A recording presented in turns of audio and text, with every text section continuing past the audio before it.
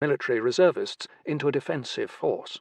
Altogether, Guderski had 56 people, including 2 women, in the post office, with a total armament of 3 light machine guns, 40 assorted small arms, and 60 grenades.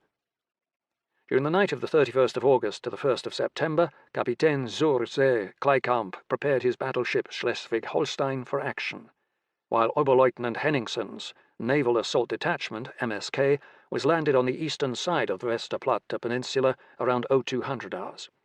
At 0448 hours, the Schleswig-Holstein opened fire on the Westerplatte garrison from a range of less than 500 meters. However, the ship's 2 twin 28cm/40 gun turrets could only fire 4 rounds each per minute, and the time of flight was so short that most rounds did not have time to arm.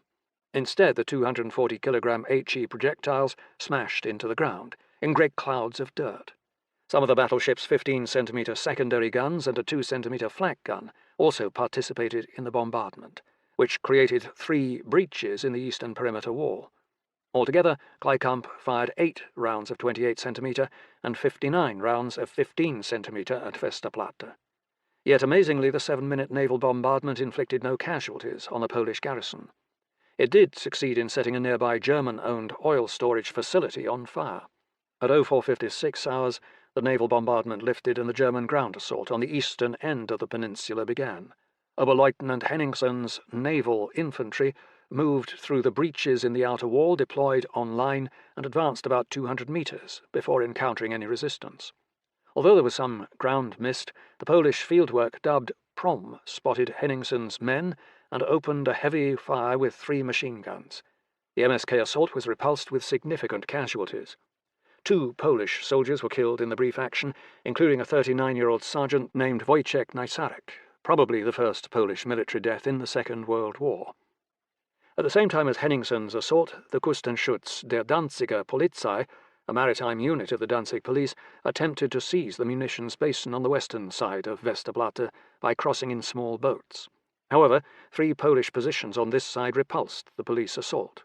The Germans had also established a number of machine gun positions across the channel and opened heavy suppressive fire on Westerplatte. However, around 0515 hours, the Poles got their 76.2mm field gun into position and silenced several machine gun positions, including one in the Danzig lighthouse. The Poles also used their 37mm anti-tank guns to shoot at the Schleswig-Holstein, which shifted its position. At the same time, Polish 81mm mortars fired over 100 rounds, pounding the perimeter area where the MSK was still lurking. Having been repulsed, Oberleutnant Henningsen reported to Kleikamp via radio that Verluste so groß, gehen zurück, heavy losses were leaving. He was ordered to regroup and prepare for another assault once reinforcements from the SS Heimwehr Danzig arrived. At 0740 hours, Kleikamp began a longer, heavier bombardment, expending 90 28cm, 47 15cm, and 366 8.8cm rounds.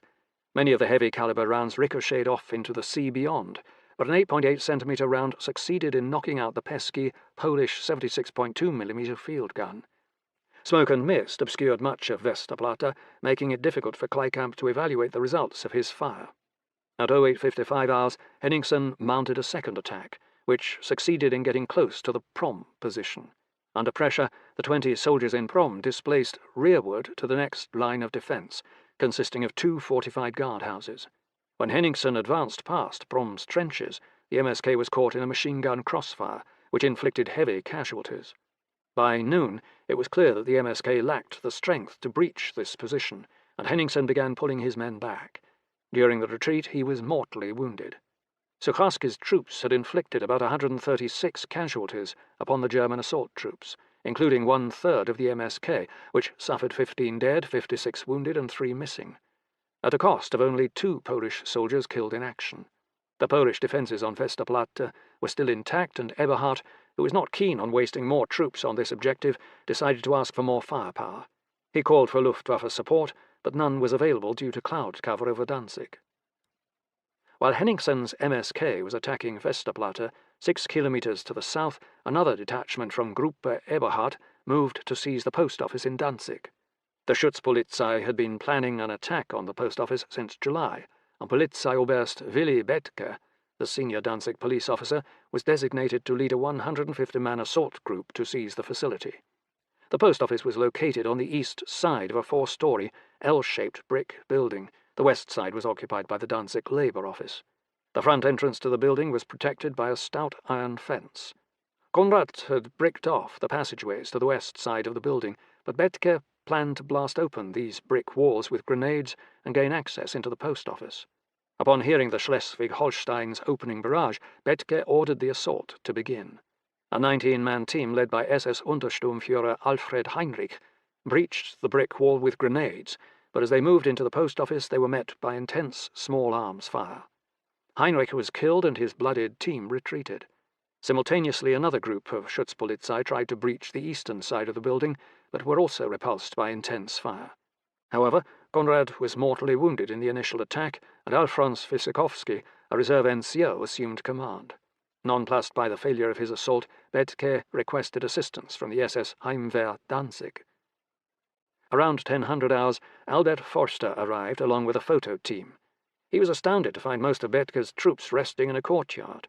Reinforcements were beginning to arrive from the SS Heimwehr Danzig, including 2 ex-Austrian ADGZ armoured cars and 2 7.5cm 1 IG-18 infantry guns. Forster impetuously decided to conduct a leader's recon in the armoured car named Sudetenland, driving past the front of the post office while one of his men threw grenades at the building. All of this was captured by Forster's photo team. Afterward, Forster ordered another assault on the front entrance, which was easily repulsed by heavy defensive fire. Since there obviously was no easy triumph to film here, Forster left and SS Brigadeführer Johannes Schäfer assumed command over the motley force, which now included Schutzpolizei, SS, and SA troops. Rather than mounting another costly assault, Schäfer opted for siege tactics. A pioneer unit from the Eberhardt Brigade began tunneling under the foundation of the building, while the 2 7.5cm guns and a single 10.5cm howitzer were positioned to support an attack on the front entrance. The 7.5cm guns blasted open the iron fence, but only damaged the building's facade. Around 1500 hours, Schäfer gave the Poles inside the post office a chance to surrender, but Wysokovsky refused. At 1700 hours, the German sappers detonated a 600-kilogram charge, which blasted a hole in the front entrance. The 10.5cm howitzer fired into this gap, further collapsing the front of the building. This time, the German assault troops surged into the building, causing the Poles to retreat into the fortified basement. Schäfer opted to burn the Poles out, calling upon the local fire brigade to pour benzene into the basement, which was then set alight. 5 defenders were killed outright and 2 more when they tried to emerge under a white flag. With the building on fire and their ammunition virtually expended, the remaining 44 defenders decided to surrender around 1900 hours. 6 Poles managed to escape during the confusion, but the rest were soon tried by Gruppe Eberhardt and sentenced to death as illegal combatants, even though most were wearing Polish uniforms. On the 5th of October, 37 of the captured Polish postal workers were executed by the Schutzpolizei. The German attack on the Danzig post office was poorly executed and enabled an impoverished Polish defence force to mount a 14-hour heroic stand. While the fighting was going on at Westerplatte and the post office, Forster also moved to seize full control over the rest of the city. First on the list, he arrived with an armed detachment at the residence of Karl J. Burkhardt, the League Commissioner for Danzig, and told him that he had 2 hours to leave. Hustled out of his home by Gestapo officers, Burkhardt and his staff were allowed to drive through East Prussia to Lithuania. Arian Chodatsky, the Polish commissioner and intelligence officer in Danzig, was arrested along with his staff. However, due to protests by Burkhardt, Forster surprisingly released Chodatsky and allowed him to proceed to Lithuania. Less fortunate were the 3,000 Polish civilians in Danzig who were roughly rounded up by the Schutzpolizei and taken to a detention camp at the Victoria School, which had been prepared ahead of time. Meanwhile, Dombeck's Land Coastal Command was only lightly engaged by the enemy on the first day of the war, but witnessed Luftwaffe attacks against Polish naval targets around Gdynia and the Hel Peninsula. Oberst Karl Albrecht von Grodeck's Danziger Landespolizei Regiment II crossed the border at Sopet to seize the Polish customs office, but was immediately fired upon by troops from Spuna's 2nd MPS. Grodeck had been tasked with seizing Gdynia if possible, but the defences of 2nd MPS were too strong in this sector. Instead, Grodeck requested an airstrike, which demolished the Polish naval barracks at nearby Kulybki, killing 3 naval infantrymen. However, once darkness fell, Spooner sent combat patrols across the border to harass the Danzig policemen, inflicting several casualties, which was not at all to their liking. 30 kilometers to the southwest, Kapitan Marian Moldavski's 4th Kartuzy ON Battalion was assigned to hold the town of Kartuzy in an effort to keep open the lines of communication to Army Pomorze as long as possible. It is highly unusual in war for a single battalion to be deployed like this on its own, but typical of the sacrificial arrangements required by the Land Coastal Command. Podporucznik Wojciech Stodulski, a platoon leader in the 3rd Company, was assigned to defend a position 8 kilometers west of Kartuzy in anticipation of a German advance from the west. Most of his men were local farmers. In order to provide some mobile firepower, the battalion was supported by an impoverished armoured train named the Kashubian Dragon, equipped with 2 75mm guns. However, Stodulski and his men saw no action on the first day of the enemy invasion. Instead, General-Lieutenant Kalpisch sent the 207th Infantry Division across the border into the corridor, 30 kilometers southwest of the Kartuzy Battalion. Otherwise, Kalpisch screened the northern section of the Polish-German border with his 2 border regiments, but he was not initially concerned with Polish forces around Gdynia. Those elements of the Polish navy that remained in Gdynia were surprisingly slow to react to the German invasion. Kontradmiral Unruch had planned to use his remaining vessels for 2 wartime contingency missions. First, in Operation Rorka, the mine-layer Grof was supposed to lay defensive minefields in the waters off the Hel Peninsula. Given the level of German provocations, the Poles would have been well advised to lay this minefield in late August, but instead they put it off. Nor was the Grof even ready to begin the mine-laying operation until 12 hours after Fall Weiss had begun. By the time that Grof and her consorts did get underway, she was attacked by Stukas and damaged, causing Operation Rorka to be aborted. The second contingency mission was Operation Forczyk, which tasked the 5 available submarines to deploy around the Hel Peninsula in order to prevent any German landings on the northern coast and attack German merchant traffic.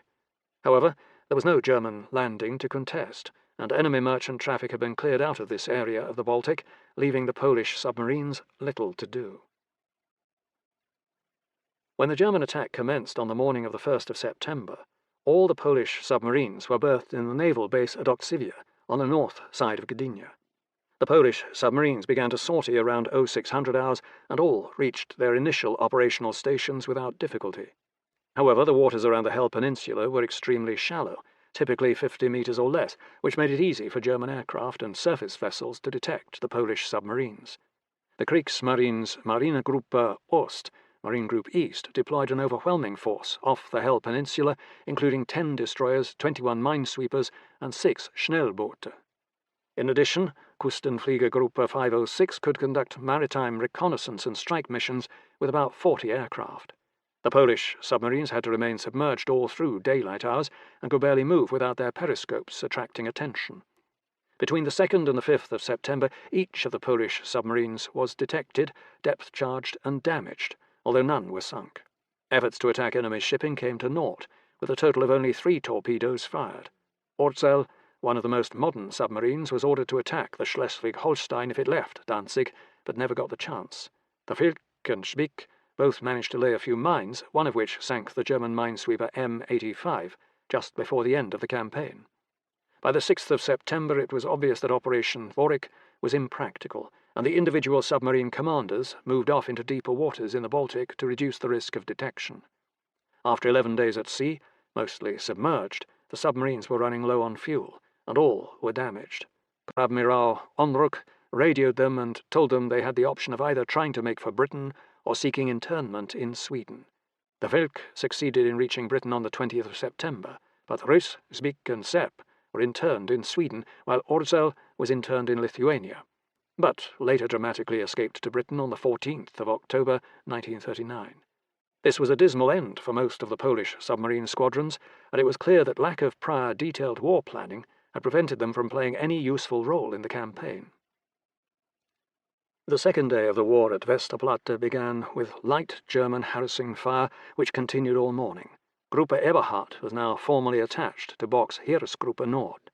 Hitler was disappointed by the initial failure at Westerplatte and ordered Bock not to attack again until the outlook for success is certain. Bock called for an assault pioneer unit, commanded by Oberstleutnant Karl Henke, and a battery of 21-centimeter mortars to proceed to Westerplatte. Requests for Luftwaffe air support still met with no success, since bombing Westerplatte was not a priority for Luftflotte 1. It must also have been difficult for Kesselring to understand why Eberhard needed air support when he had a battleship at his disposal. Major Sucharski also called for air support. In Warsaw, General Zając briefly considered using the bomber brigade to attack the Schleswig-Holstein, but decided to conserve his precious bombers for more vital targets. By this point, the Polish High Command had clearly written off Westerplatte's tiny garrison and was not going to commit resources to a perceived lost cause. However, striking a stationary target like the Schleswig-Holstein might also have given a vital boost to Polish national morale in the early stages of the war. Instead, the Luftwaffe finally agreed to Eberhard's request in the late afternoon of the 2nd of September, and over 50 Stukas from Stuka-Geschwader 2, Immelmann, began a 30-minute attack at 18:05 hours. Altogether, about 26 tons of bombs were dropped on Westerplatte, a very concentrated attack on a small target. On this occasion, the Stukas also demonstrated pinpoint accuracy, demolishing one guardhouse and damaging the barracks. 10 Polish soldiers were killed and 6 wounded.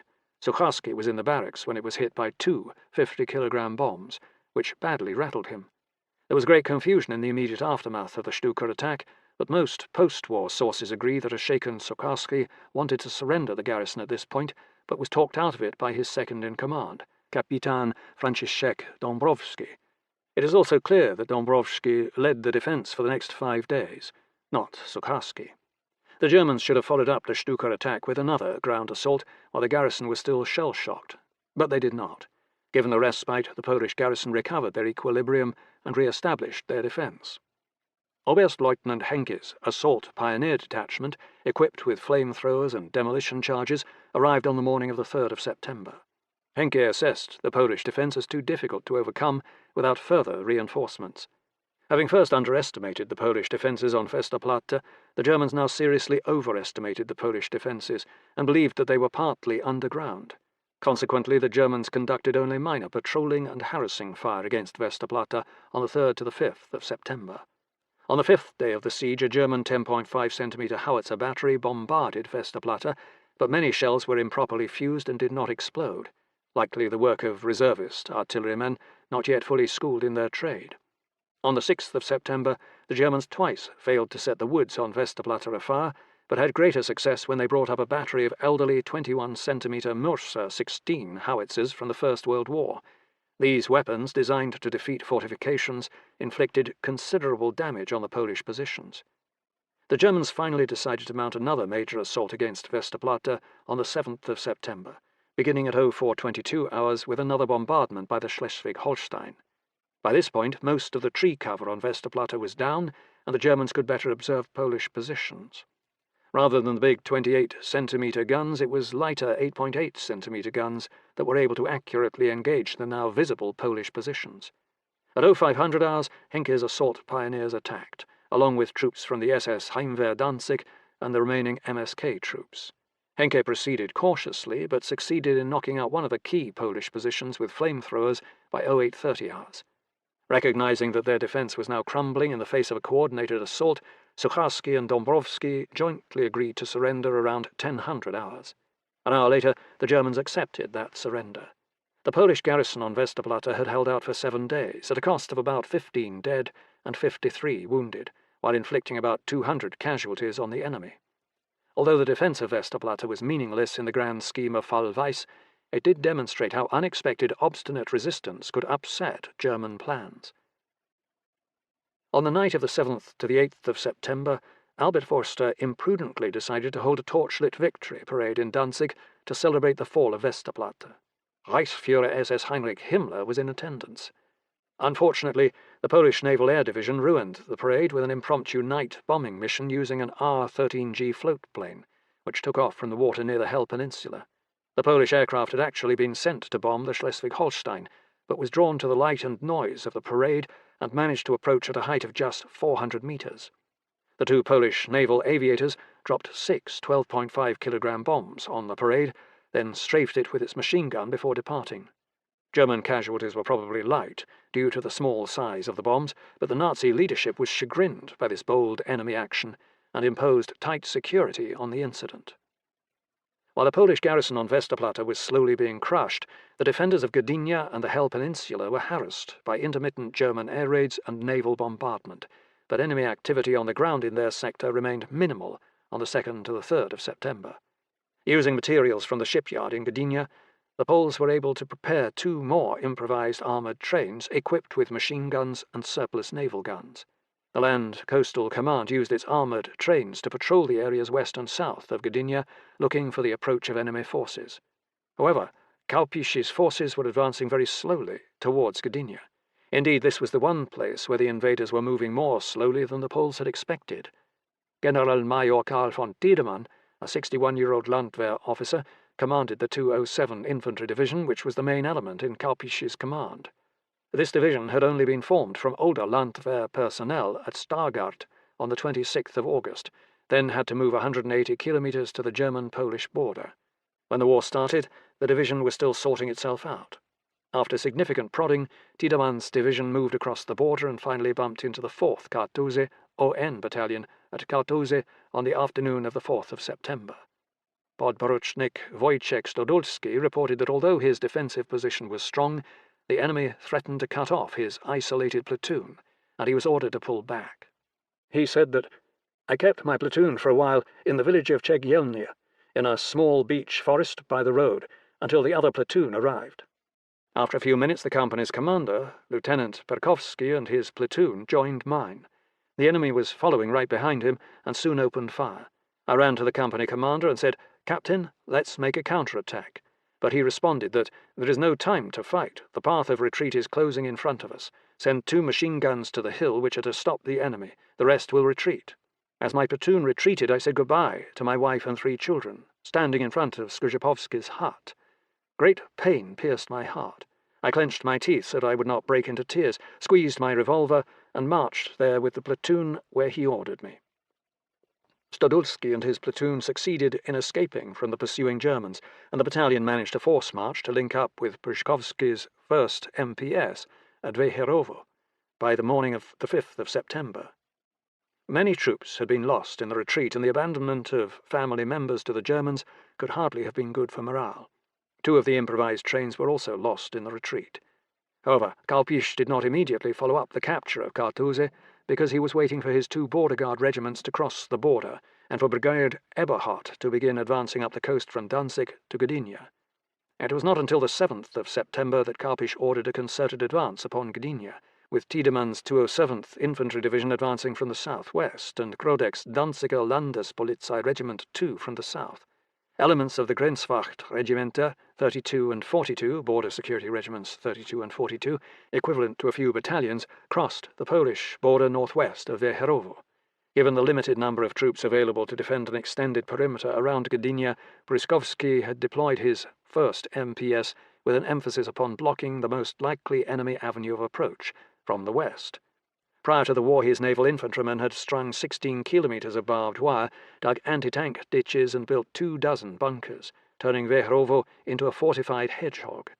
However, Pryszkowski assigned the 4th Kartuzy ON Battalion to defend the area southeast of Wejherowo.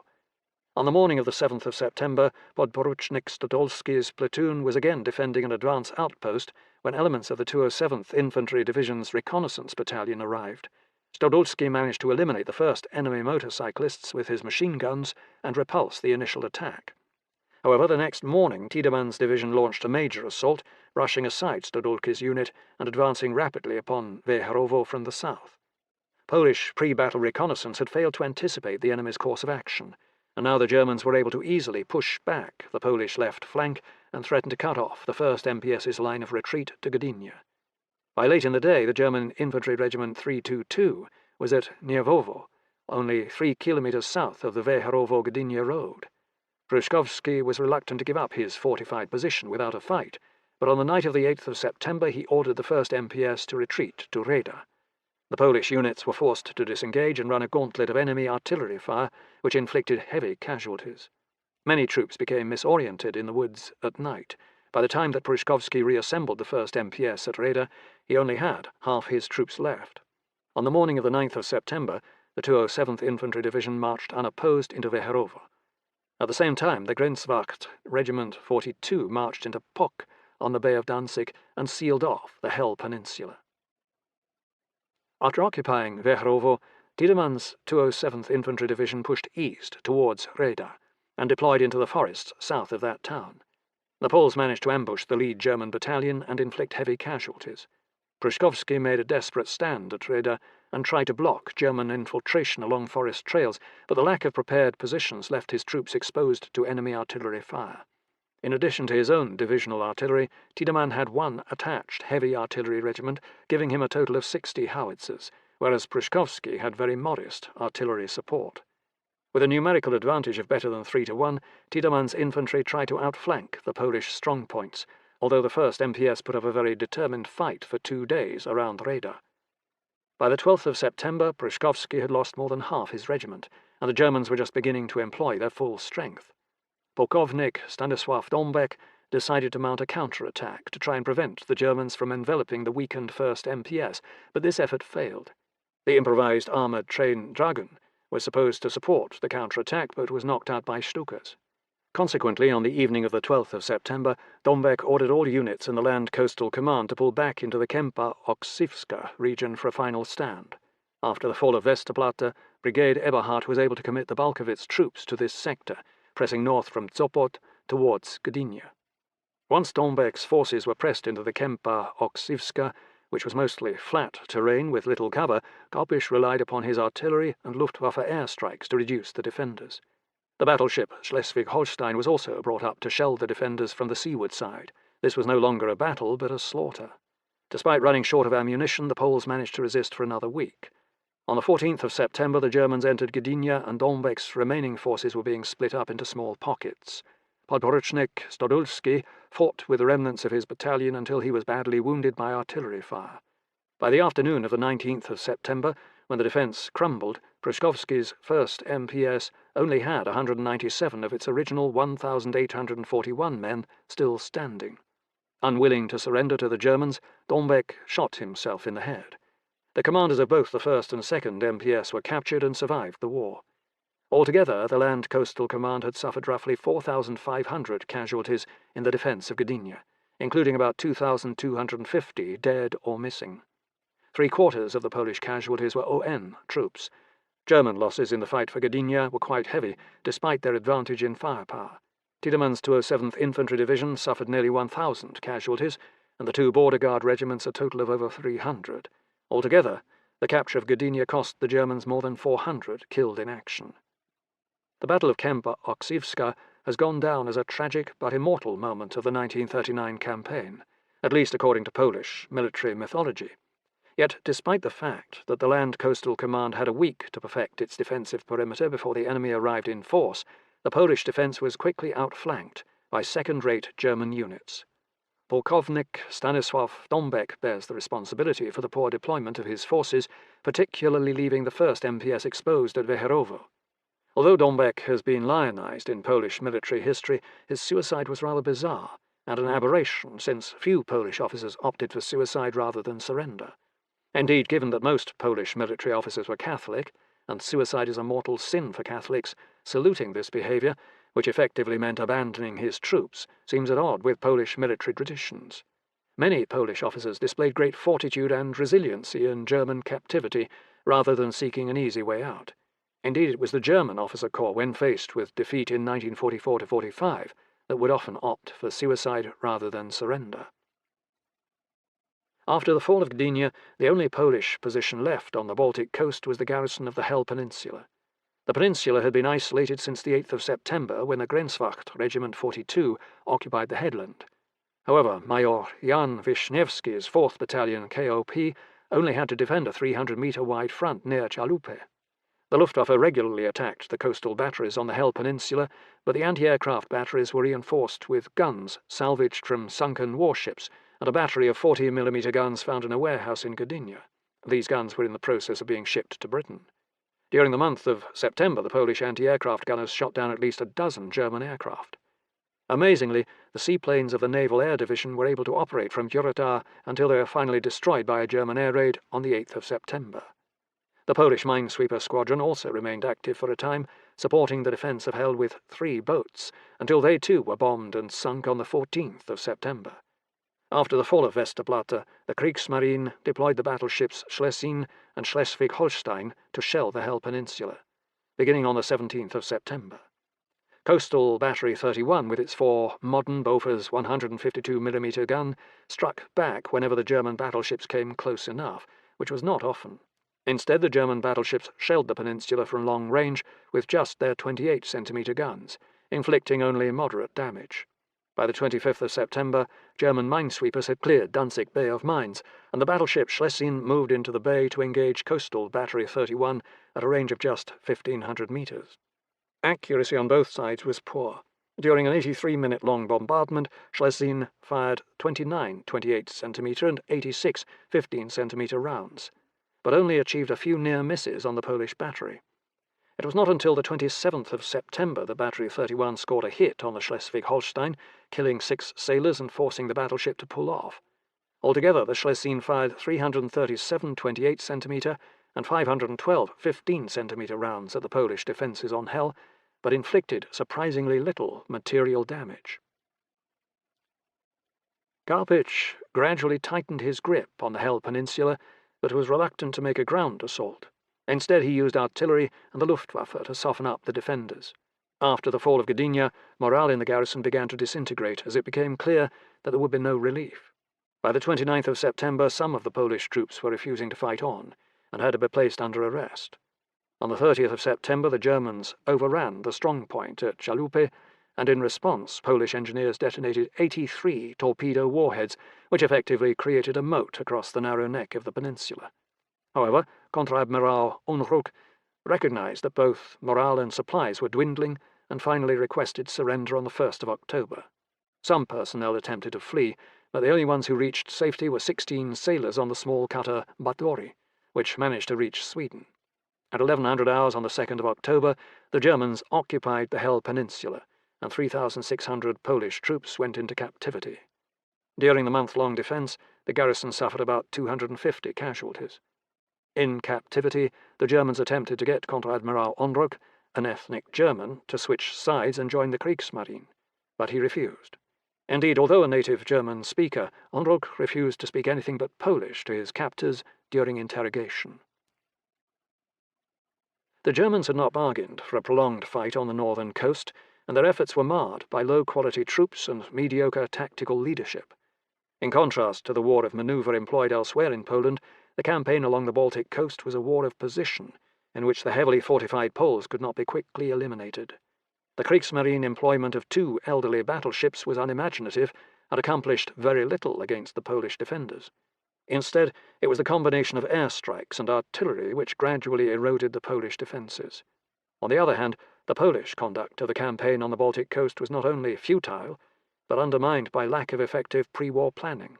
In particular, the Germans never should have been able to operate 2 battleships so close in to shore and under continuous Polish observation without paying a price. Despite the fact that the entire purpose of the Polish Navy was to protect the northern coast, it had remarkably few resources to contest the area. Aside from the modern 152mm battery on Cape Hell, the Navy had only a small number of ex-Russian mines, and very few of these were ever deployed. The 5 available submarines were unsuited and poorly trained to attack the Kriegsmarine units operating near the coast. Given what Norwegian coastal defences would accomplish against the Kriegsmarine 7 months later, sinking the heavy cruiser Blucher with ancient torpedoes, the performance of the Polish coastal defences must be judged subpar, despite heroic efforts. If Poland was going to invest scarce resources into building a navy and coast defences to protect its bases, it should have built forces that had some ability to inflict significant damage on the enemy. Instead, the best parts of the Polish navy fled to Britain or Sweden, leaving forlorn garrisons to defend bases that no longer served any purpose. The defeat of Armée Pomorze, 1st to the 3rd of September. The purpose of war is not to achieve a geographical line, but to physically exterminate enemies. Hitler's speech at the Obersalzberg, 22nd of August, 1939. General Dywizji Władysław Botnowski's Armée Pomorze had the difficult task of trying to defend Pomerania, including the southern portion of the Polish corridor. Since the Germans were expected to simultaneously attack this region from both the west and the east, Bortnowski had to divide his limited forces to fight a two-front war. Consequently, he deployed his 9th and 15th Infantry Divisions, 9th and 15th DP, to face the German 4th Army in West Prussia, and the Operational Group East, 4th and 16th DP, to face the German 3rd Army in East Prussia. Furthermore, since the Polish High Command insisted on keeping some forces within range of Danzig for potential use by the Intervention Corps, Bortnowski had to deploy Operational Group Czesk, 27th DP and Pomorska Cavalry Brigade, facing northwards. As part of mobilization, Army Pomorza would gain 15 ON battalions, which would be apportioned to reinforce the frontline divisions. However, Army Pomorza would have no appreciable reserves. The 47-year-old Bortnowski was one of the better operational commanders in the Polish army, having plenty of combat experience from the Polish legions and the Russo-Polish War. More recently, he had commanded the Polish Operational Group, which reoccupied Teschen in 1938. He was also well educated in both the civilian and military spheres, including time at the French École Supérieure de Guerre. Bortnowski recognized that his army was poorly positioned for a defense, but the Supreme Command had mandated that Pomerania and the corridor would be defended.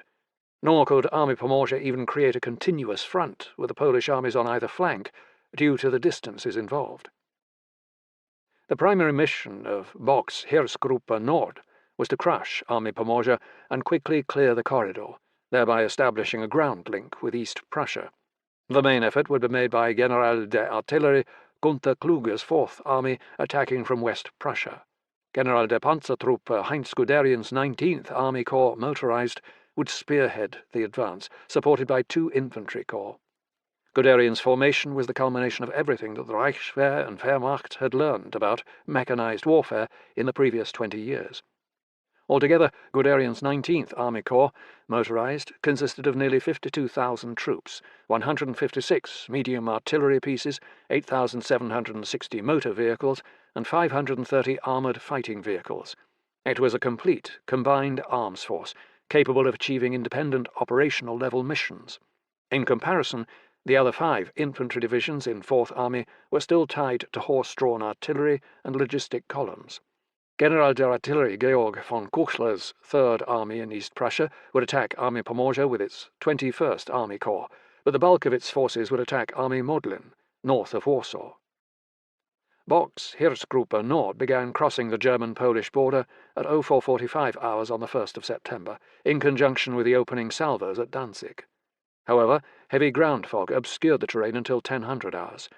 In the 3rd Panzer Division section, Guderian decided to lead with a Panzerlehrabteilung, rather than the reconnaissance or motorcycle units as doctrine recommended, since this unit was equipped with the latest models of Panzer III and Panzer IV medium tanks. Guderian was eager to see his Panzertruppe in action, and he appropriated one of the brand-new SD-KFZ 251 half-tracks, SPW, to use as his command vehicle, but this quickly went awry. Shortly after crossing the border, Guderian's driver drove at full speed into a ditch and damaged the half-track, requiring Guderian to look for another vehicle. In the meantime, the 3rd Panzer Division pushed ahead into the mist, unopposed. Bortnowski had decided to keep his divisions at least 10 kilometers back from the border, where they would not immediately be exposed to surprise attack.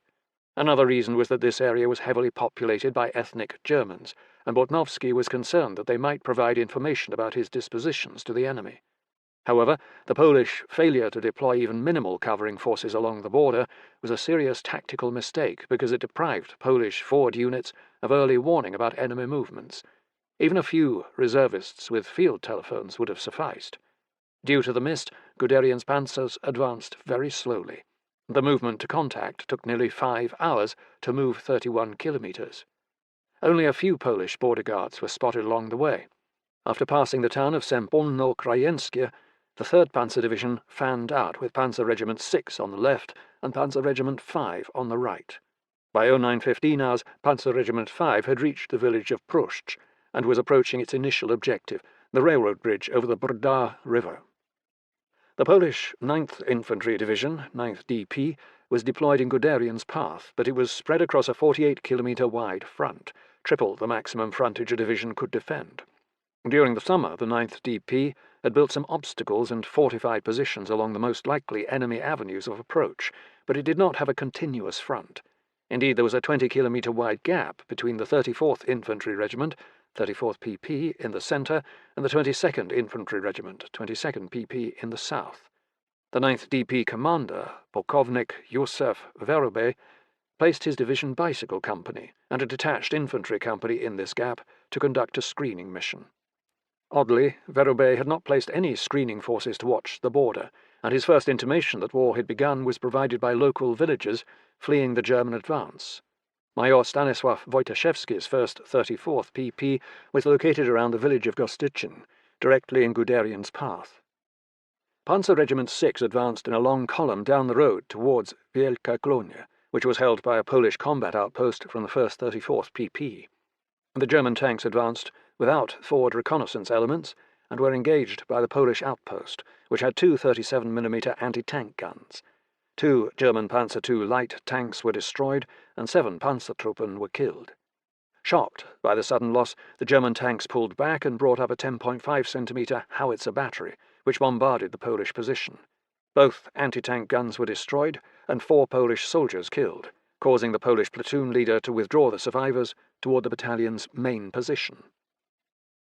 Earlier in the morning, Verubey had decided to shift the 3rd 34th PP to cover the Pruszcz sector, but Panzer Regiment 5 got there first. Nevertheless, a few Polish troops managed to reach the railway embankment just east of the town, which provided a real obstacle. In order to proceed towards the Brda River, just 3 kilometres to the east, German vehicles had to move single file through 2 U-shaped underpasses. The first vehicle through was a Panzer IV medium tank, which was destroyed by point-blank fire from a Polish 37mm anti-tank gun. One German tank company tried to suppress the Polish positions, but fired all its ammunition off in 10 minutes. Eventually, after 2 hours' desultory combat, the Germans pushed through the obstacles and overran the small numbers of defenders. 22 Polish soldiers were killed in this action. Shortly thereafter, Panzer Regiment 5 reached the railroad bridge at the Brda River, which they found had been partly burned by the Poles. Only a small number of Polish defenders were on the opposite bank, 200 metres away. Oddly, the 3rd Panzer Division suddenly decided to pause for a rest in front of the Brda, which infuriated Guderian when he reached Pruszcz. He ordered Oberstleutnant Gunther von Manteuffel's Kreisschützen Battalion 3 to move forwards and conduct an assault crossing of the Brda at Sokola Kuznitsa with rubber boats, which was accomplished by 1800 hours. Manteufel's infantry swiftly eliminated the handful of defenders, and pioneers arrived to repair the damaged bridge. As soon as the bridge was passable, Guderian dispatched the Aufklärungsabteilung 3 and ordered it to advance through the Tuchola forest to Svierkotovo. Verubey was unaware that the Germans had crossed the Brda for 3 hours, and even then had no reserves available to deal with this enemy penetration. Guderian's style of leadership from the front has often been praised by military historians, but he showed his limitations as a corps commander on the first day of the war. While he was influencing events at Pruszcz, and thereby stepping on the toes of the division and brigade commanders, he paid very little heed to what was going on with the rest of his corps.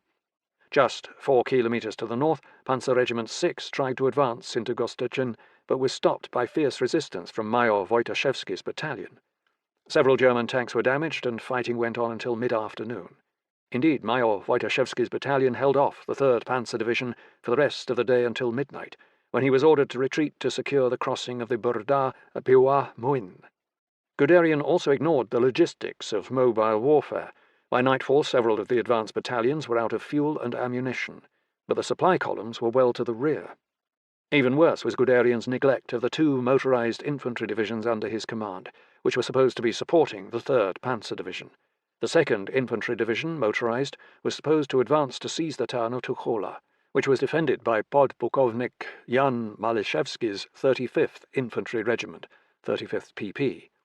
During the summer months, the 35th PP had constructed the fortified Rytel position, complete with trenches, barbed wire, and 6 concrete machine gun bunkers. Approximately 82% of the troops in Maliszewski's 3,300-man regiment were reservists, but the regiment was provided with substantial artillery support, 20 guns, including 3 155mm, 3 105mm, and 12 100mm howitzers. In contrast, General Lieutenant Paul Bader's 2nd Infantry Division motorized was an active division with over 16,000 troops and 48 howitzers in support. After crossing the border and pushing back some Polish screening units, Bader advanced towards the Reitel position with all 3 of his regiments on line and mounted a frontal attack around 11:30 hours. Right off, the German attack went badly, because troops had to attack across flat, marshy terrain, while the Polish positions were concealed atop heavily wooded high ground. Polish machine guns and artillery inflicted heavy casualties upon the attacking German infantry, who were repulsed. Bader continued to attack in 1918 style, completely forgetting the superior mobility of his division. After 6 hours, the 2nd Infantry Division motorized had failed to break through the Reitel position, and Malashevsky had won a tactical victory. However, he was later ordered to abandon this position in response to the penetration of the 3rd Panzer Division to the south. The attack of the 20th Infantry Division motorized was slightly more successful at Chojnice. Bortnowski had deployed an independent group to defend the transportation hub at Chojnice, consisting of 3 infantry battalions, 3 light artillery batteries, and some sappers. Initially, the Germans attempted to seize the train station with a coup de main, using an armoured train and 2 platoons of concealed infantry. However, the Poles reacted quickly, disabling the train with a 75mm gun and capturing some of the raiders. Despite the fact that the defence comprised mostly ON troops and was forced to cover both the western and southern approaches to the city, the Chojnice detachment managed to hold off the 20th Infantry Division motorized until 1400 hours. The German motorized infantry gradually enveloped Chojnice on both flanks, threatening to surround the defenders. At that point, the garrison was ordered to abandon the town and withdraw to the northeast. The 18th Regiment of Pomeranian Uhlans, detached from the Pomorska Cavalry Brigade, was ordered to support the withdrawal of the Chojnice detachment. Polkovnik Kazimierz Mastalerz, the regimental commander, was ordered to counterattack the pursuing 20th Infantry Division motorized with at least 2 cavalry squadrons. Around 1900 hours, Mastalerz led a mounted charge against the 2nd Infantry Regiment 76, motorized near Krojanty, which was caught in the open and not expecting an enemy counterattack. Initially, the Polish charge scattered the dismounted battalion, but German armoured cars quickly appeared on the scene and opened fire on the Polish cavalrymen. Mastalerz was killed and the 2 squadrons retreated, having lost 1/3 of their riders. Later, Nazi propaganda distorted and exaggerated the action at Krojanty, claiming that Polish cavalry had suicidally charged German tanks. In any case, the Polish cavalry counterattack enabled the Chojnice detachment to withdraw unmolested. Meanwhile, the rest of Kluge's 4th Army, the 2nd and 3rd Army Corps, advanced slowly across the Polish border on Guderian's right flank.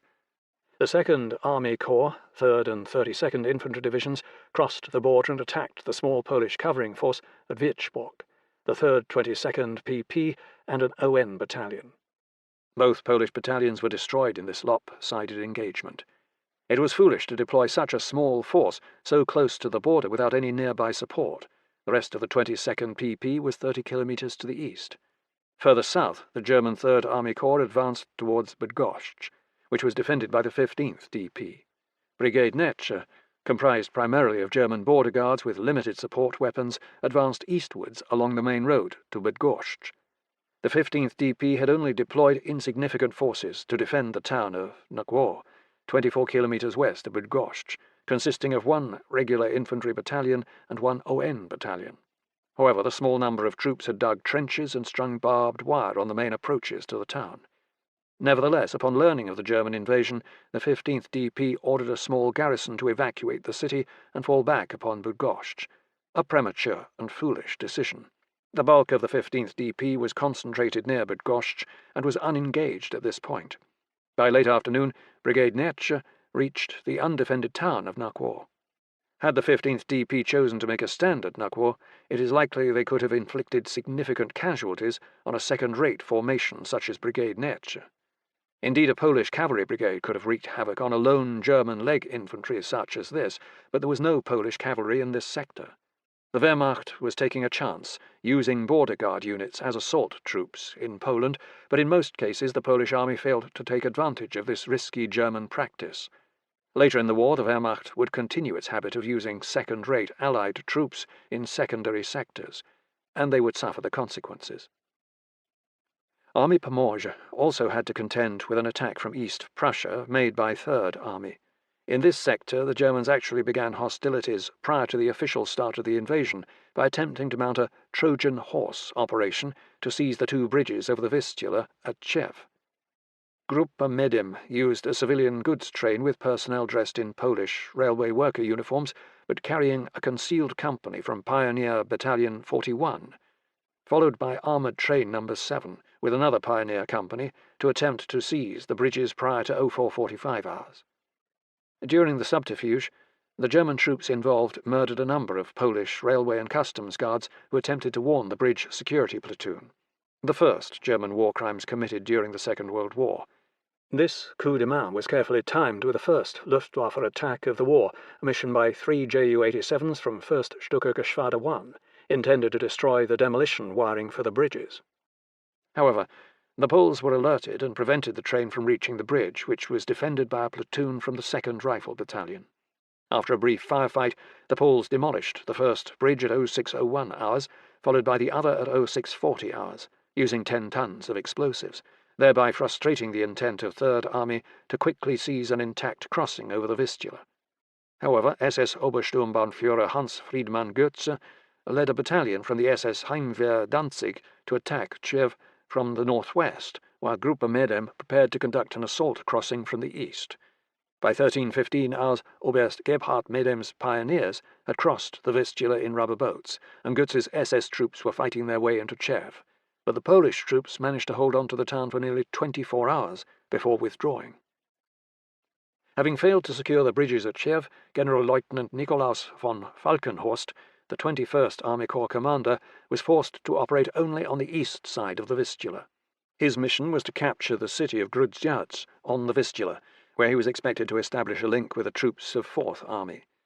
The Polish 16th DP was assigned to defend a 22-kilometre wide sector to protect Grudziądz, and its left flank was anchored behind a minor tributary, the Osa River. One battalion, 2nd 65th PP, was placed on the west side of the Vistula. Falkenhorst advanced from assembly areas near Marienwerder and crossed the border with the 21st Infantry Division hugging the east side of the Vistula and the 228th Infantry Division on its left. The 21st Army Corps had been reinforced with heavy artillery and had armour support in the form of the 1st Panzer Regiment 10, an independent Heerestruppen battalion. Since the Poles elected not to defend right behind the border, the 21st Army Corps enjoyed an easy movement to contact until it encountered the 16th DP's defences around 1000 hours. Probing on their right with the Divisional Reconnaissance Battalion, the 21st Infantry Division actually made its main effort in the afternoon on the left against Rogozno-Zamek. Initially, the Polish defences on the Osa line held, but at the cost of nearly 400 casualties. Further east, the 228th Infantry Division, supported by the 1st Panzer Regiment 10, also advanced to the Osa. On one occasion, the 1st Panzer Regiment 10 was engaged by a Polish artillery battery and may have had 9 tanks disabled. Stymied, Falkenhorst used his artillery to pound the Polish positions while preparing for another infantry assault. This time around 1800 hours, the German Infantry Regiment 24 managed to cross the Osa and seize a bridgehead, which the 64th Infantry Regiment, 64th PP, was unable to eliminate. Meanwhile, the 4th Infantry Division, 4th DP, which was only lightly engaged by the 21st Army Corps, transferred its 14th Infantry Regiment, 14th PP, westwards to mount a counter-attack against the 21st Infantry Division. By the end of the first day of the war, Army Pomorze was shaken, but still holding firm in most sectors. The loss of Chonice was not unexpected. Bortnowski was aware that enemy reconnaissance units had crossed the Burda, and something had to be done about this quickly, or his army's line of retreat to the Vistula could be severed. He directed his only unengaged formations, General Brigade Juliusz Trapella's 27th DP and the Pomorska Cavalry Brigade, to move south, cooperate with the 9th DP, and crush the enemy forces near the Burda. He put Trapella in charge of the counterattack. The northern 2 regiments of the 9th DP were ordered to withdraw behind the Burda during the night of the 1st to the 2nd of September. In general, the Polish defence of strong points had been tenacious, but inter-unit coordination was extremely poor. Each Polish regiment was essentially fighting its own independent war. On the German side, the lack of pre-battle reconnaissance proved costly on several occasions. German pre-war training had been too aggressive. Nor had the Germans learned yet to use their superior tactical mobility to full advantage by bypassing enemy centres of resistance. It is also noticeable that Fourth Army received no significant air support on the first day of the war and had to rely upon its organic artillery resources to suppress enemy defences. During the night of the 1st to the 2nd of September, Manteuffel's Kreuzschützen Battalion 3 occupied Zwierkatowo, followed by Aufklärungsabteilung 3. Guderian ordered both units to continue pushing towards the Vistula. However, Botnowski learned about the enemy presence in Zwierkatowo and redirected the 27th DP to that location. During the night, Drapelle's marching division received a series of changing orders, which made it difficult to coordinate his actions with the 9th DP. Indeed, Verobey's 9th DP lost communications when it began retreating to the Burda during the night. Instead of a coordinated counterattack, Drapelle conducted a chaotic action, with his regiments arriving piecemeal during the morning. Initially, the 50th Infantry Regiment, 50th PP, caught the Germans by surprise at Zwierkatowo and almost recaptured the town. Later, the 23rd and 24th Infantry Regiments, 23rd and 24th PP, attacked the German position in nearby Tuschene. In theory, the mass of the 27th DP should simply have overrun the German reconnaissance elements, but Drapelle did not fight a combined arms battle, particularly since his horse-drawn artillery was slow to get into action. Just when it seemed that 27th DP might gain the upper hand, Guderian pushed the 2nd Panzer Regiment 6 forwards to support his vanguard. Polish infantry was caught in the open, bereft of anti-tank support, and suffered heavy losses. Elements of the Pomorska Cavalry Brigade arrived behind the 27th DP just in time to get mauled by the armoured cars of Aufklärungsabteilung 3. Once the counterattack collapsed, Polish troops simply moved around the German-held towns, attempting to escape south to Bydgoszcz. Drapelle and many of his troops escaped, but both the 27th DP and Pomorska Cavalry Brigade were badly decimated in running the gauntlet of German firepower.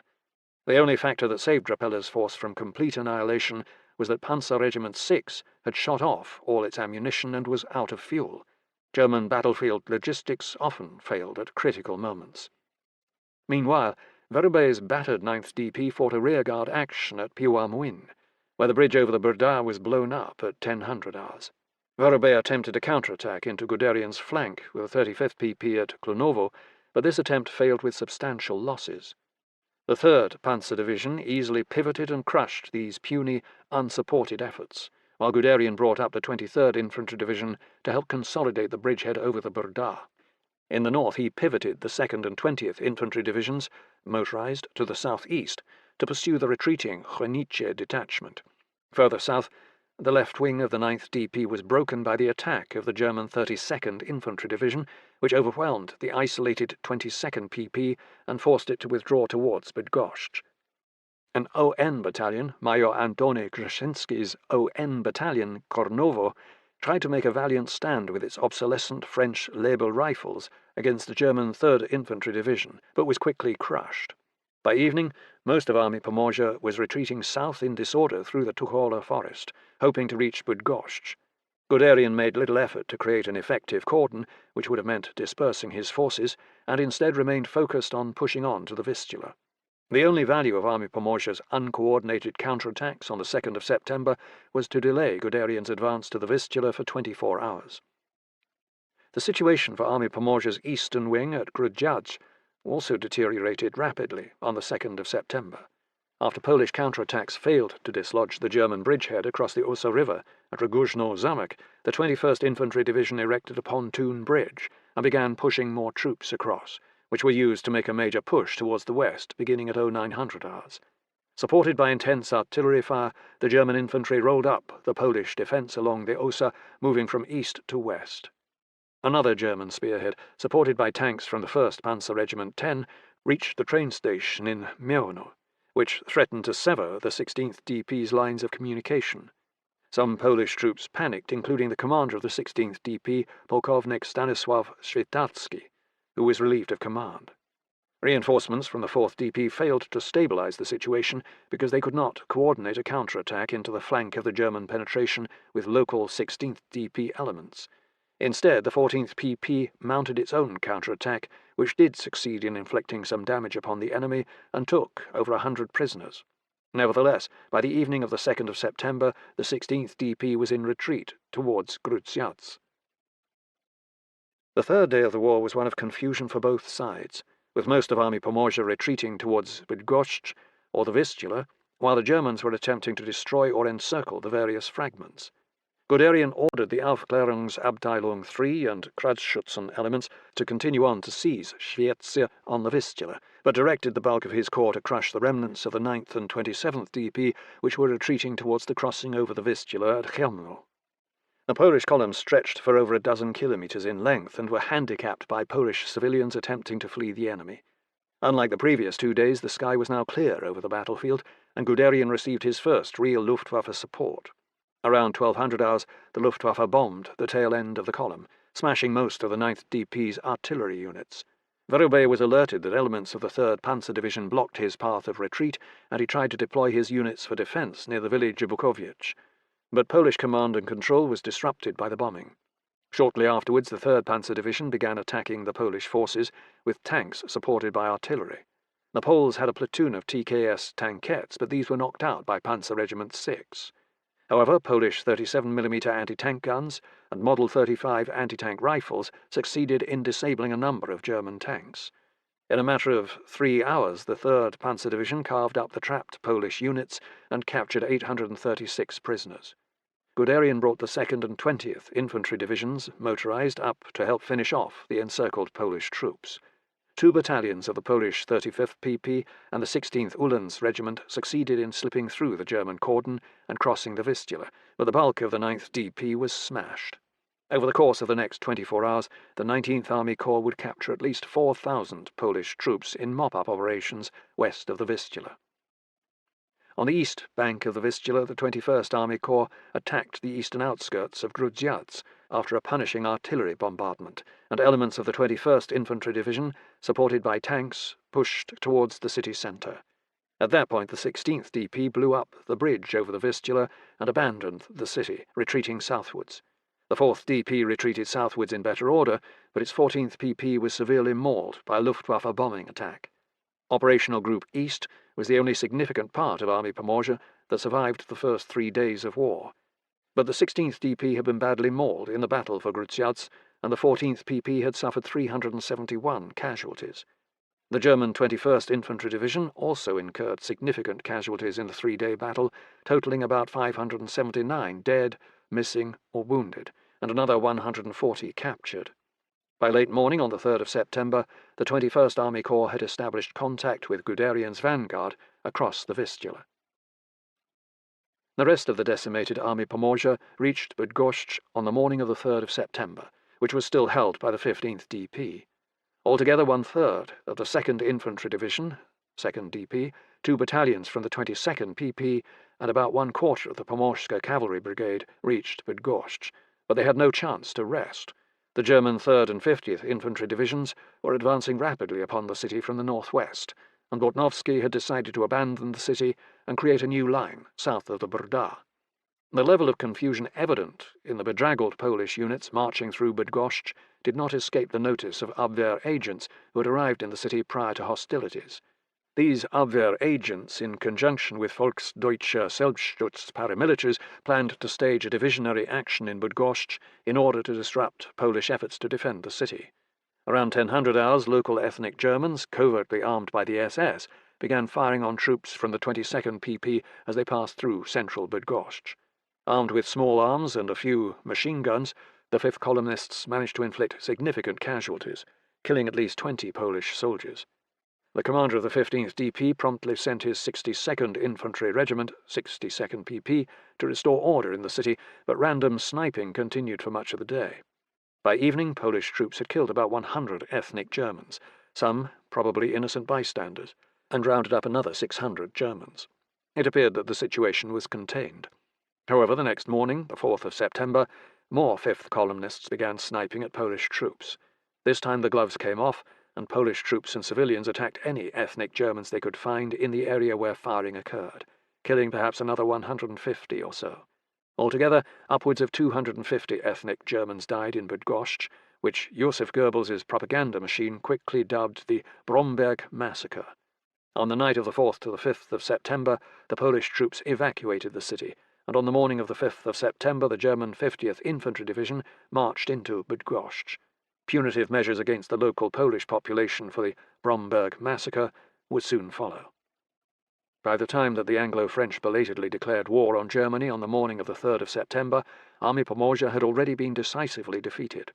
While Bortnowski had lost more than half his troops and equipment, Kluger's Fourth Army had suffered modest losses in return for the rapid seizure of the Polish corridor and Pomerania.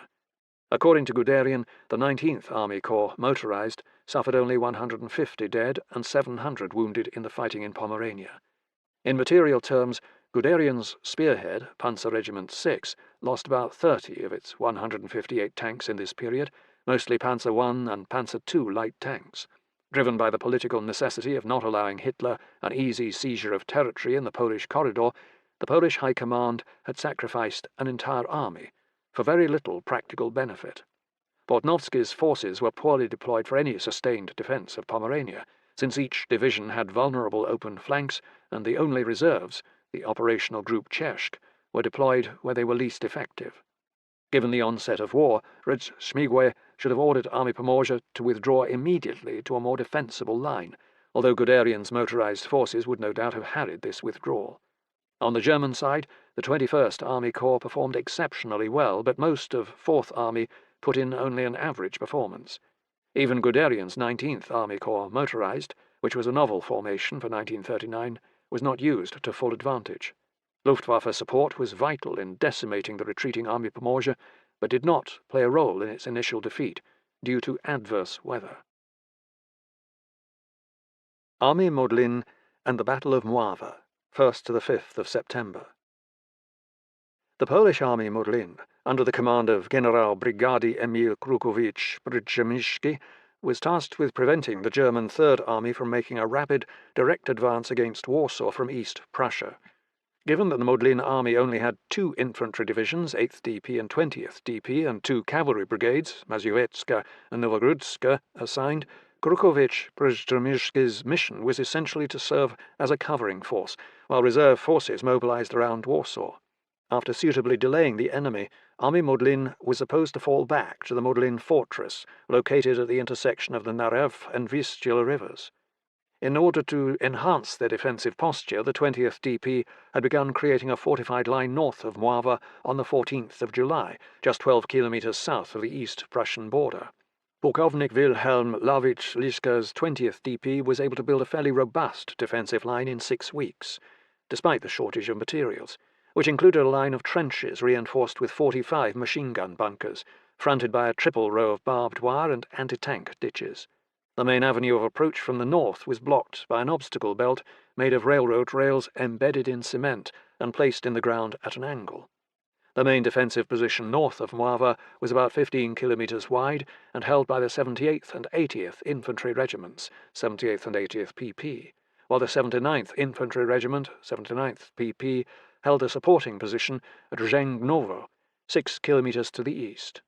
Although the 20th DP had to defend a much wider sector than doctrine recommended, it was aided by the fact that the surrounding terrain was swampy and unsuitable for tanks. Despite the strength of the 20th DP's defensive position, its flanks were exposed. Krukowicz-Przemyślski assigned the Mazowiecka Cavalry Brigade to screen the eastern flank and the Nowogródzka Cavalry Brigade to screen the western flank. The 8th DP was held in reserve positions 25 kilometers south of Mława, prepared either to launch counterattacks or cover the withdrawal of the 20th DP as needed. Krukowicz-Przemyślski left most of his recently mobilized ON battalions back to defend the Modlin fortress and crossings over the Vistula. On the German side, General der Artillerie Georg von Kuchler, commander of Third Army, rather optimistically hoped to quickly break through the Polish border defences and reach the Vistula by the end of the first day, a distance of over 100 kilometres. Amazingly, the Luftwaffe's pre-war reconnaissance flights had failed to detect the Mława defences, a significant oversight. Based upon information provided by border crossers, either Abwehr agents or Volksdeutsche ethnic Germans, On the 21st of August, the Germans were aware of anti-tank defences around Moivre, but lacked specifics. Unconcerned with rumoured anti-tank defences, Kuchler intended to shove aside any Polish defenders with the infantry from General-Lieutenant Walter Petzel's 1st Army Corps, then exploit towards the Vistula with Panzer Division Kempf. Corps Forczyk would support the advance and protect Petzel's left flank. Petzel's vanguard, the 11th Infantry Division, began crossing the border around 0500 hours and immediately encountered small detachments from the 7th Company 80th PP. German reconnaissance units found obstacles created by felled trees and a few landmines. Unlike Army Pomorze, which lacked screening units on the border, Army Modlin was immediately alerted that Germany had started an invasion, and the 20th DP had sufficient warning time to rouse all its troops, many of whom were quartered in local villages, and get them to their assigned defensive positions. By the time that the 11th Infantry Division reached the Polish main line of resistance, 4 kilometres north of Moivre, the 20th DP was fully alert, and its defensive fire quickly halted the advance of the German infantry. 2 regiments from the 11th Infantry Division probed the defences held by the 78th Infantry Regiment, 78th PP, northwest of Moivre, but were stymied. Panzer Division Kempf tried to push straight down the Nidzice-Moivre road with 2 Kampfgruppen, battle groups from SS Regiment Deutschland against the northeast sector held by the 80th PP. However, the Waffen-SS troops failed to seize the village of Uniszki-Zawadzkie, held by Polish covering forces. The Polish 75mm guns from the 20th Light Artillery Regiment engaged the German battle groups at a range of just 700 metres. According to some Polish sources, the lead enemy battalion was virtually destroyed. In fact, total SS losses for the entire day were just 24 killed and 30 wounded. Nevertheless, it is clear that this first Waffen-SS attack of the war was not pressed with great vigour, since only a single platoon leader was killed and most of the casualties were in a single company. The commander of SS Regiment Deutschland demanded armour support. Normally it is imprudent to commit tanks, bereft of engineer support, against an unbroken fortified line, but that is precisely what General-Major Werner Kempf decided to do. Around 1500 hours, both battalions of Panzer Regiment 7 attacked towards Uniszki-Zawadzkie, followed by the dismounted Waffen-SS infantry. Apparently the Waffen-SS infantry failed to report the nature of the anti-tank obstacles blocking the road south from Uniszki-Zawadzkie, and Panzer Regiment 7 was brought to a confused halt when it encountered a 6-metre-wide anti-tank ditch and rails sticking out of the ground. The German tanks then committed a tactical blunder by moving laterally across the Polish front, seeking a way to bypass the obstacles. Unless you were Frederick the Great at Leuthen, moving laterally across the front of an alert enemy is not recommended. As a result, the 80pp's 37mm anti-tank gunners enjoyed a range shoot, firing into the flanks of German tanks at a range of about 400 metres. 7 German tanks, mostly Panzer Is and Panzer IIs, were completely destroyed, and about 32 damaged. After 2 futile hours trying to bypass the Polish defences, the assault was terminated. A distraught Kempf reported to Kuchler that the attack was a disaster, terrible losses of panzers, number unknown, an attack here is hopeless. In fact, Kempf had little talent for the new mechanized warfare, and the Poles had only scored a tactical success due to his own lack of reconnaissance. After this setback, Kuchler decided to outflank the Polish defences at Moivre. However, Corps Wodryk's 1st Infantry Division had failed to budge the 79th PP's position at Żegnowska, despite the loan of some tanks from Panzer Division Kempf. 3 German tanks were knocked out by the 79th PP's anti-tank gunners. The only success, and a minor one at that, was that the 12th Infantry and 1st Cavalry Brigade managed to force the Mazowiecka Cavalry Brigade to pull out of the town of Chorzów, which opened a crossing over the Jorzycz River. Later in the day, Polish cavalry from the Mazowiecka Cavalry Brigade skirmished with advance elements from the 1st Cavalry Brigade near the village of Krosnowoga Mała, 8 kilometres northeast of Żegnowo. This was a rare incident in the campaign of both sides using mounted cavalry. Kuchler ordered Corps Wodryk to mount a major attack against the Polish right flank on the 2nd of September, while the 1st Army Corps kept up pressure on the rest of the 20th DP. On the Polish side, Krukowicz-Przemyski ordered the 8th DP to begin moving forwards to support the 20th DP. Meanwhile, Pułkownik Władysław Ander's Nowogródzka Cavalry Brigade continued to hold firm on the Polish left flank, with his brigade maintaining Jiaodeval against the unaggressive German 217th Infantry Division. On the morning of the 2nd of September, Stukas from the 1st Stuka-Geschwader 1 bombed the Polish trenches near Mława, inflicting some casualties, which was followed by a lengthy artillery bombardment. During the afternoon, the 11th Infantry Division launched 2 probing attacks against the 80th PP positions near Uniszki-Zawadzkie, both of which were repulsed. Towards evening, the 61st Infantry Division conducted a probing attack against the 78th PP positions, but this was repulsed. Corps Forczyk had better success with its late afternoon probing attacks by the 1st Infantry Division against the 79th PP at Zhengnovo, which succeeded in infiltrating some elements behind the right flank of this position. Around 1800 hours, Pułkownik Józef Englicht, commander of the 79th PP, decided to refuse his right flank, pulling his regiment back towards Mława. The 12th Infantry Division also forced the Mazowiecka Cavalry Brigade to withdraw another 5 kilometers, which convinced Kuchler that the Polish right flank was weaker. He ordered Panzer Division Kempf to move eastwards during the night of the 2nd to the 3rd of September in order to prepare for a major attack the next day against the Polish right flank. Had the 8th DP moved forwards quickly on the 2nd of September as ordered, the Polish situation might have been retrievable, but for reasons not entirely clear, the 8th DP was still too far away to reinforce the Polish right flank. In all likelihood, the dilatory movement of the 8th DP was due to lingering transport and command and control problems. The 8th DP had a high proportion of reservists. It took Panzer Division Kempf the entire night to move 45 kilometers eastwards into assembly areas behind Corps Forczyk, and Kempf's formation was not ready to attack until the afternoon of the 3rd of September. SS Sturmbannführer Wim Brandt, commander of the SS Aufklärungsabteilung attached to Panzer Division Kempf, noted that his mechanized column was delayed moving through Horsele because the 1st Cavalry Brigade was watering all its horses in the middle of the town, an image that is jarring for the normal popular mindset about the Polish campaign. After getting past the cavalry traffic jam, Panzer Division Kempf split into 3 Kampfgruppen and advanced southwards, pushing back the Mazowiecka Cavalry Brigade. Around 1600 hours, Kampfgruppe Steiner occupied the town of Przasnysz, while Kampfgruppe Schmidt occupied Grudusk. The Mazowiecka Cavalry Brigade mounted a few ineffectual counterattacks, supported by its company of TK-3 tankettes, but was easily brushed aside. Once it became clear that German motorized units were outflanking the position at Mława, the 79th PP retreated further, which only allowed the German 1st Infantry Division to advance southeast from Grudusk. Krukowicz-Przemyrsky ordered the 8th DP, still moving forwards, to launch an immediate counterattack with whatever forces were available. Instead of a carefully planned and supported counterattack, the 8th DP mounted a piecemeal effort that quickly fell apart. Pułkownik Stanisław Sosabowski led his 21st PP forwards towards Przasnysz without artillery support and with no friendly units on either flank. He was ordered to support the Mazowiecka Cavalry Brigade, which was in fact retreating away from him.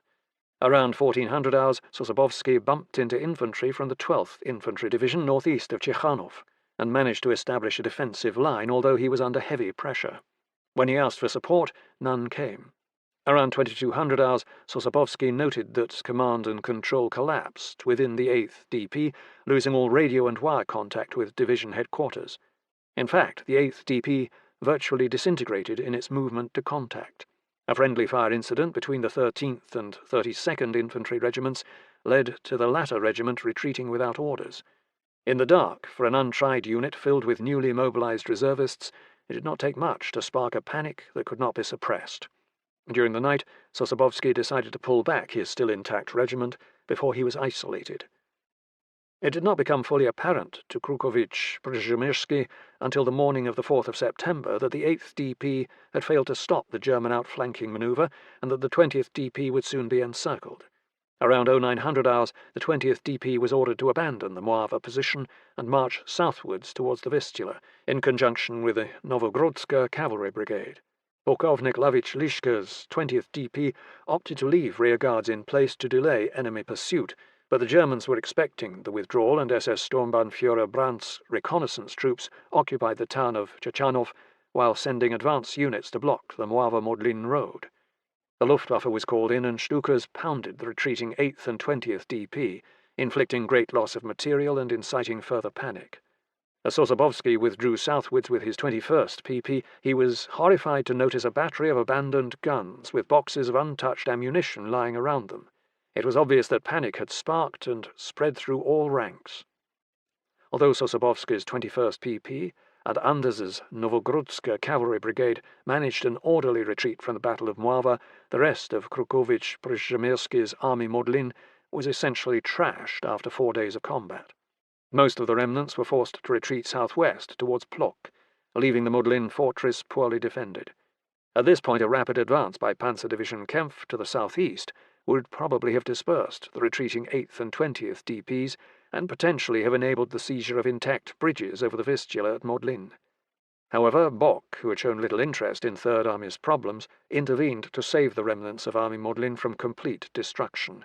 By telephone, he ordered Kuchler to cease the advance of Korps Forczyk to the southeast, which he described as an error, and instead ordered him to pivot the formation eastwards to seize Rozhan on the Narew. Bock was not interested in the Modlin fortress or even Warsaw.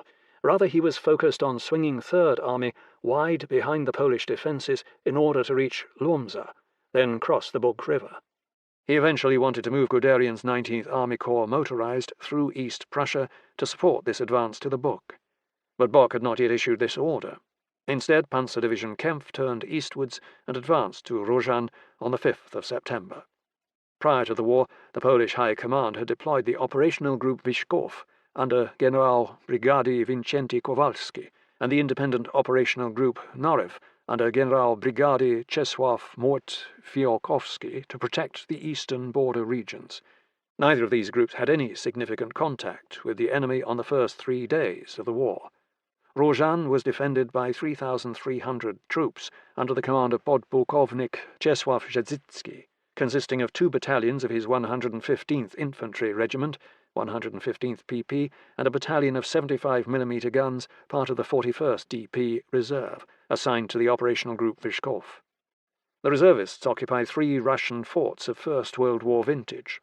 Around 1000 hours on the 5th of September, elements of the 12th Infantry Division and the 1st Cavalry Brigade approached Rozhan from the west and tried to mount a hasty assault, which was repulsed. Although a German bombardment severed the telephone lines, thereby preventing Polish forward observation posts from directing artillery fire, the Polish gunners simply laid barrages in front of their forward positions, aka Final Protective Fire, or FPF, which disrupted the German infantry before they could reach the Polish trenches. Around noon, once Panzer Division Kempf arrived, the Germans mounted a major attack from 3 directions, supported by artillery and 6 HE-111 bombers. However, Polish 37mm anti-tank guns and artillery succeeded in knocking out 9 to 12 tanks from Panzer Regiment 7, and the German infantry failed to capture any of the forts, despite several Stuka attacks. Kempf tried to outflank the defence by sending a company from SS Sturmbannführer Brandt's reconnaissance battalion across the Narew in rubber boats, but the Waffen-SS troops were forced to retreat back across the river after bumping into the Polish 2nd 114th PP. By 1800 hours, the Germans ended their unsuccessful attack. At a cost of 70 casualties, a badly outnumbered group of Polish reservists had held off a panzer division for 6 hours. Despite having a 10-to-1 numerical advantage and all the elements of their combined arms team in play at Rozhan, artillery, air support, tanks and infantry, the Germans had not achieved tactical success due to a stubborn Polish defence. Indeed, the Polish defence at Rozhan exemplifies Napoleon's oft-quoted dictum that, in war, the morale is to the material as 3 is to 1. However, General Kowalski recognized that podpułkownik Rzeczycki's small command would probably be overwhelmed by an even larger German assault on the next morning, so he authorized both battalions of the 115th PP to withdraw across the Narew during the night of the 5th to the 6th of September. Unfortunately, Rzeczycki's troops lacked adequate explosives to completely demolish the bridge over the Narew. When Sosabowski reached Modlin on the afternoon of the 5th of September, he found that his 21st PP and 1 battalion of the 32nd Infantry Regiment, 32nd PP, were the only regular units available to defend the Vistula crossings. He also found that Krukowicz-Przemyrsky and his staff had already departed the Modlin fortress, and there was a serious command vacuum in the area. Several officers claimed to be in command of forces at Modlin, but there was no overall commander at this critical moment. However, Bock's order to turn Third Army eastwards gave the Poles 5 vital days to organize a defense of Modlin. The first German units from Third Army did not reach the outskirts of Modlin until the 10th of September. Most Polish histories tend to depict the Battle of Mława as something of a Polish tactical victory, and claim that Third Army suffered something like 5,800 casualties in 3 days of fighting. These figures are absurd.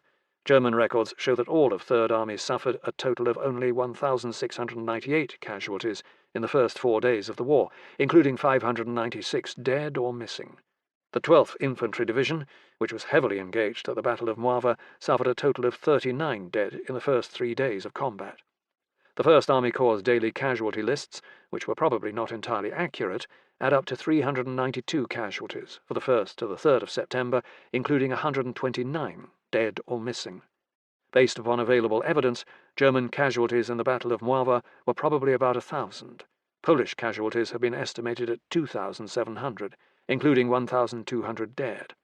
These figures are also unlikely unless they include casualties that occurred during the retreat. Polish first-hand accounts of Mława tend to describe relatively light casualties during the actual defense.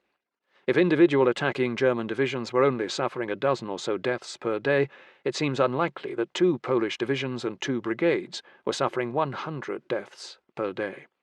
Most of Army Modlin's casualties occurred during the withdrawal from the Mława position as a result of air and artillery bombardment.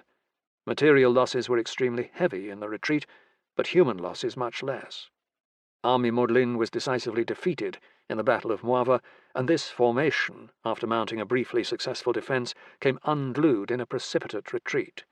The inability of Krukowicz-Przemyrsky to get 8th DP into action to properly support the 20th DP is inexplicable, as is the manner in which most of this unit disintegrated before even coming into contact with the enemy. The Battle of Mława demonstrates that the Polish Army of 1939 had some good units and some good tactical commanders, such as Andias and Sosabowski, but it was deficient at the operational level. Although Third Army eventually won the Battle of Mława through the kind of maneuver warfare methods which the Wehrmacht preferred, its tactical performance was marred by inadequate pre-battle reconnaissance and a tendency to use tanks against enemy strongpoints.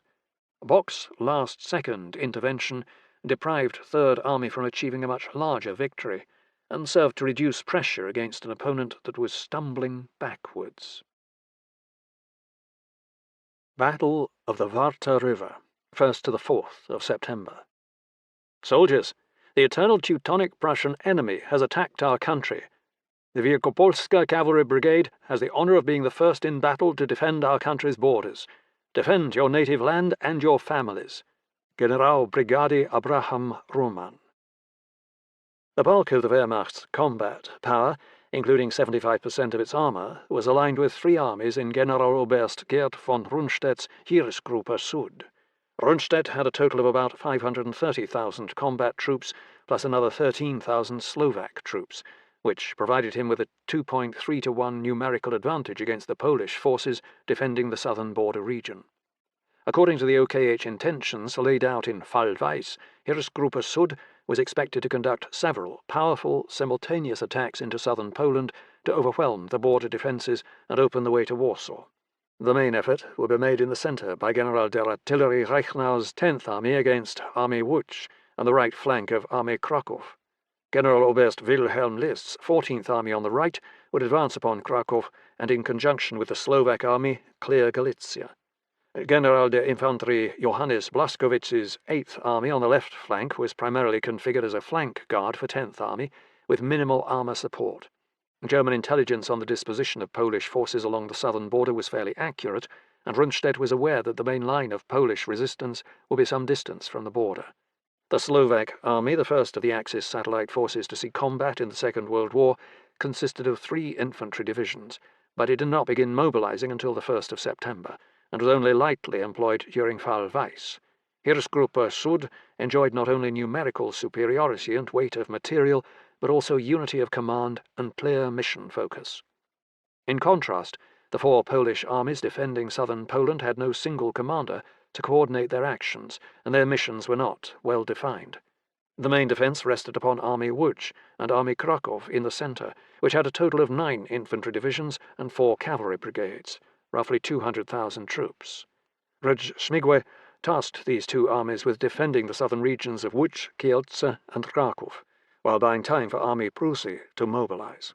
Once ready, Army Prusy would be used to spearhead a counter-offensive intended to hurl the enemy back on their heels, just as the French had done at the Battle of the Marne in 1914 and the Poles at the Battle of Warsaw in 1920. However, Polish operational planning was based upon the assumption that Army Łódź and Army Kraków could hold their sectors for at least a week or more. Reshaped tasked Army Poznan to defend Wielkopolska, Greater Poland, but it was deployed in an exposed position and only had minimal contact with its neighbours, Army Pomorze and Army Łódź.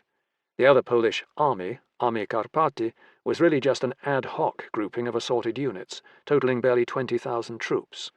In Warsaw, on small-scale maps, it probably appeared to Reshaped that he had ably deployed these 4 armies to defend Poland's southern borders. However, the 4 Polish armies had minimal contact with each other, lacked continuous fronts, and were not fully organized for combat, which invited infiltration and exploitation by a mobile enemy. General Dywizji Juliusz Rommel's Army Łódź was not deployed for defense of the southeast border at the outset of the war. Consequently, during the March mobilization, Rommel had deployed a covering force along the Warta River, designated as Operational Group Piotrków. This group, under General Brigady Wiktor Tomé, had the 30th DP deployed along a bend in the Warta River near Działoshin, and the Wołyńska Cavalry Brigade south of the Warta near the town of Klobuk. Rommel ordered Tomé to delay the enemy for at least 3 days along the Warta, while the rest of the army deployed and put itself into fighting trim. Furthermore, Tomé was ordered to maintain contact with the 7th DP from Army Kraków, which was deployed near Częstochowa. Just before the outbreak of war, Rommel sent some additional forces to reinforce Operational Group Piotrków, including a company of TKS tankettes and armoured trains No. 52 and No. 53. On the opposite side of the border, Reichenau, 10th Army, intended to push towards the Warta with the infantry of the 11th Army Corps on the left and the motorized units of the 16th Army Corps motorized on the right. Around 0430 hours on the 1st of September, the first patrols from Infantry Regiment 73, 19th Infantry Division, crossed the border. On their left, the 18th Infantry Division also crossed the border. Both divisions, part of General der Artillerie Emil Leb's 11th Army Corps, marched unopposed at first, heading towards the Warta, their objective for the first day. In one village, residents greeted the Lanciers of Infantry Regiment 73 with water and shouted Heil Hitler. However, around 0830 hours at the crossroads of Paźmierzyce, Infantry Regiment 73 ran into its first real resistance. The 30th DP had deployed its 83rd Infantry Regiment, 83rd PP, south of the Warta to delay the German advance, and this regiment's 3rd Battalion halted the lead battalion of Infantry Regiment 73 with heavy machine gun and artillery fire. At first, the German infantry were at a disadvantage, since their horse-drawn artillery was still far to the rear, and the Poles had 2 batteries of artillery in support. 2 of Infantry Regiment 73's company commanders were killed by Polish artillery fire, and the regiment floundered under enemy fire. At one point, the Poles mounted a counter-attack supported by a platoon of TKS tankettes, until driven off by a lone 3.7cm PAK anti-tank gun. Finally, after a few hours, the Germans managed to sort themselves out, and Infantry Regiment 73 deployed all 3 battalions in an effort to outflank the Polish roadblock. It was not until 2100 hours that the village of Paźmierzyce was in German hands, with the 83rd PP withdrawing towards the Warta, having accomplished its delay mission at the cost of around 400 casualties. The troops of Infantry Regiment 73 were described as very nervous in their own regimental war journal, and sentries shot 2 German soldiers by mistake during the night. Furthermore, the troops of Infantry Regiment 73 became convinced that local Polish civilians had sniped at them from windows and decided to burn the villages of Paźmierzyce and Zimnowo. German soldiers indiscriminately tossed grenades into houses to set them on fire, but often killed the occupants cowering inside. Altogether, over 100 civilians, about 1/4 of whom were children, were murdered by the soldiers of the 19th Infantry Division. On the 11th Army Corps' left flank, the 1st Leichter Division advanced on its own towards the heavily bombed town of Wielun, but did not reach it on the first day. In order to protect the left flank of Reichenau's 10th Army from any counter-moves by Army Poznan, Blaskovic's 8th Army sent its 13th Army Corps across the border towards the boundary of Army Łódź and Army Poznan. The infantry regiment Leibstandart SS Adolf Hitler, motorized, or LSSAH, was part of this corps, and this Waffen-SS unit received its baptism of fire at the village of Bolesławiec, 30 kilometers south of Ostrzeszów. The village was defended by 2 troops from the 1st Cavalry Regiment KOP, reinforced with anti-tank guns and heavy machine guns. Podporucznik Lucjan Wrożniak commanded a platoon deployed on the western side of the village, which around 0630 hours engaged the lead German reconnaissance element, 3 armoured cars and some motorcycles. A Polish 37mm anti-tank gun knocked out all 3 armoured cars, while the machine gunners eliminated 5 motorcycles. Instead of deploying, the LSSAH simply bombarded the village with its 75mm infantry guns. After several hours, the KOP cavalry decided to withdraw, and the Waffen-SS entered the village around 1000 hours. Apparently angered by their losses, the Waffen-SS troops murdered a number of civilians in the village, beginning the LSSAH's ledger of war crimes. Nor was the 13th Army Corps satisfied with the tactical performance of the LSSAH, which was slow and not particularly aggressive. Although the Luftwaffe began bombing the 30th DP's positions behind the Warta in the morning of the 2nd of September, Leib's 11th Army Corps was not ready to begin a river-crossing operation until it had brought up all its artillery. Around 1400 hours, the 19th Infantry Division tried to cross the Warta at multiple points across a 9-kilometre wide sector, but the defensive fire of the 84th Infantry Regiment, 84th PP, repulsed all attempts. Likewise, efforts by the 18th Infantry Division to cross in the western sector, held by the 82nd Infantry Regiment, 82nd PP, also failed. By massing artillery fire at one point against the left flank of 82nd PP, near Bobrovniki, the Germans were able to suppress the defence and get across the Warta. Once across, the 19th Infantry Division established a firm bridgehead, then began to roll up the Polish positions. By dusk, the Germans pushed into Jałwoszyn, which was held by the 2nd 84th PP. Despite stiff Polish resistance, the 30th DP's defence began to unravel, and by 2000 hours, Dolmeyer ordered the division to withdraw. Meanwhile, General de Cavaleria Erich Hübner's 16th Army Corps, motorized, was simultaneously pushing towards the Warta with the 1st and 4th Panzer Divisions. This was the first time that 2 Panzer Divisions were employed side by side and under the same commander. The Polish 7th DP had destroyed bridges in both Grzebice and Opato that delayed the German panzer units right after they crossed the border, but the vanguard motorcycle and reconnaissance units pushed on nevertheless. A tactical lesson not appreciated by the defenders at the outset of the war is that obstacles are only really effective if covered by direct fire, otherwise the attackers will simply bypass or otherwise cross the obstacle. Pułkownik Julian Filipovich's Wołyńska Cavalry Brigade, reinforced with an infantry battalion from the 30th DP, had created a strong blocking position around Mokra, which the vanguard from General-Major Georg Hans Reinhardt's 4th Panzer Division encountered at 0630 hours. The Wołyńska Cavalry Brigade was deployed with 2 regiments and 1 infantry battalion deployed in trenches, facing westwards, and 2 other cavalry regiments in reserve. Although the terrain was flat, most of the Polish positions were concealed in forest. Like most meeting engagements, the Germans attempted to feel out the enemy position, and once they identified its flanks, they tried to envelop the vulnerable northern flank. Around 0800 hours, a Kampfgruppe consisting of the 1st Panzer Regiment 36 and Schützen Regiment 12 advanced against the 19th Uhlan Regiment, but 4 of its tanks were knocked out by defensive fire, and the commander of 1st Panzer Regiment 36, Oberstleutnant Hans Stenglein, was badly wounded. Hauptmann Meinrad von Lauchert, a company commander, took charge of the panzers and ordered them to withdraw, temporarily leaving the dismounted German infantry pinned down in the open. Oberstleutnant Heinrich Eberbach, commander of Panzer Regiment 35, noted that the initial setback, minor as it was, caused a panic in the rear. Beginning around 1000 hours, the 4th Panzer Division made a more determined effort by launching 3 coordinated attacks which gradually forced all 3 Polish front-line battalions to give ground. Filipovich committed his 2 reserve regiments, which slowed but did not stop the German advance. However, in choosing to use brute force rather than manoeuvre, the 4th Panzer Division paid a heavy price to chew its way through the Polish defences. Capral Leonard Job knocked out 14 German tanks with his 37mm anti-tank gun, although his battery was also eliminated in the action. Oberstleutnant Eberbach noted that his crews could not spot the defenders in the wood lines and that Polish anti-tank rifles were used effectively against his tanks. At close range, the Model 35 anti-tank rifle could easily punch through the thin armour of the Panzer I and Panzer II tanks, although it took multiple hits to kill or injure the crew. Pushing through the Polish trench line, the 1st Panzer Regiment 36 charged towards the rail line to attack the supporting Polish artillery battalion. 2 batteries of 75mm guns were quickly destroyed by the panzers, but the other battery engaged the oncoming German tanks with direct fire. While the 75mm gun was not particularly good in the anti-tank role, it did have a very high rate of fire. Kapral Jan Suski, a 75mm gunner, succeeded in knocking out 8 German tanks, including several Panzer IIs with direct hits.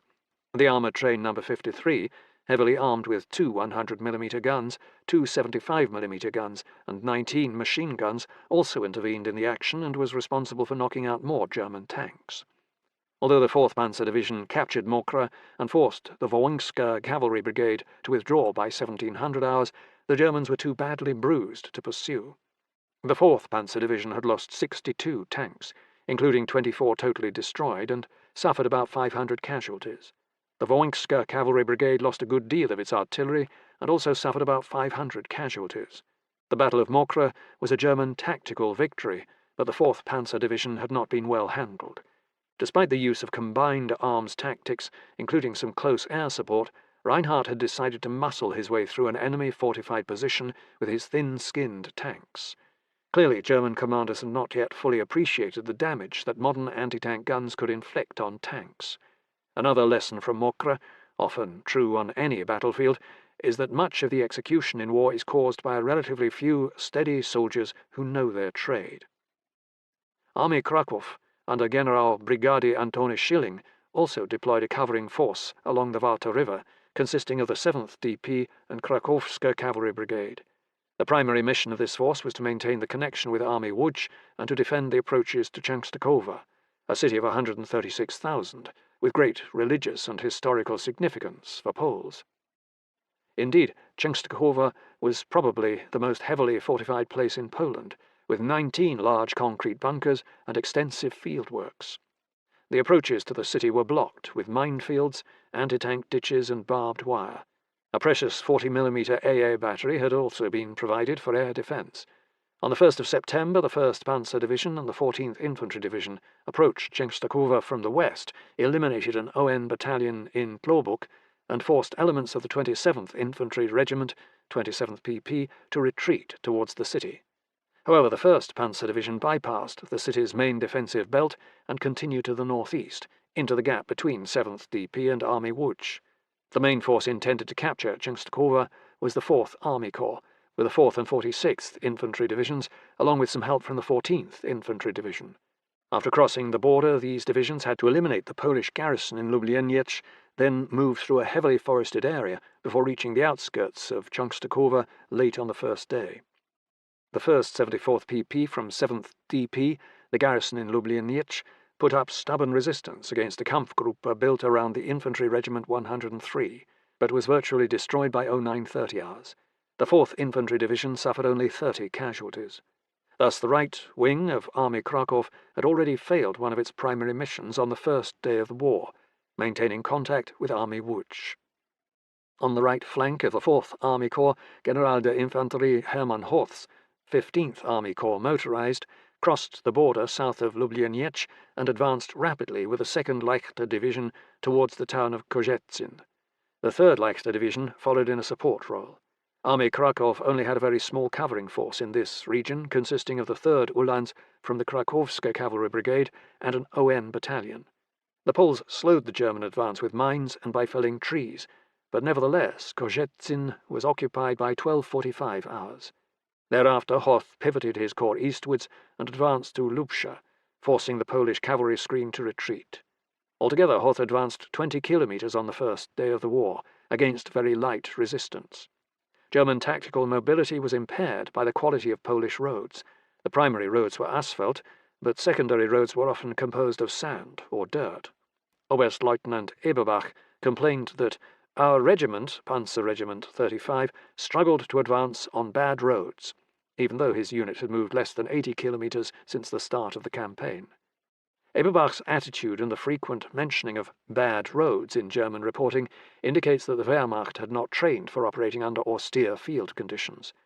The 15th Army Corps noted that the situation was worse for the motor vehicles in the support echelons, many of which were not built for off-road mobility, a preview of problems that would be experienced on the even more primitive Russian road network in 1941.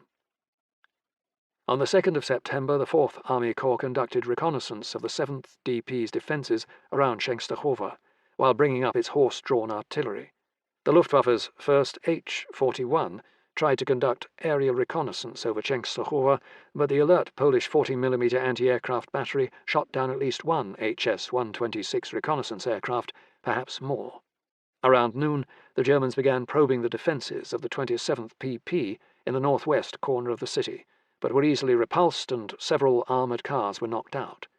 However, at 1700 hours the Germans mounted a coordinated assault against both the north and south sides of the city, with artillery support. Nevertheless, the assaults failed to gain ground and the defence held. Later the Poles claimed to have knocked out over 60 tanks and armoured cars in the Battle of Częstochowa, but the 1st Panzer Division was not involved in the fight for the city, and the 4th Army Corps only had a total of 6 armoured cars. While the 7th DP was fighting to defend Częstochowa, the 1st Panzer Division advanced almost unopposed, and its reconnaissance units seized 2 intact bridges over the Warta at Giedel and Pławno. At the same time, Hoth's 15th Army Corps, motorized, continued to push back the Krakowska Cavalry Brigade, which abandoned Woźniki and retreated to Zawiercie.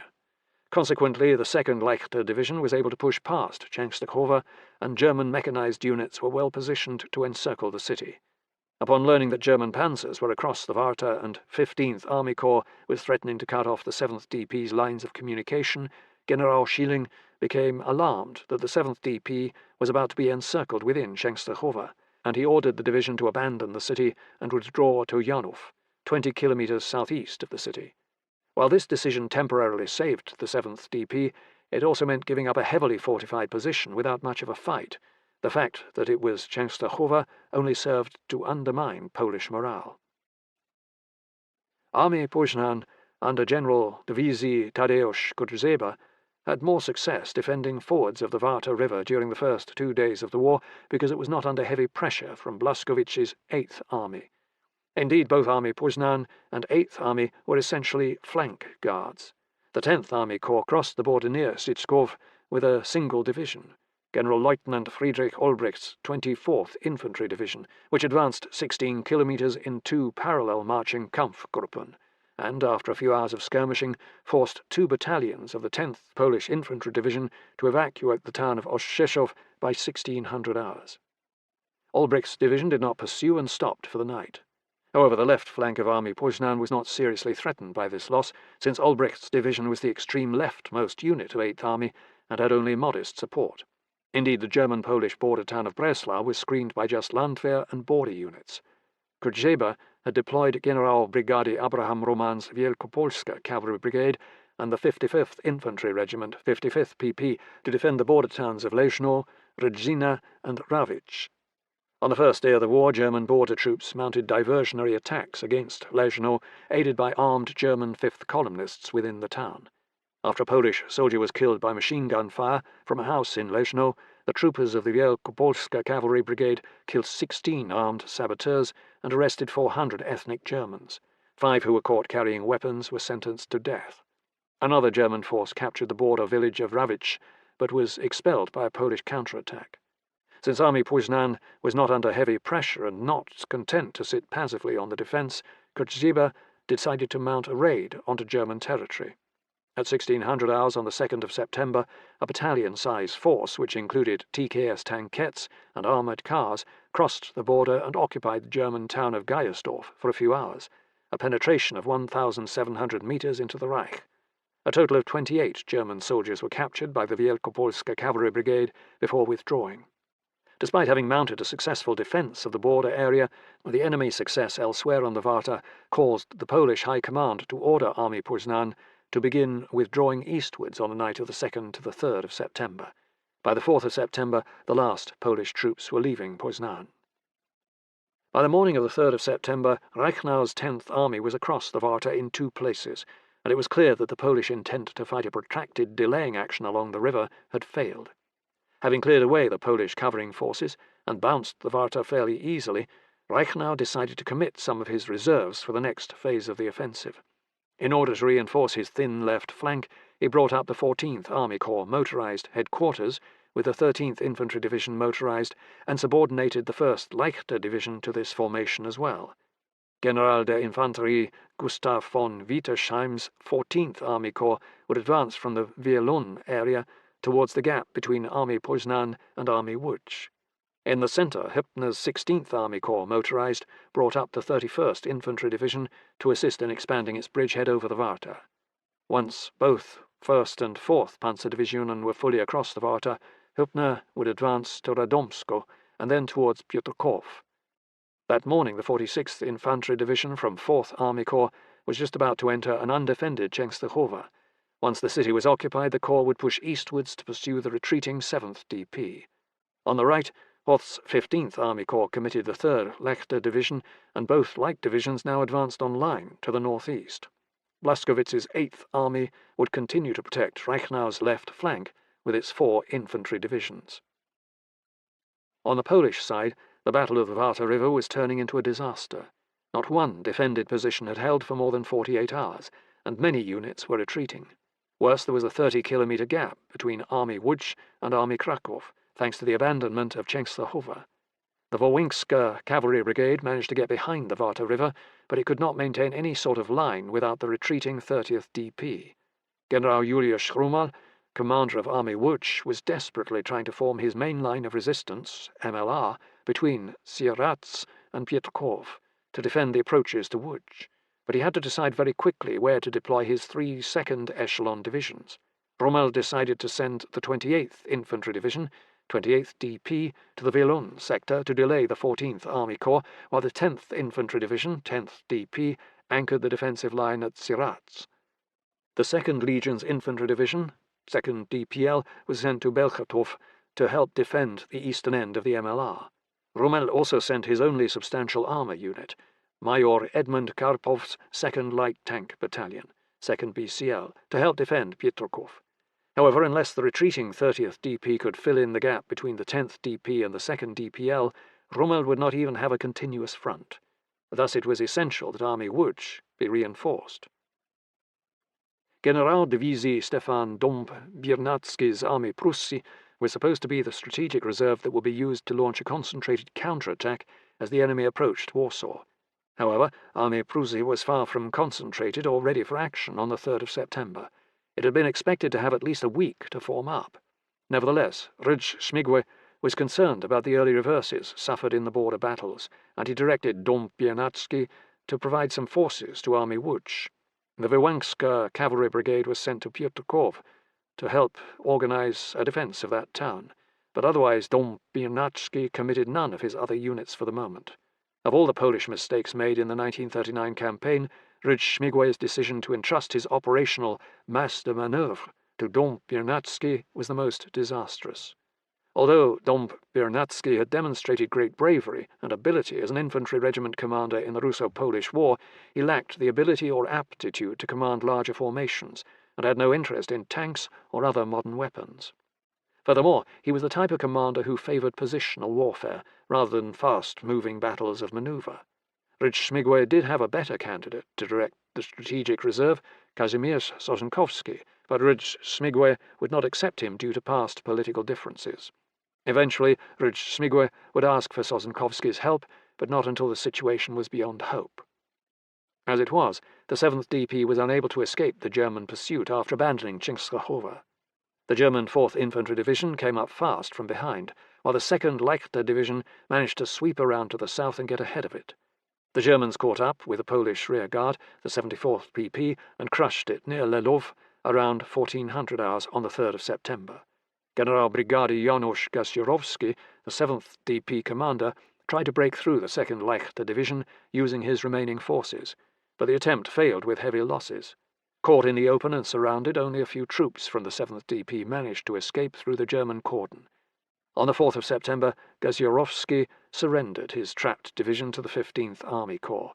Meanwhile, the 3rd Leichter Division kept the Krakowska Cavalry Brigade on the run. The northern position of Army Krakow had disintegrated in just 3 days of combat. Rommel's Army Łódź struggled to delay Reichenau's 10th Army on the 3rd of September, but its forward units were fighting a series of isolated battles. After retreating from the Warta, the 30th DP made a stand at Szczerków and had a full day to prepare before the pursuing 11th Army Corps arrived. However, the fresh 28th DP moved forwards to block the advance of the 1st Leichter Division from Velun, but one of its regiments was mauled in a meeting engagement west of the Warta.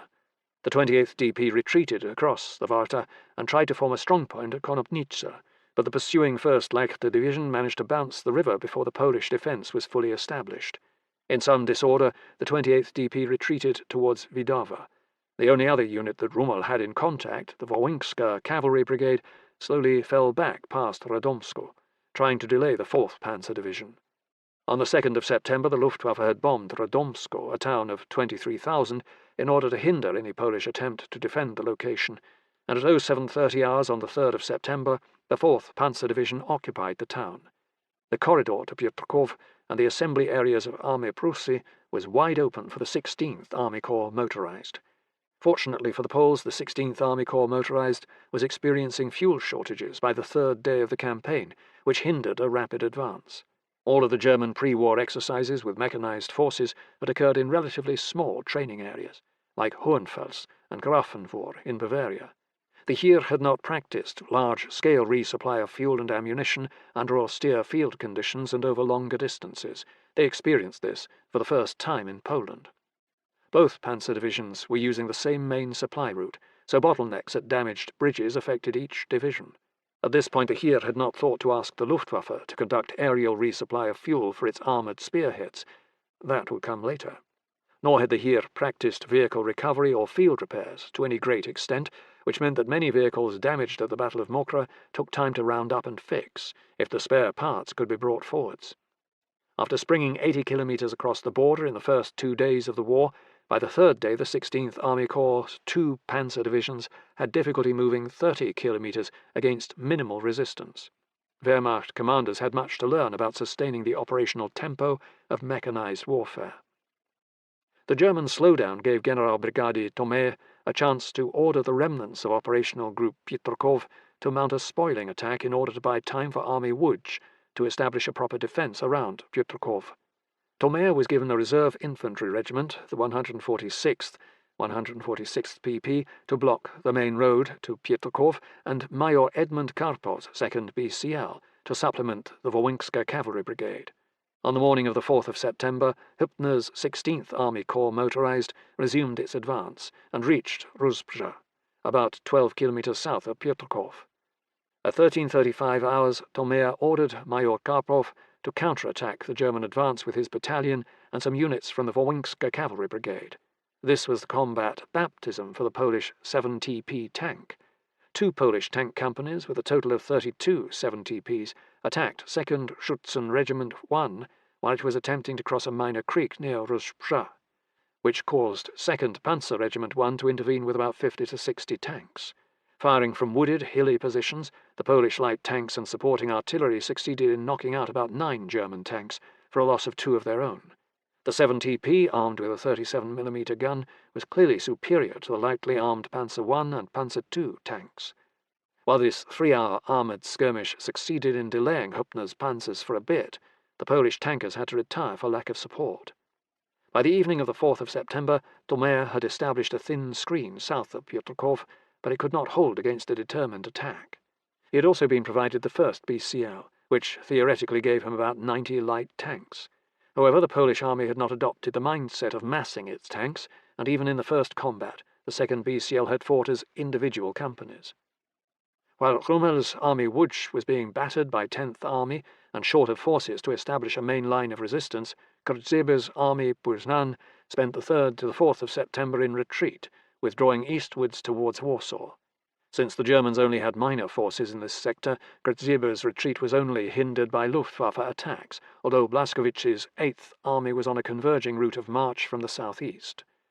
Of all the front-line Polish armies, Armée Poznan was the only one that was still relatively intact by the morning of the 5th of September. However, the 4 divisions under Krzieber were in the wrong place at the wrong time. Likewise, Błaskowicz' 8th Army was the only one of the 5 German armies involved in Fall Weiss that did not have an attached panzer division, which meant that he had no mobility advantage over Krzieber's retreating army. By the evening of the 4th of September, it was clear the Polish covering forces along the Warta River had been defeated, and the 10th Army was about to seize Piotrków, which would open the doorway to Warsaw, just 130 kilometers distant. Upper Silesia and the Carpathian Front, the 1st to the 5th of September. The Polish army had long expected a German attempt to recover the portions of Upper Silesia lost in 1921, and consequently this sector of the Polish-German border had received higher priority for defensive improvements. Construction of the fortified region of Silesia, Obszar Warowny Śląsk, or OWS, had begun in 1933, and new bunkers were being added right up to the outbreak of war. The OWS consisted of a 22-kilometre-long chain of about 140 bunkers centred upon the city of Katowice, which was one of Poland's main coal and steel-producing areas. Some concrete bunkers within the OWS were built with walls greater than 1 metre thick and could withstand artillery bombardment by weapons up to 220 millimetres in calibre. In order to man the bunkers, the OWS was garrisoned by 3 infantry battalions and an artillery battalion from the 23rd Infantry Division, 23rd DP. Some sections of the line were fronted by anti-tank obstacles, including steel rails placed in the ground. Silesia also boasted fortifications around other border towns, such as Rybnik, and more were planned after Germany annexed Czechoslovakia. On the eve of war, General Brigady Antoni Schilling, commander of Army Kraków, formed the Śląsk-Silesia operational group with the 23rd DP and the reserve 55th Infantry Division, 55th DP, to defend the Katowice-Rybnik sector. The 55th DP began mobilizing in late August and was comprised almost entirely of ON troops. Its task was to defend the fortified section of Mikołów, southwest of Katowice. General Schilling also formed the Bielsko operational group, consisting of the 6th Infantry Division, 6th DP, 21st DPG and 1st Mountain Brigade, to defend the Brześć-Cieszyn-Teschen-Żywiec sector. Schilling's only mobile reserve was Pułkownik Stanisław Maczek's 10th BK, stationed near Kraków. General Oberst Wilhelm List's 14th Army was assigned to attack from Silesia and Slovakia in order to destroy Army Kraków. Given the nature of the hilly, rough terrain along much of the Polish-German border in this region and the limited number of useful roads, List's forces were more dispersed than 8th Army or 10th Army. List intended to make his main effort with General de Infanterie Eugen Bayer's 18th Army Corps, including the 2nd Panzer Division and 4th Leichter Division, which would advance north from Slovakia to the town of Myślenica, 25 kilometers south of Kraków, thereby enveloping the left flank of Army Kraków. At the same time, the 8th Army Corps would attack the OWS with 3 infantry divisions, while its attached 5th Panzer Division tried to envelop the southern end of the Polish fortified line. The 17th Army Corps, comprised of 3 infantry divisions, would seize Teschen, Cieszyn, and dislodge the Bielsko operational group, then push towards Kraków. Meanwhile, the 2 Gebirgsjäger divisions in the 22nd Army Corps would attack the Polish Army Karpaty through the Carpathian passes. Before dawn on the 1st of September, the advance units of the German 8th Army Corps, commanded by General de Infanterie Ernst Busch, began crossing the border into Upper Silesia.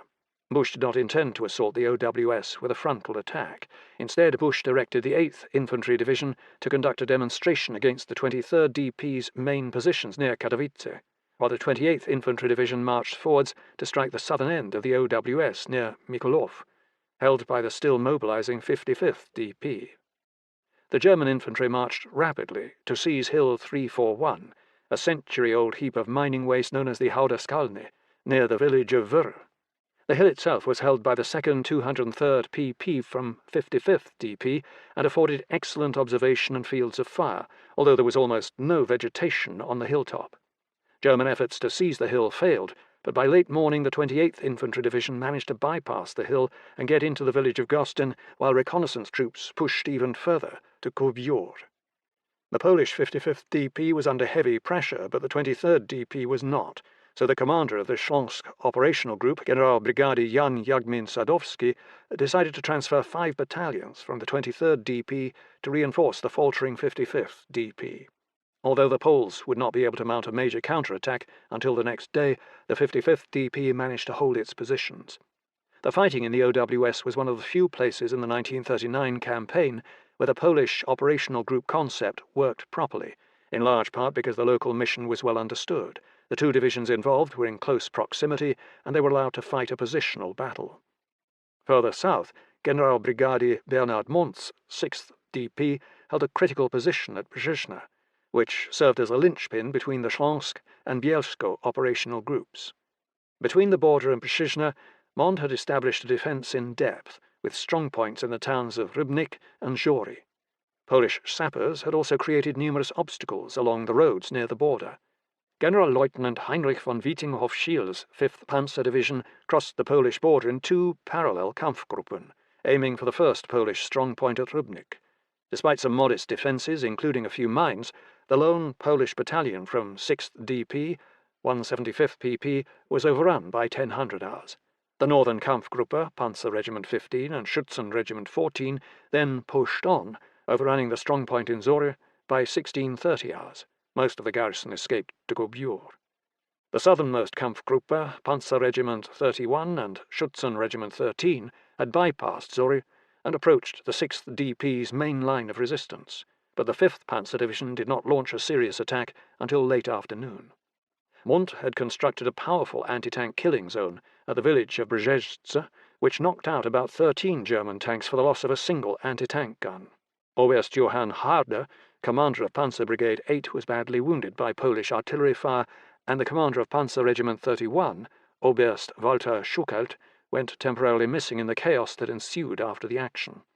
German armoured probes further south were also repulsed, causing Witinghoff to temporarily call off the attack as evening fell. According to Polish sources, the 5th Panzer Division lost about 30 tanks out of 335 and 12 armoured cars on the first day. However, the 5th Panzer Division had advanced over 40 kilometres against obstinate resistance, and the Germans now had a good idea of where the 6th DP's main line of resistance was located. On the 2nd of September, the German 28th Infantry Division continued to exert pressure against the 55th DP at Kobyur, while the 8th Infantry Division tried to pin the 23rd DP in the OWS positions around Katowice. The German 8th Army Corps used all available artillery to pound Mikolov, which provoked the defending Polish artillery to launch a fierce counter-bombardment. Nevertheless, the Poles managed to begin a counterattack with several infantry battalions, supported by Armoured Train No. 51, around 1000 hours. By early afternoon, the 55th and 23rd DP managed to recapture some ground, at considerable cost, from the 28th Infantry Division, but the success was short-lived. The Polish defence at Brzeźna was based on the notion of massing maximum firepower on the most likely avenue of approach, which was the main road that passed through Brzeźce. However, Witinghoff demonstrated the mobility of armour by swinging south at 1000 hours along the less optimal route to overwhelm a single Polish company from the 20th Infantry Regiment 20 PP east of Wisła Wielka. The German attack was aided by dense morning fog which helped conceal their approach. Oberst Johannes Streich led Panzer Regiment 15 into the narrow gap in the Polish lines and turned the right flank of the 6th DP. Before Mont knew what had occurred, he received reports, which were correct, that German tanks had reached Ćwiklice, behind his main line of resistance. Streich's panzers proceeded to overrun most of the Polish divisional artillery located northeast of Brzeźna, destroying 18 75mm guns. Mont ordered the 6th DP to retreat eastwards at once to Oswięcim, the future site of the German Auschwitz death camp, but this retreat quickly turned into a rout. One battalion, the 2nd 16th PP, bumped into German panzers and was destroyed in the open. 4 battalions from the 16th and 20th PP were trapped in Brzeźna. Bits and pieces of the battered 6th DP managed to escape eastwards through the woods, but the bulk of the division was already destroyed or encircled. Mont sent a message to General Sadowski, commander of the Śląsk operational group. Do not count on me to protect the southern flank. My division has ceased to exist, overrun by tanks. I'm collecting the rest and going towards Wienczym. Combined with the already mentioned retreat of the Krakowska Cavalry Brigade, both flanks of the Śląsk operational group were now exposed. By 1500 hours on the 2nd of September, General Schilling knew that the Germans had outflanked the OWS and that the Śląsk operational group was in danger of being encircled. He ordered the abandonment of the OWS positions and the entire Śląsk operational group to retreat eastwards. In just 2 days, the Poles had lost the fight for Upper Silesia.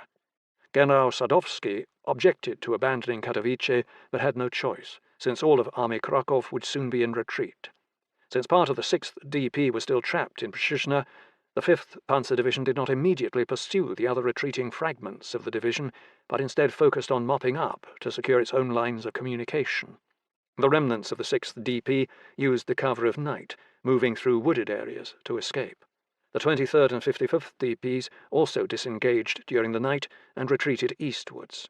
Although the Polish army abandoned the city of Katowice during the night of the 2nd to the 3rd of September, a few rearguards from the fortress troops and several groups of armed Polish civilian volunteers managed to delay the German entry into the city, helping the Śląsk operational group to withdraw. Armed pro-Nazi ethnic German civilians also tried to seize control of the city, but were unsuccessful. The German 239th Infantry Division cautiously approached Katowice and did not begin entering the city until dusk on the 3rd of September. The German columns were frequently fired upon from rooftops and suffered losses. It was not until noon on the 4th of September that the Germans had control over most of Katowice, although sporadic firing continued throughout the day. The SS Regiment Germania, which had not played any significant role in the initial border fighting, entered Katowice later in the day. While the German 8th Army Corps had been engaged with the Śląsk operational group, the 17th Army Corps moved to occupy the southwest corner of Upper Silesia and to defeat the Bielsko operational group. Despite much effort put into recovering Teschen in 1938 during the Munich crisis, the Polish army did not make a major effort to defend the border city at the outset of the war. The Polish 21st DPG was responsible for this sector, but much of the division's strength was kept back around Bielsko. Teschen was only held by a reinforced mountain infantry battalion, 1st 4th Regiment of Podale Rifles. On the 1st of September, the 45th Infantry Division began advancing towards the city's western outskirts, while the 44th Infantry Division advanced north of the city. Although the Polish battalion group had a decent amount of artillery support and automatic weapons, the defending companies were too spread out to offer protracted resistance. By noontime, German troops had reached the Olza River and tried to cross, but were repulsed by machine gun fire. Nevertheless, it was clear that the Germans had an overwhelming advantage in this sector, so the commander of the 21st DPG ordered the evacuation of the city. The Polish defenders blew up the bridges over the Olza and began retreating to Bielska, 30 kilometers to the east. Around 1600 hours, the 45th Infantry Division entered Teschen. In order to slow the advance of the 17th Army Corps on the morning of the 2nd of September, Polish rearguards blew up the bridges over the Vistula River at Skoczów. 2 battalions of the 202nd Infantry Regiment, 202nd PP, then conducted a protracted delaying action along the river against the 45th Infantry Division, until withdrawing towards Bielsko at dusk. The 8th Army Corps also directed General-Major Eugen Ott's 7th Infantry Division, deployed to the Slovak town of Chadka, to clear out the Sola River Valley and thereby put pressure on the left flank of the Bielsko operational group. After the German invasion of the Rump Czech state in March 1939, the General Inspector of the Armed Forces in Warsaw had directed Army Krakow to create a new line of fortifications to block the southern approaches to Krakow. In July, Polish engineers began construction of 20 large concrete bunkers near the village of Węgierska Górka, Hungarian Hill, in order to block the Sola River Valley. By the end of August, 5 bunkers were nearly completed, and due to heightened border tensions, Army Krakow ordered them garrisoned. The KOP's 1st Brigade of Mountain Rifles, commanded by Pułkownik Jan Gładok, was responsible for the Żywiec sector, and it directed Kapitan Tadeusz Semik to form a 70-man detachment from various sources, including KOP and ON troops, designated as the 151st Fortress Company, to occupy the bunkers in Węgierska Górka. Kapitan Semik and his men moved into 4 of the bunkers. He did not have enough personnel to garrison the 5th bunker 3 days before the war began. 3 of the bunkers were equipped with a 37mm anti-tank gun and 2 to 4 Model 30 heavy machine guns, while the bunker Valgora was equipped with 2 75mm guns. The bunkers were still missing armoured cupolas for the machine guns, and there were no communications between positions or with higher headquarters, but it was nevertheless a strong blocking position, since the narrow valley terrain favoured the defence. In addition to Kapitan Semik's detachment, elements of the KOP Berezvech Battalion and a company of ON troops from the Zhivyech ON Battalion arrived to support the defence by digging trenches in between the bunkers. Ott's 7th Infantry Division crossed the Slovak-Polish border in several places on the morning of the 1st of September, but the main body, Infantry Regiments 19 and 62, came through the Svadonska Pass, 15 kilometres southwest of Węgierska Gorka. Another group, led by Infantry Regiment 61, came through the Jablonka Pass further west.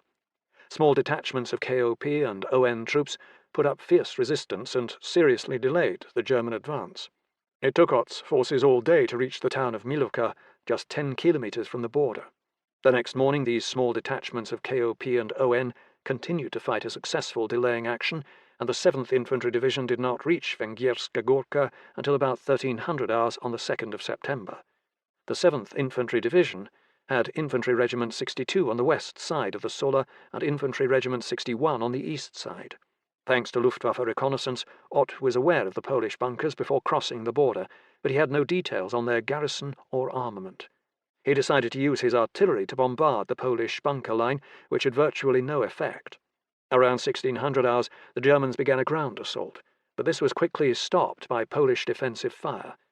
Recognizing that the Polish bunker line was too strong to overcome with a frontal assault, Ott ordered his 2 regimental commanders to begin simultaneous infiltration attacks to get around the enemy flanks and assault the Polish bunkers from behind, supported by sappers from Pioneer Battalion 7. Once Pułkownik Gładek, the KOP brigade commander, learned that the Germans were approaching Bielsko and that Army Kraków was in retreat, he ordered the KOP Berezvech Battalion and the ON troops to withdraw at nightfall. Most of the Polish troops slipped away from the position once it grew dark, but due to the lack of communications, Kapitan Semik and his bunker crews did not receive the retreat order. They remained in place. During the night of the 2nd to the 3rd of September, the Germans began assaults on the bunkers, which now lacked supporting infantry. On the east side, Bunker Vanvus repulsed several attacks by Infantry Regiment 61.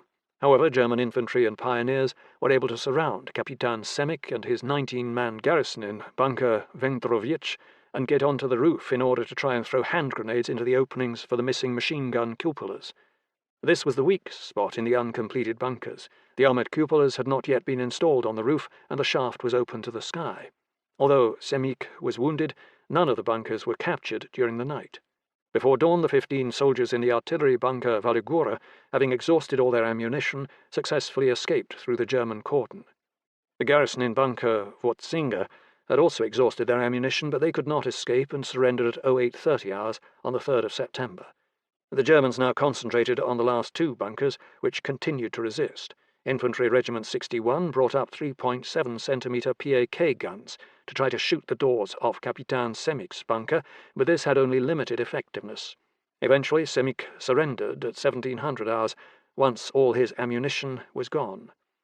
Amazingly, Podporucznik Czesław Kludzinski and his 18-man garrison held Bunker Vanvus and successfully escaped around 2200 hours. Polish sources have often exaggerated German casualties in the Battle of Węgierska Gorka, suggesting that the 7th Infantry Division suffered 500 to 600 casualties in the 2-day battle. In fact, the 7th Infantry Division reported only 13 dead, 4 missing, and 40 wounded on the 2nd to the 3rd of September, totaling just 57 casualties. Nevertheless, 4 incomplete bunkers and a scratch team had inflicted a serious delay on the 7th Infantry Division, preventing it from interfering with the withdrawal of Army Kraków from Upper Silesia. There is little doubt that if the Poles had completed all 20 bunkers in Węgierska Gorka and properly garrisoned them, that the German advance in this sector would have been stopped cold. 40 kilometres to the east, the German 18th Army Corps was pouring over the Slovak-Polish border near Jablonka, led by General-Major Alfred Ritter von Hubicki's 4th Leichter Division and a regiment from the 3rd Gebirgs Division. General-Major Rudolf Wielz 2nd Panzer Division crossed the border on the Corps' left flank, pushing hard for the initial objective, the town of Myślenice. The Polish defences were extremely weak in this sector, amounting to the 1st Infantry Regiment KOP, 1 Infantry Battalion, 2nd 12th PP, from the 6th DP, and 2 ON battalions, barely 3,000 troops, all under the command of podpułkownik Wojciech Forczyk, which were focused on holding the town of Rabka, 50 kilometres south of Kraków. Wojciech's forces had negligible support weapons, just a battery of 65mm mountain howitzers and 6 37mm anti-tank guns. The troops in the ON Zakoplana battalion had no uniforms or helmets. They went into battle in street clothes, wearing white and red armbands, and they were armed with old German Mauser rifles. Not surprisingly, these ragtag troops were not able to seriously delay the invaders near the border, and the German motorized units made rapid progress. The vanguard of the 2nd Panzer Division approached the town of Spitkowice, less than 10 kilometres from Rabka, by late on the first day, while the 4th Leichter Division occupied Nowy Targ. The Germans also ordered the Slovak 1st Infantry to cross the border, and this 6,000-man unit occupied the resort town of Zakoplana without a fight, since the Polish ON troops had retreated north to Rabka. The 18th Army Corps appeared to be on the cusp of a major victory, which would lead to the rapid encirclement of Army Kraków. However, General Schilling recognized the serious danger in this sector, and without hesitation he committed his only reserve, Pułkownik Stanisław Maciek's 10th BK, at 0800 hours on the 1st of September, to reinforce the threadbare forces around Rabka. Schilling told Maciek that he would have to hold off an entire German corps for as long as possible with his 4,100 troops. It is important to note that the 10th BK was still an experimental force, equipped with only a company of obsolete Vickers tanks instead of the battalion of new 7 TP tanks it was supposed to receive in the near future. Many of the brigade's motor vehicles were also worn out. Nevertheless, the 10th BK moved out at once. 4 hours later, Maciek reached Wojciech's headquarters near Rabka and was briefed on the enemy situation. Shortly thereafter, the first elements of the 10th BK began to arrive, and Maciek deployed them on the high ground at Wysoka. In this case, the cavalry had arrived in the nick of time, since the lead Kampfgruppe, Panzer Regiment 3, from the 2nd Panzer Division, was just approaching Wysoka from the south. Polish engineers blew up a bridge over the Skava, which delayed the German advance, and anti-tank guns hidden in the woodline of the high ground around Wysoka managed to hit a few German tanks. Since nightfall was approaching, the Germans decided to defer the attack on Wysoka until the next morning, which gave Maciek time to bring up the rest of his brigade and tie in with Wojciech's KOP and ON troops deployed around Rabka. Maciek used Pułkownik Kazimierz Dworak's 24th Ulan Regiment and a battery of 37mm anti-tank guns to anchor his defence at Wysoka, but kept his own tanks in reserve. Maciek also requested that the LW's bomber brigade be used to attack the columns of the 2nd Panzer Division strung out south of his position. Not content to fight a passive defence, Maciek tried to mount a night spoiling attack using the infantry battalion from the 6th DP and 2 squadrons of the 24th Uhlans, but this effort miscarried due to inadequate coordination. On the 2nd of September, List, 14th Army, directed a reshuffling of command arrangements in the Carpathian sector.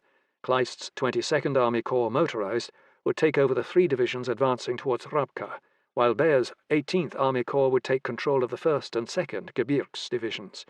Normally, this kind of command rearrangement at the outset of a war is a recipe for command and control and logistic confusion, but it apparently had negligible impact upon the German operational tempo. Yet the shift of command responsibilities one day into the war suggests that German pre-war planning, at least in 14th Army, was not as thorough as is often claimed. Nevertheless, Wiel's 2nd Panzer Division prepared to attack Maciek's brigade at Wysoka. Around 0530 hours, the 1st Panzer Regiment 3 advanced northwards towards Wysoka, with 3 tank companies in a broad wedge formation. 2 battalions of German artillery pounded the high ground, but most of the shells landed on the forward slope. Initially, Maciek could only reply with 8 artillery pieces against the 24 German howitzers. Nevertheless, the Polish anti-tank guns were not suppressed, and they opened fire at the approaching German armour at a range of about 600 metres, and knocked out several enemy tanks. The Polish defence was also assisted by Armoured Train No. 51, with its 4 75mm guns. Under heavy fire, the German panzers fell back to regroup. Recognizing that he was facing a strong defensive front and not a rear guard, General-Major Viel was forced to commit the rest of his division and mount another assault on Wysoka around 0900 hours. Now the Germans massed fires to suppress the Polish defence. Rolf Herrenstein, a gunner on a Panzer IV medium tank in the 5th Panzer Regiment 4, was involved in this attack and claimed to have knocked out a Polish 37mm anti-tank gun with his 75mm howitzer. As the German tanks closed in, the machine gunners in the 24th Uhlans switched to armour-piercing ammunition, which was effective against the thin armour on the Panzer I and Panzer II tanks. One machine gunner, Caporal Vincenti Jekciarz, may have disabled as many as 2 to 4 German tanks before he and his crew were killed by red phosphorus rounds, the German 75mm NBGR KWK smoke shell. Another defender, podporovnik Franciszek Dziuba, also directed a 37mm anti-tank gun which knocked out several tanks until he too was killed. The German tanks gradually pushed back the left wing of the 24th Uhlans, but Pukovnik Dvorak mounted local counterattacks that prevented a complete collapse. Around 1100 hours, Viel mounted another offensive pulse, but shifting eastwards, hoping to exploit a perceived gap in the Polish lines between the 24th Uhlans and its sister regiment, the 10th Mounted Rifles. Viel committed his Schutzen Brigade too to support this attack, which succeeded in driving a wedge into the Polish line. Maciek finally committed his small armour reserve, the 121st Light Tank Company with 16 Vickers tanks, which successfully counterattacked the German infantry penetration and prevented a breakthrough. However, the German panzers and motorized infantry continued to press the obstinate Polish defence and managed to occupy Wysoka by 1600 hours. By late afternoon, the 24th Uhlans were falling back through Jordanov. During the day, Hubitschky's 4th Leichter Division had arrived south of Rabka and attacked Wojciech's 2 KOP battalions. Although the Germans did not break through in this sector, it was clear that the Germans could now employ 2 mobile divisions against the thin Polish defence. Consequently, Maciek converted the defence of Wysoka into a mobile delay, ordering the 10th BK and Wojciech's KOP battalion to begin falling back during the night of the 2nd to the 3rd of September towards Myślenica. Although Polish historians acknowledge the Battle of Jordanów-Wysoka as a German victory, the skillful and obstinate resistance of Maciek's 10th BK is rightly regarded with some pride. Yet claims about the battle being a German Pyrrhic victory due to heavy losses are unfounded. Perhaps 30 German tanks were disabled, mostly Panzer I and Panzer IIs, but the Germans held the battlefield and could recover their wrecks.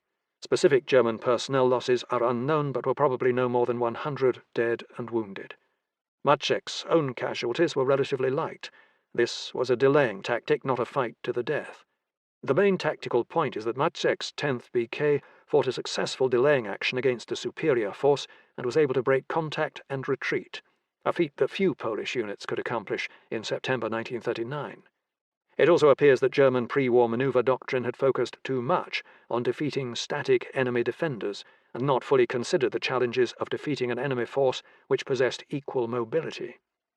Oddly, the Germans did not mount an effective pursuit of the Polish forces, possibly due to the switchover between controlling corps headquarters, and allowed both the 10th BK and Wojciech's units to fall back 3 to 4 kilometers and re-establish a new line near Naprowa by the morning of the 3rd of September.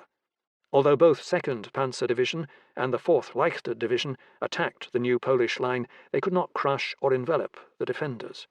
Indeed, the Germans seemed content to push the smaller Polish forces back towards Myślenica rather than make a serious effort to get around their open flanks and destroy them. On the night of the 3rd to the 4th of September, Maciek and Wojciech retreated another 10 kilometers and established blocking positions at key road junctions.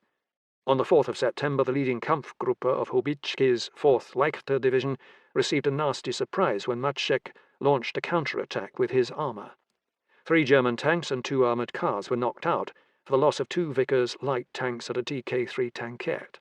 Yet while Maciek could slow the advance of Kleist's 22nd Army Corps motorized, he could not stop it. By the afternoon of the 4th of September, Maciek's 10th Cavalry Brigade had retreated to Myślenica, and the 2nd Panzer Division was hard on his heels. Around 2000 hours, German tanks broke through the thin line south of the town and caused a brief panic, before being repulsed by a prompt counterattack. In addition to Maciek's tired brigade, only 2 battalions from the 12th Infantry Regiment and a KOP battalion were on hand to defend Myślenica. While Maciek was trying to prevent Kleist's 22nd Army Corps Motorized from enveloping Army Krakow's left flank, the bulk of Army Krakow was falling back towards that city, pursued by List's 14th Army. The 23rd and 55th DPs managed to break contact from the German 8th Army Corps after abandoning Katowice and fighting a delaying action, while falling back towards Krakow. The Poles were successful in destroying all the bridges over the Vistula in this sector, which hindered the German pursuit.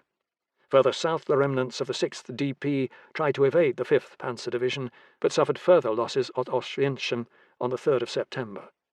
The 21st DPG briefly delayed the German 17th Army Corps along the river Sola before withdrawing.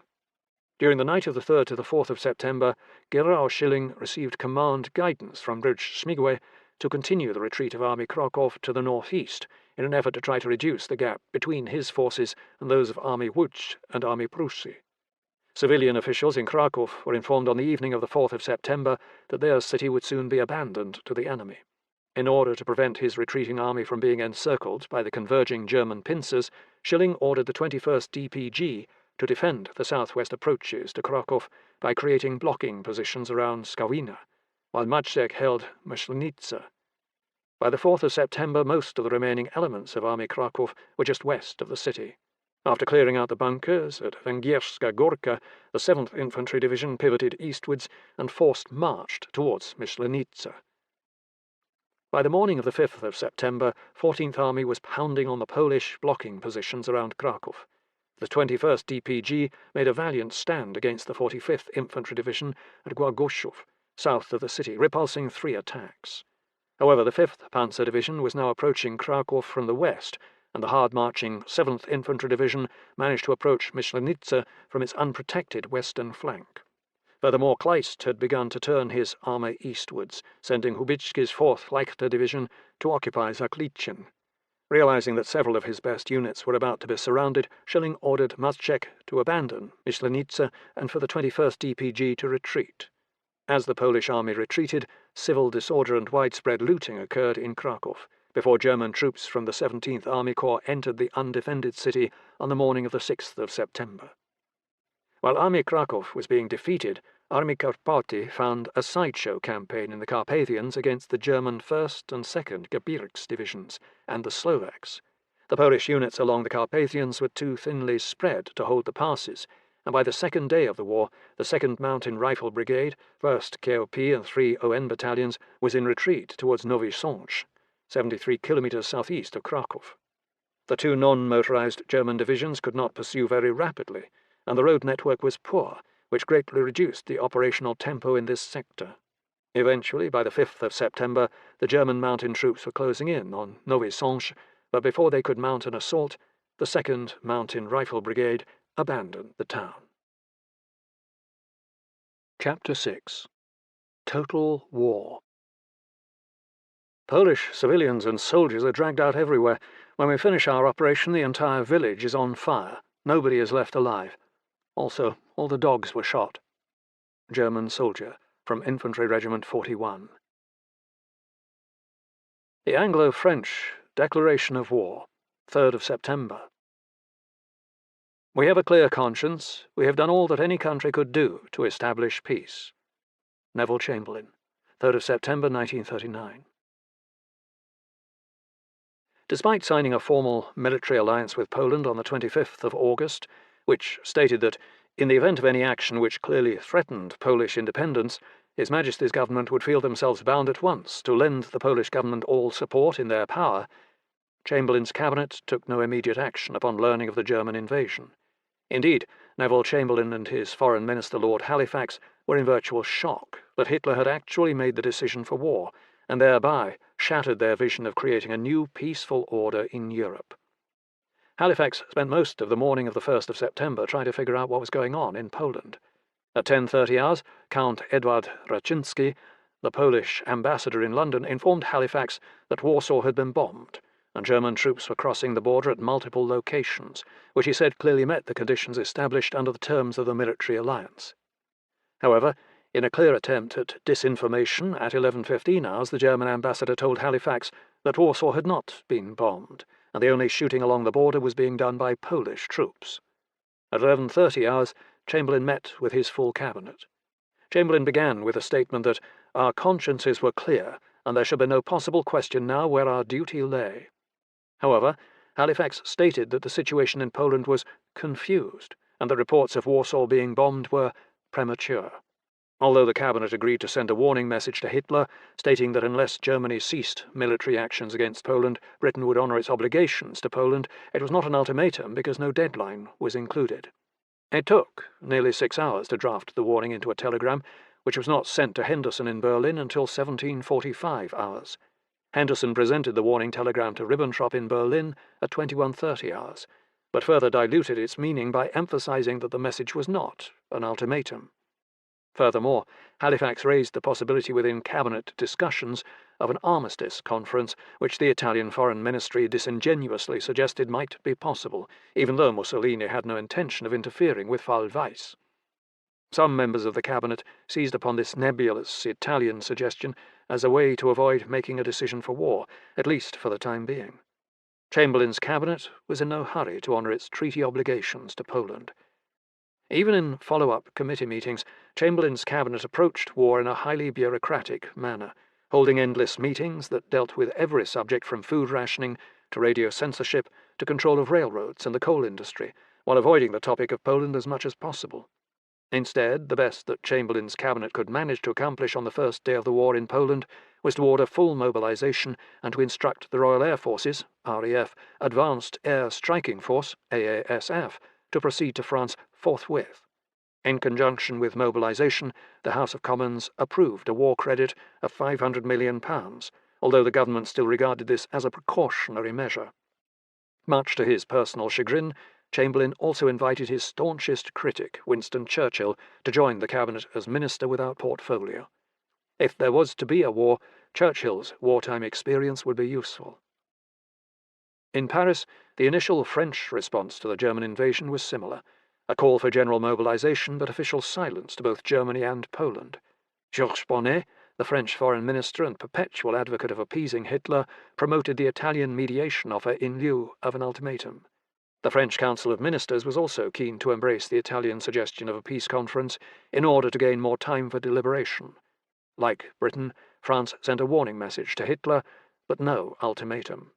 The Polish ambassador in Paris, Juliusz Łukasiewicz, quickly lost his patience with Bonnet's do-nothing mentality and demanded that France honour its treaty obligations at once. In fact, the French had not even ratified the new military alliance with Poland, even though both sides had signed it in May.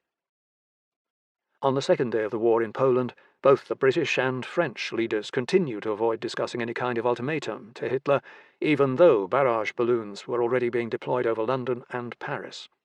Hitler ignored the warning messages from the previous day. Daladier addressed the National Assembly and stated that France and England cannot stand by and watch a friendly nation destroyed, but avoided mentioning the necessity of a declaration of war unless Germany backed down. In order to support general mobilization, Daladier asked for 75 billion francs in supplementary military credits, which was granted. In London, Halifax went round in circles most of the day about the Italian suggestion of a peace conference, which Rome claimed it might be able to arrange by the 5th of September. Chamberlain also preferred the idea of a peace conference, and like the French was unwilling to put any time limit on Hitler's military actions. Halifax inanely informed the Italian foreign minister that the British would not favour any conference while German troops remained in Poland, but left the door open to negotiations. By this point the Poles were livid that their two erstwhile allies had still not honoured their treaty obligations and refused to consider any kind of peace conference. Germany's foreign ministry continued to spew out disinformation, claiming that a de facto ceasefire had already occurred in Poland, which some media uncritically accepted. Just prior to the British afternoon cabinet meeting, Chamberlain received a situation update from Count Rzyński, which stated that battle today over the whole of the front has increased in intensity, and that the Luftwaffe was bombing Polish cities. The Polish note also officially requested the immediate fulfilment of British obligations to Poland. Although most of the cabinet was in favour of sending an ultimatum to Hitler at once, Chamberlain said that step should be deferred until the French were fully consulted. In Paris, Bonnet continued to prevaricate and urged delaying another 48 hours. Up to this point, the public and the media, in Britain and France, had little notion of how their governments were responding to the German invasion of Poland. which led to confusion about whether or not war was imminent. It was not until Chamberlain addressed the House of Commons at 1800 hours on the 2nd of September that it became clear that Britain had not even sent a real ultimatum to Hitler, demanding that he cease his invasion or face war. In a matter of minutes, Chamberlain's support in both the House and even his own cabinet evaporated, since his prepared statement made no mention of honouring the military commitment to Poland. Indeed, Chamberlain was shocked by the rancour in the House, and was informed from multiple quarters that unless he sent an ultimatum to Hitler, his government would fall. Chamberlain tried to argue that Britain should not declare war without France, which still balked at the prospect, but this did not hold sway with his cabinet. The cabinet approved the ultimatum at a late evening meeting, but held off sending it until the next morning. The British ultimatum to Hitler was finally delivered to the Foreign Ministry in Berlin at 0900 hours on the 3rd of September. Henderson, the British ambassador, presented the ultimatum and stated that Germany had until 1100 hours to reply. Hitler received the British ultimatum and ignored it. 2 hours later, Chamberlain addressed the United Kingdom over radio and announced the declaration of war. Once the British had delivered their ultimatum and declared war, the French were left with little choice. The Germans received the French ultimatum 1 hour after the British declaration of war and ignored it as well, leading to a French declaration of war at 1700 hours. In Berlin, Goebbels's propaganda machine explained to the German people that it was not the Führer's fault that they now found themselves involved in another European war, but that of the Anglo-French. The German newsreels stated that for 20 years England had turned down all peaceful proposals for arbitration. Unfortunately, by the time that Britain and France finally declared war, Polish forces had already been badly defeated on the border and were in retreat. Even after making the decision to go to war because of the German invasion of Poland, Britain and France virtually ignored what was going on in Poland. Chamberlain held his first war cabinet meeting at 1700 hours on the 3rd of September. Churchill was in attendance as First Lord of the Admiralty. There was no discussion of Poland in this first meeting. Instead, the main military question facing the cabinet was how they should employ Britain's main strike force, RAF Bomber Command.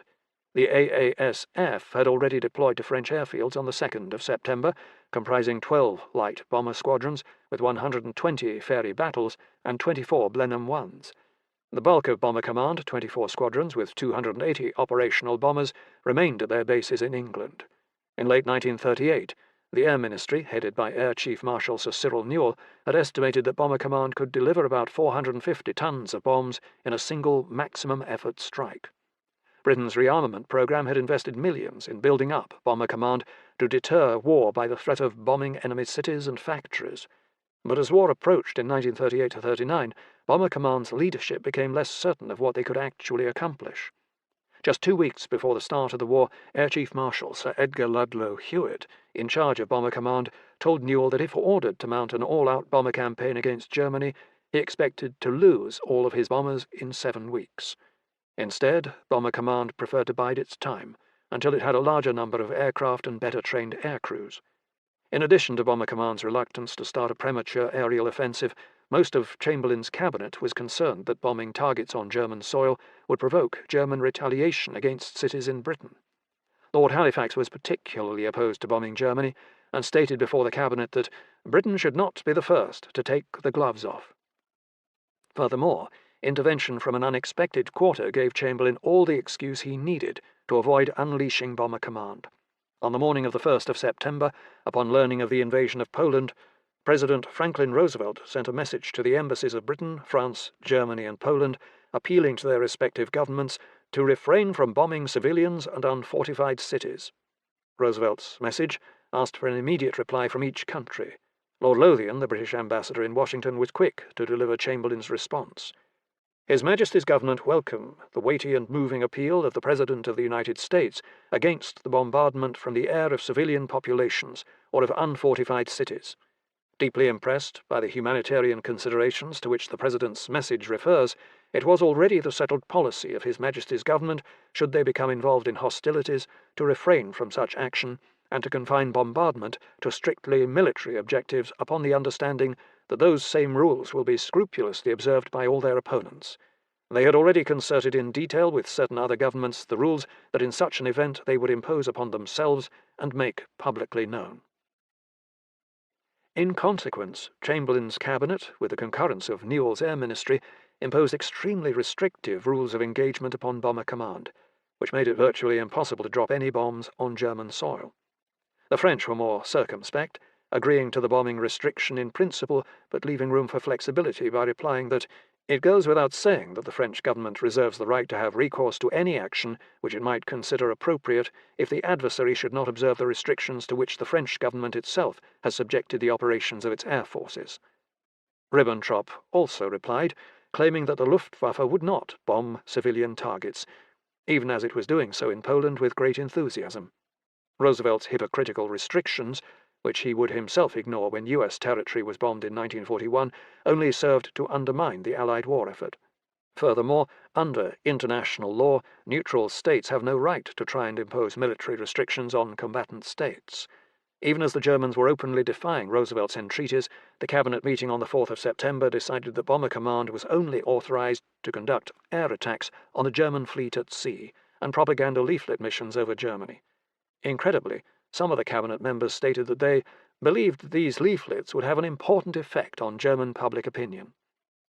At 14:45 hours on the 4th of September, Bomber Command launched its first offensive strike of the Second World War.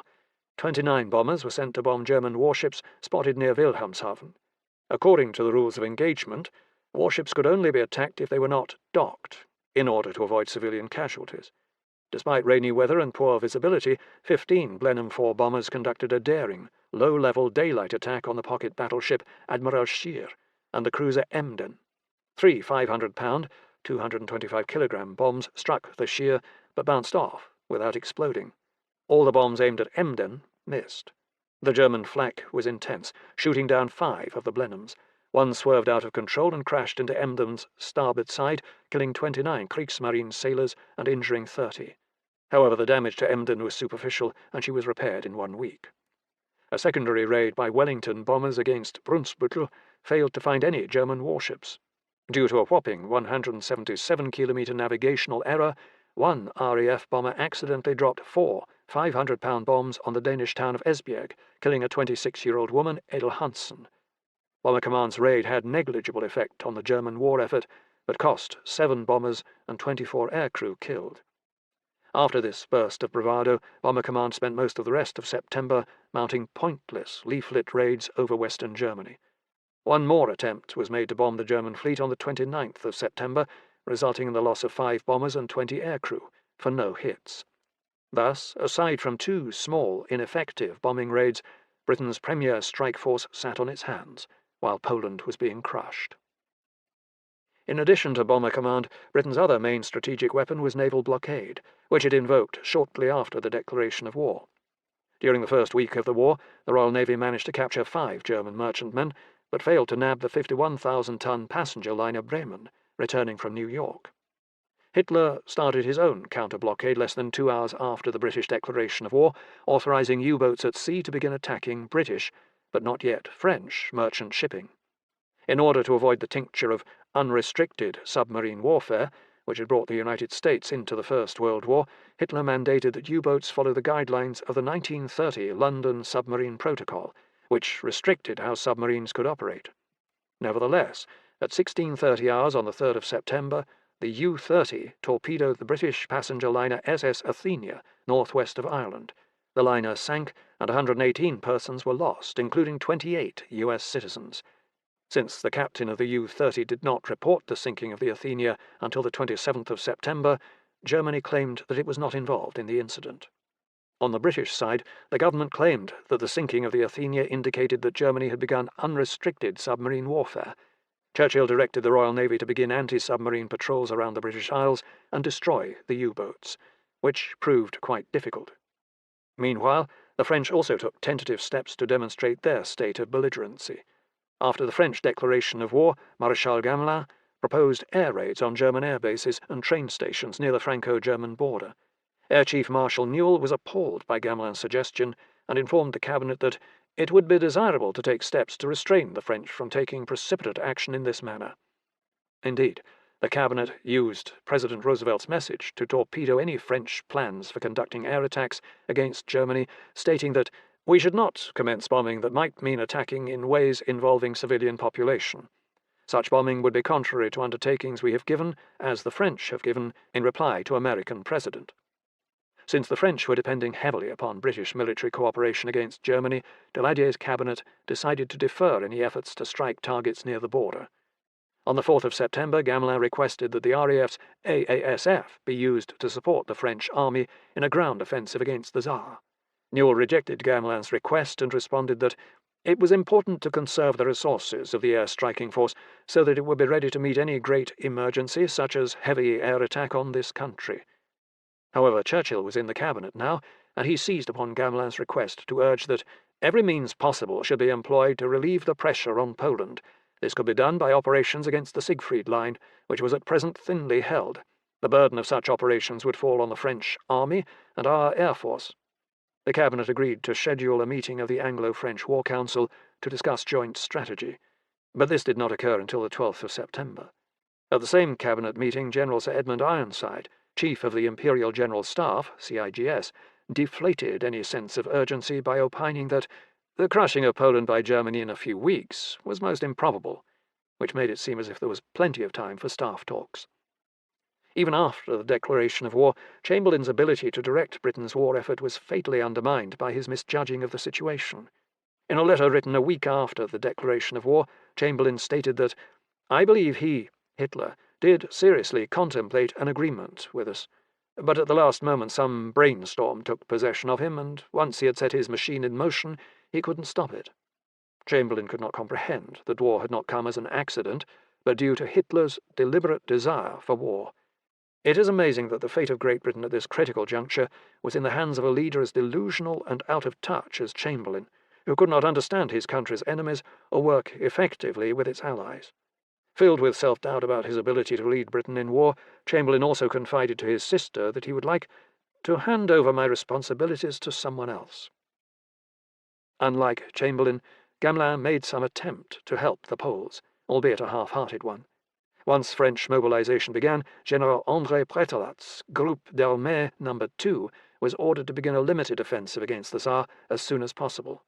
The French forces involved in the Tsar offensive were still lacking much of their vital equipment and enjoyed only modest air support, but the Germans opposing them also comprised newly raised units, including Landwehr and reservists, who were outnumbered by roughly 1.6 to 1. Furthermore, the French had an absolute superiority in armour, since the Wehrmacht had no panzer units deployed in the west.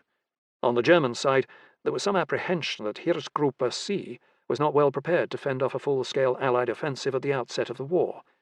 While Luftflotten 2 and 3 had enough Bf-109 fighters, over 400, to ensure air superiority over the Armée de l'Air, there was only a single Stuka group deployed on the Western Front.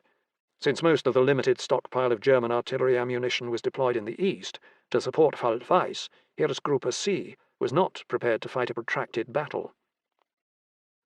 On the 7th of September, Army Group No. 2 began probing operations along the German border, and 2 days later the 4th Army attacked with 5 infantry divisions and 4 tank battalions. The outnumbered German First Army fell back to the west wall, allowing the French to advance 8 kilometres into Germany. However, advancing French troops were stymied when they encountered large numbers of German anti-personnel mines, which inflicted significant casualties. Although some French units got within sight of the west wall, no attacks were actually mounted against any of its positions. Several small aerial skirmishes also occurred, resulting in the loss of 10 French fighters against only 6 German aircraft. From the beginning, the Tsar offensive was intended to be a limited objectives operation, and Gamelin was reluctant to take any risks. Heeresgruppe C was never seriously stressed by the French operation. By the time that Gamelin terminated the offensive on the 12th of September, the French army had suffered about 2,000 casualties, but inflicted fewer than 500 casualties on the Germans. In Zossen, the OKH barely noticed Gamelin's offensive and made no effort to divert forces from the Polish front to deal with the French operations in the Saar. Consequently, the French Saar offensive was little more than a symbolic gesture of solidarity with the Poles. Both Britain and France had known since early 1939 that they did not intend to provide real military support to Poland in event of German attack, but they kept their deficiencies to themselves. Instead, their diplomats fed into the Polish wishful thinking that military guarantees would actually translate into enough of an Anglo-French military response to prevent Germany from overrunning Poland. As late as the 17th of September, the head of the French military mission in Poland, Louis Forczyk, kept telling reshaped that a major French offensive on the Western Front was imminent. In fact, both the British and French military leadership had written off Poland before the war had even started, and did not intend to launch any major offensive operations until at least 1941. The Anglo-French declaration of war had more to do with making a clean public break from the embarrassing mistakes made at Munich than any intent to protect Polish sovereignty. The Anglo-French delay in honouring their treaty obligations to Poland, or to lend all support in their power after declaring war, was a shameful moment in modern diplomatic history. In reality, Poland had no allies in September 1939. Yet, the fact that the Anglo-French chose not to honour their treaty obligations to Poland beyond a pro forma declaration of war does not mean they could not have done more. While the Allies were unprepared for robust offensive action, they did enjoy a brief period where the bulk of German combat power was facing eastwards, rather than towards them. With real leadership, Bomber Command and the French Armée de l'Air could have been used to make at least a few strong daylight raids with fighter escort against industrial targets in the nearby Ruhr. Aircraft losses would have been heavy, but the Germans would probably also have suffered significant civilian casualties, hurting morale far more than leaflets. Likewise, with proper air support from the AASF, Gamelin's armies might have been able to make a better showing in the Saar. The French had a nice assortment of heavy rail artillery, which could have been used to pound the West Wall bunkers into shattered concrete, enabling the capture of at least a few positions, a fine propaganda coup for the Allies. None of these actions would have saved Poland, but they would have put Hitler on notice that the West would not simply sit by and watch him conquer nations. Furthermore, the Anglo-French Allies desperately needed to begin a weeding out process to remove incompetent and defeatist military and political leaders in order to energize their national war efforts.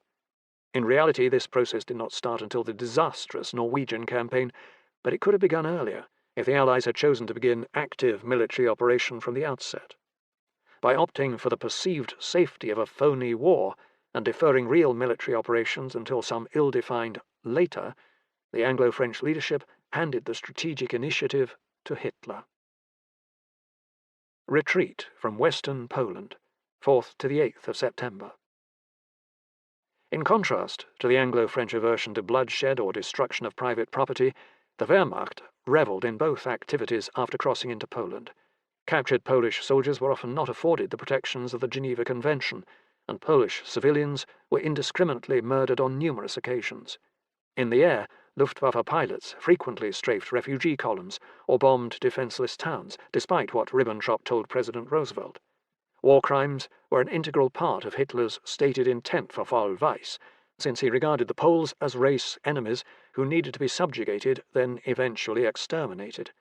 Furthermore, most of the war crimes committed in Poland during Fall Weiss were not committed by SS troops, who comprised less than 2% of the invasion force, but rather by regular Heer and Luftwaffe personnel. Given the heavy doses of pre-war anti-Slavic propaganda pumped out by Joseph Goebbels' Ministry of Propaganda, many of the young German troops regarded the Poles as inferior and undeserving of any kind of sympathy. Even educated German officers, such as Hauptmann Klaus Graf von Stauffenberg, a staff officer in the 1st Leichter Division, held the Poles in low regard, and saw captured Poles as no more than slaves for the Reich. Stauffenberg would eventually join the anti-Nazi resistance, and famously failed to assassinate Hitler in 1944, but in 1939 he viewed the Poles through the same racial lenses as the Nazis. Notably, a few German officers did have enough moral character to object to this murderous brutality, but they were few in number in September 1939, and were ignored or even ridiculed. As the Polish armies began to retreat on the 2nd to the 3rd of September, a number of cities fell virtually undefended to the advancing Wehrmacht. Most of the extant histories of the Polish campaign fail to mention that each of the invading German armies was accompanied by an Einsatzgruppe, task force, each comprising about 400 to 800 personnel, a mix of SS, SD, Sicherheitsdienst or security service, Gestapo, and police. Unlike the Einsatzgruppen employed in the USSR in 1941–42, the groups used in Poland consisted almost entirely of German nationals, although some were Volksdeutsche. Prior to the invasion of Poland, the SD and Gestapo compiled lists, Sonderfahndungsbuch Polen, of Polish citizens who were deemed dangerous to the Reich. These lists were based upon information provided by ethnic Germans living within Poland and amounted to over 61,000 people by the 1st of September. As Polish cities were occupied, the Einsatzgruppen rushed in to arrest Poles on the list, as well as others picked more or less at random. In addition to the Sonderfahndungsbuch Polen, which was only distributed to the Einsatzgruppen, on the 9th of August 1939, the OKW issued a directive that ordered Wehrmacht units to arrest all suspicious civilians in Poland. In practice, all males of military age, that is 17 to 45 years, were deemed suspicious. On the morning of the 3rd of September, the German 46th Infantry Division marched into Częstochowa without a shot being fired. Many Poles had fled the city with the retreating 7th DP, but the remainder made no resistance. Shortly after occupying City Hall, German troops began rounding up thousands of hostages, many pulled out of their homes, ostensibly to ensure that the population remained docile. While gathering Polish hostages, some of the German troops looted homes and then set them on fire. The hostages were brought to the city centre and forced to wait at a collection point in the main square in front of the Cathedral Basilica of the Holy Family, surrounded by armed troops. Surprisingly, the first night of German occupation in Częstochowa passed relatively quietly, despite sporadic shooting, most likely caused by nervous German sentries. However, by the afternoon of the 4th of September, members of SS Obersturmbannführer Emanuel Schäfer's Einsatzgruppe II arrived in Częstochowa, and the occupation took a nasty turn. German soldiers were obsessed with the idea of Polish armed civilians, even though few had turned to insurgency yet. After a shooting incident, probably accidental friendly fire, German troops claimed that Poles had fired on the divisional field hospital. Either with or without orders, German troops then began shooting many of the hostages held in front of the cathedral, resulting in about 227 deaths, including 25 women and 8 children. Fewer than 10% of the victims were Jewish. Other civilians were executed elsewhere in the city, but numbers are less certain. It is clear that German troops, mostly from the 46th Infantry Division, murdered approximately 300 Polish civilians during the first day of the Częstochowa massacre. Many more would be executed in subsequent days. In the field, captured Polish soldiers were often executed by German troops. Thousands of Polish stragglers from Army Pomorza were wandering in the Tuchola forest, hoping to reach either the Vistula River or Bydgoszcz, but they found their retreat blocked by the German 3rd Army Corps. On the 3rd of September, German troops from Oberst Heinrich Wosch's Infantry Regiment 8, 3rd Infantry Division, caught up with one Polish group near the village of Topolno, just short of the Vistula River. Several hundred Polish troops were captured, but approximately 80 unarmed Poles were shot soon after capture. The Polish 50th PP managed to retain some cohesion, but could not cross the Vistula. On the 4th of September, the regiment was finally cornered near Jeżewo and was annihilated after a tough fight. Afterwards, about 3,500 captured Polish troops and civilian detainees were corralled near Srock, where they were guarded by rear echelon troops from a road repair unit, the Leichter's Strassenbau Battalion 604. Many of these troops were teenagers from the Reichsarbeitsdienst, Reich Labour Service, or RAD, who had only minimal military training. This Labour Battalion had also suffered 6 dead earlier in the day in an encounter with armed Polish stragglers.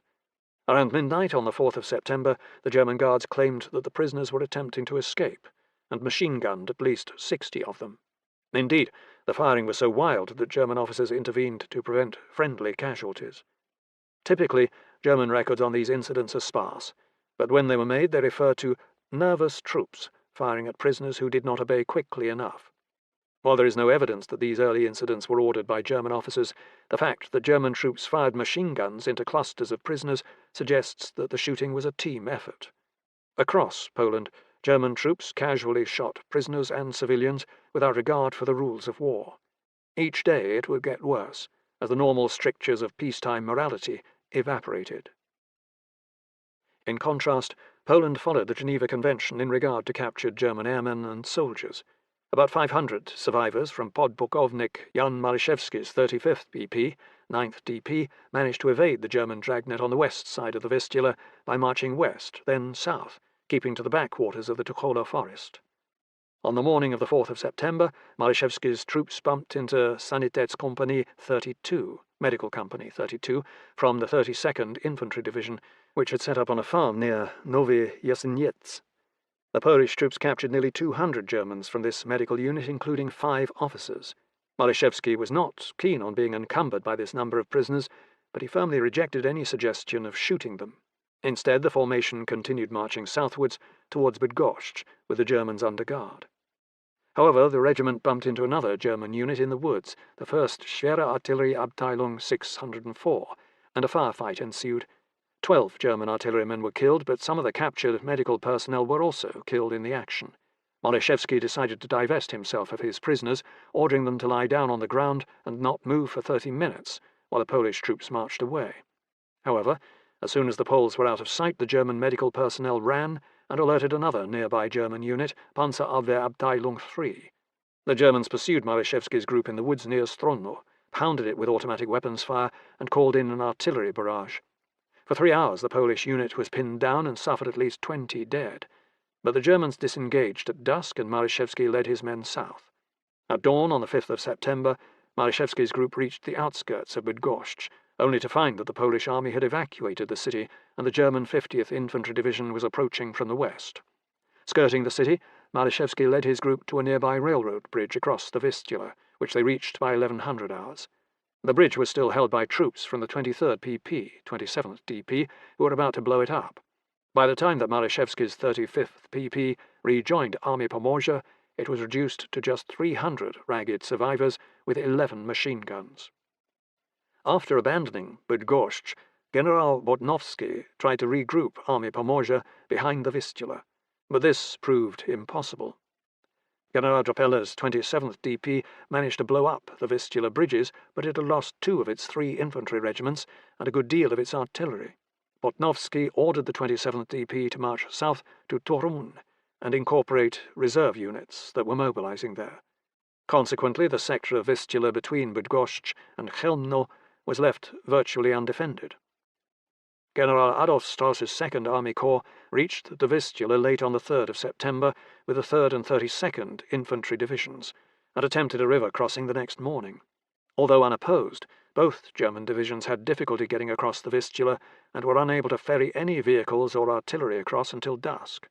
Apparently, Kluge failed to ensure that a bridging column was quickly brought up, so Strauss's corps lost a vital day getting across an undefended river. During the bridging effort, Hitler made a surprise visit to Bock to witness the 3rd Infantry Division crossing. Hitler told Bock that he was pleased with progress and was impressed with the performance of the troops. Later in the day, Hitler visited Guderian's 19th Army Corps and was most interested in finding out how his panzers had performed in combat.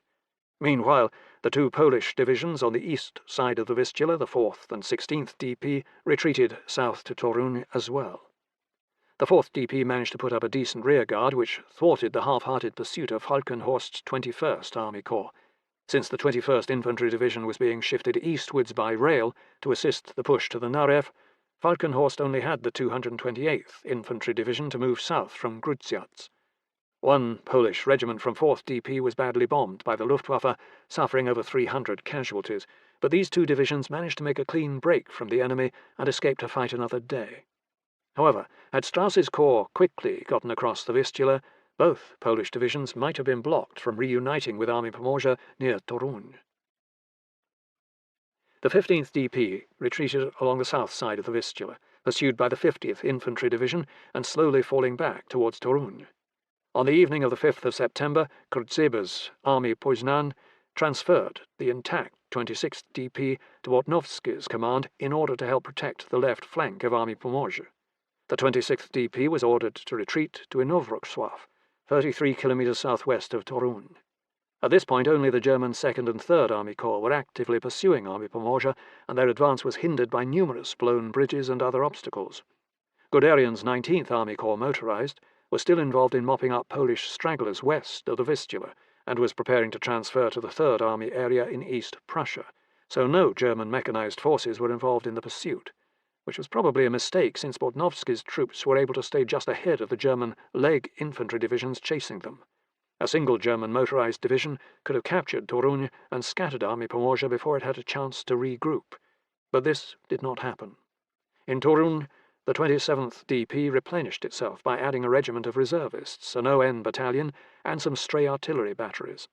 By the 6th of September, the rebuilt 27th DP occupied defensive positions around Toruń. On the 6th of September, Boltnowski ordered General Drapela to form an operational group with 27th DP and the remnants of the Pomorska Cavalry Brigade to form a rear guard for Army Pomorze, which was ordered to retreat towards Warsaw. Boltnowski was unaware that the OKH and Heeresgruppe Nord disagreed about the next phase of Fall Weiss. Halder wanted to transfer the bulk of Kluge's 4th Army to East Prussia to launch a deep pincer operation across the Narew towards Brześć. Bock argued that this would let up the pressure on the retreating Army Pomorze and leave the bulk of his forces out of action for several days. The destruction of the railroad bridge over the Vistula at Tchev would complicate this effort as well. After some deliberation, by the end of the 5th of September, Halder allowed Bock to keep the 2nd and 3rd Army Corps pushing east along both sides of the Vistula, but the rest of 4th Army was going to be transferred to East Prussia by road and rail movement. The OKH also committed the 10th Panzer Division, which had been held in reserve, to move to East Prussia. These large-scale unit transfers, in part over damaged transport infrastructure, provided ample operational friction. Furthermore, Kluge was injured when his Wiesler Stock flew into a tree, so Strauss temporarily took over command of 4th Army. Brauchitz also got involved in the debate over courses of action and argued that Heeresgruppe Nord was trying to swing too far to the east, rather than just pushing straight into Warsaw. Instead of just sticking to a decent plan that was working, the senior Wehrmacht leadership felt impelled to tinker with the operation in the hope of producing an ideal outcome, which Hitler tolerated when things were going well. As a result of 4th Army's slow pursuit, Boltnowski was able to reassemble his army around Toruń by the 6th of September, with 4th and 16th DP north of the Vistula and 15th, 26th and 27th DP south of the river. Indeed, when the 50th Infantry Division encountered the 15th DP's position, southeast of Toruń, they were surprised by the fierce resistance.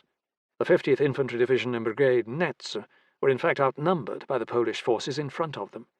Nevertheless, Boltnowski pulled the 4th and 16th DP south of the Vistula, blew up the bridges and abandoned Toruń, which was occupied by the Germans on the 7th of September. By the 8th of September, Army Pomorze was concentrated near Włocławek on the Vistula. Meanwhile, Kotzebe's Army Poznan was trying to conform to the retreat of Boltnowski's Army Pomorze. The intent was that both armies would unite somewhere near Łódź. Kotzebe's forces were still fairly intact, having only been lightly engaged in the first few days of the war, and he wanted to use them to launch some kind of counterstroke against the Germans. Indeed, it was galling for him to abandon the city of Poznan, population 269,000, without a fight on the 4th of September, when German forces were nowhere near. Since 9% of the population were ethnic Germans, many of whom were Nazi sympathizers, Kotzebue allowed the formation of a local home guard to maintain order in the city. Nevertheless, Kotzebe's troops were sniped at by German insurgents as they retreated, while other German civilians began openly hanging Nazi flags in the city. However, no German forces reached Poznan until the 10th of September because Rundstedt was unwilling to divert any additional forces to this sector. Eventually, OKH ordered Rundstedt to commit the 252nd Infantry Division from his reserves to occupy Poznan. But this was a low priority. Instead, the third-rate troops from General-Leutnant Max von Schenkendorf's Grundschutz Abschnitt Kommando 13 slowly marched towards the city. When a detachment from the Grenzschutz Regiment 148 reached the Old Market Square, they were greeted by the German inhabitants of Poznan with Nazi salutes. German civilians also helped drape the city hall with a large swastika flag. A few days later, Schenkendorf arrived to become military governor, along with SS troops from Einsatzgruppe 6. Schenkendorf, an ardent Nazi, would rule Poznan with brutality and contempt for the local population. Within a month, the Germans would establish their first concentration camp in Poland, inside the abandoned Fort 7, where thousands of Poles would be tortured and executed over the next 5 years. Kotzebue suggested that Army Poznan should be used for a counter-offensive into the flank of 8th Army instead of just retreating, but Rydschmigwe rejected this idea. On the 6th of September, Kotzebue was ordered to transfer his remaining aviation assets to centralized control. The LW was trying to reconstitute its fighter and bomber brigades by absorbing the survivors of Army aviation. Kotzebue refused this order, and consequently he was now the only Polish Army commander who still had his own air support. He directed the fighters of Group 3-3 to provide air cover over his retreating divisions by shooting down enemy reconnaissance aircraft. The decision to abandon Poznan without a fight was foolish, since even a small force could have held off Schenkendorf's security troops and forced Rundstedt to divert at least 1 or 2 regular divisions to capture the city. Indeed, these divisions would almost certainly have come from 8th Army, which would have weakened the Germans in the subsequent Battle of the Brzura. Instead, Kotzebe's Army Poznan was saved for the time being, and after detaching the 26th DP to join Army Pomorze, his 3 divisions, 14th, 17th and 25th DP, and 2 cavalry brigades, marched 200 kilometers in 4 days to reach the area around Kutno by the 8th of September. Although Blaskewitz's 8th Army was pressing from the south, Army Poznan was now within 30 kilometers of Army Pomorze, and for the first time in the campaign, the Poles would actually have 2 armies in a position to work together against less numerous German forces. Stand on the Narew, 6th to the 10th of September. As war approached, Reshaped and the Polish General Staff had become increasingly concerned about a threat to Warsaw from the north if the Germans attacked from East Prussia. While Army Modlin was intended to block the direct path to Warsaw, Operational Group Wyszków was responsible for holding the line of the Narew. Beginning in spring 1939, the Polish army began creating a series of fortified positions along the Narew at Ostrolenka, Novgorod, Łomża, and Wisna. Some of the concrete bunkers boasted armoured cupolas and 1.5-metre thick walls.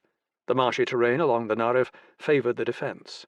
Pułkownik Stefan Kosecki's 18th Infantry Division, 18th DP, was responsible for defending the critical northern section of the Narew.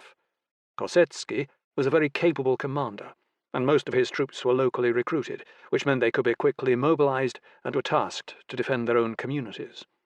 On the German side, Halder and Bock became increasingly fixated on conducting a wide enveloping attack across the Narew after the end of the fighting in Pomerania. In particular, there was concern that some Polish formations would escape across the Vistula and try to form a resistance centre in eastern Poland, which is what the French had been suggesting as a holdout strategy for years.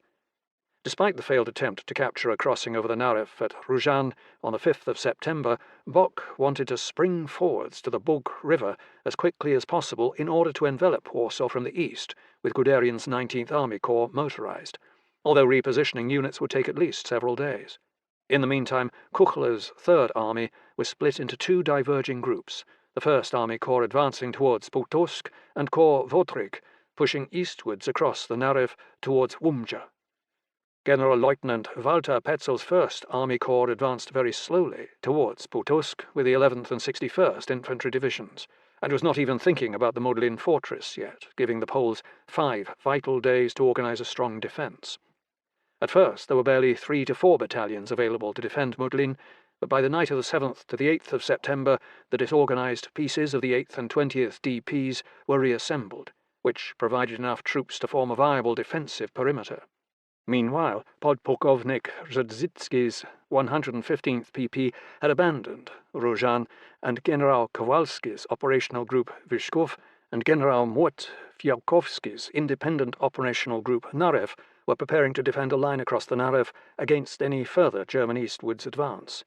Although Kowalski's command mostly consisted of reserve infantry and cavalry, his command had just been augmented by the arrival of the 1st Legion's Infantry Division, 1st DPL, one of the best divisions in the Polish army, from Wilno. However, in Warsaw, Reshaped had poor situational awareness about battlefield realities due to poor communications and limited information provided by aerial reconnaissance. Reshaped was perplexed by the German failure to pursue Army Modlin after the Battle of Mława, and did not yet understand that 3rd Army's spearhead had shifted eastwards. Reports from Różan suggested that Operational Group Wyszków was dealing with only a German brigade-size force. Under these uncertain circumstances, Reshaped was worried that the Germans would strike towards the Modlin fortress and thereby expose Warsaw to attack from the north. Consequently, he ordered the Modlin garrison to establish a 360-degree defence in case it was encircled. Reshaped also issued an order to Operational Group Wyszków to mount a counterattack towards Putusk, assuming it would strike the flank of 3rd Army and take some pressure off Army Modlin. Operational Group Wyszków was supposed to counterattack with the 1st DPL and the 33rd Infantry Division, 33rd DP, which was only a partially mobilized reserve division. The 18th and 41st DPs would continue to defend the line of the Narew River along with 2 cavalry brigades. Although Reshaped issued this order at 18:15 hours on the 5th of September, General Kowalski did not receive it until 0600 hours on the 6th of September, due to the parlous state of Polish communications. Instead of mounting a deliberate defense behind a river where there was some chance of success, Kowalski now had to send his best unit across the river to mount an ad hoc counterattack into the teeth of enemy resistance and thin out his defences on the Narew. Reshaped's order threw Operational Group Vyshkov into complete disorder on the 6th of September. General Kowalski ordered the 1st DPL to march to Pultusk, which was threatened by an attack from the advancing German 1st Army Corps. Until the Battle of Moava, Pultusk had been garrisoned by the 13th PP, 41st DP, but this regiment had been sent on a futile effort to reinforce the 8th DP's doomed counterattack and was scattered. The only Polish troops remaining in Pultusk were 1 battalion of KOP and 1 ON battalion, plus a few artillery batteries. The 1st DPL arrived at Pultusk just as the German 61st Infantry Division began probing the city's defences. However, Reshaped suddenly decided that he didn't want to risk the 1st DPL at Pultusk, and he ordered it to abandon the city and withdraw south of the Bug River. General Kowalski made an equally ill-judged decision to pull the 41st DP back from the Narew while committing the 33rd DP to occupy defensive positions east of Rozhan. Both reserve units were too inexperienced to conduct a nighttime relief-in-place operation and became hopelessly entangled during the night of the 6th to the 7th of September. The Podlaska Cavalry Brigade was kept back in reserve near Ostrov Mazowiecka, essentially not doing anything useful. The only solid unit with a clear mission in Operational Group Vyshkov was Kosecki's 18th DP, which was holding its assigned fortified positions along the Narew from Ostroleka to Vizhna. The fog of war was also affecting the Germans. General-Lieutenant Albert Forczyk was unaware that the Poles had evacuated Rozhan during the night of the 5th to the 6th of September and spent the better part of the 6th of September preparing to assault an empty town. Finally, at 1600 hours, the 12th Infantry Division advanced and occupied the deserted forts and town. Further south, the 1st Cavalry Brigade forded a shallow portion of the Narew and created a bridgehead, which caused the thinly held line of the 41st DP to pull back. However, it was not until nightfall that Corps Forczyk had built pontoon bridges across the Narew and could move heavy equipment across. While waiting to advance across the Narew, SS troops from Panzer Division Kempf amused themselves by abusing, then murdering, 50 Jewish civilians in the village of Krasnoselets. Kochler, commander of 3rd Army, was incensed by this lawless behaviour by SS troops under his command and ordered a court-martial for 2 enlisted soldiers. The Krasnoselets incident was reported to the OKH. Once the pontoon bridge over the Narew was completed during the night of the 6th to the 7th of September, Corps Forczyk began crossing the river, and the vanguard advanced 10 kilometres eastwards, bumping into the disorganised 33rd and 41st DPs. On the morning of the 7th of September, Panzer Division Kempf attacked the 2 Polish reserve divisions and scattered them. The survivors retreated south towards Vyshkov on the Bug River. Pushing ahead against negligible resistance, Panzer Division Kempf advanced rapidly towards Ostrov Mazowiecka, headed by the Podlaska Cavalry Brigade. While Operational Group Vyshkov was slowly unravelling, Bock's plan to conduct a wide envelopment was unfolding north of the Narew.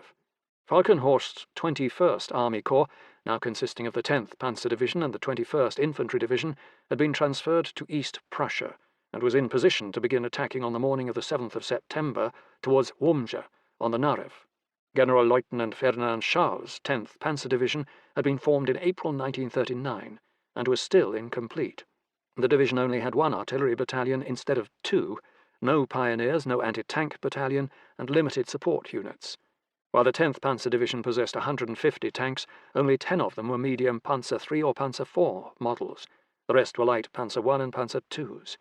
Since Falkenhorst's 21st Army Corps was already in place, by the evening of the 6th to the 7th of September, it would begin the grand envelopment the next day by attacking along the Narew at 3 points, with the main effort at Łomża. Meanwhile, Guderian's 19th Army Corps, motorized, was having difficulty making the move to East Prussia and would not be available to join the offensive until the 9th of September.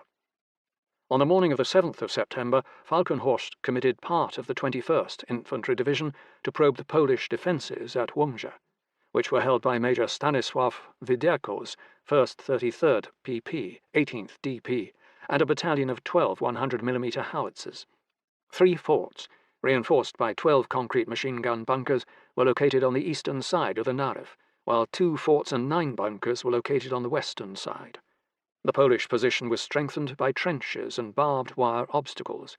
On the morning of the 7th of September, the reconnaissance units from the 21st Infantry Division approached the outer defences on the east side of the Narew, but Polish anti-tank gunfire destroyed 2 armoured cars. Heavy machine gun fire forced the reconnaissance troops to withdraw.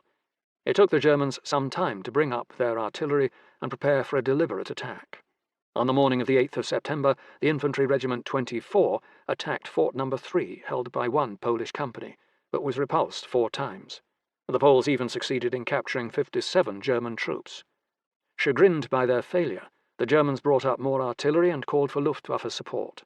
On the 9th of September, the Germans heavily bombarded the outer forts and the town of Łomża itself, but failed to inflict sufficient damage.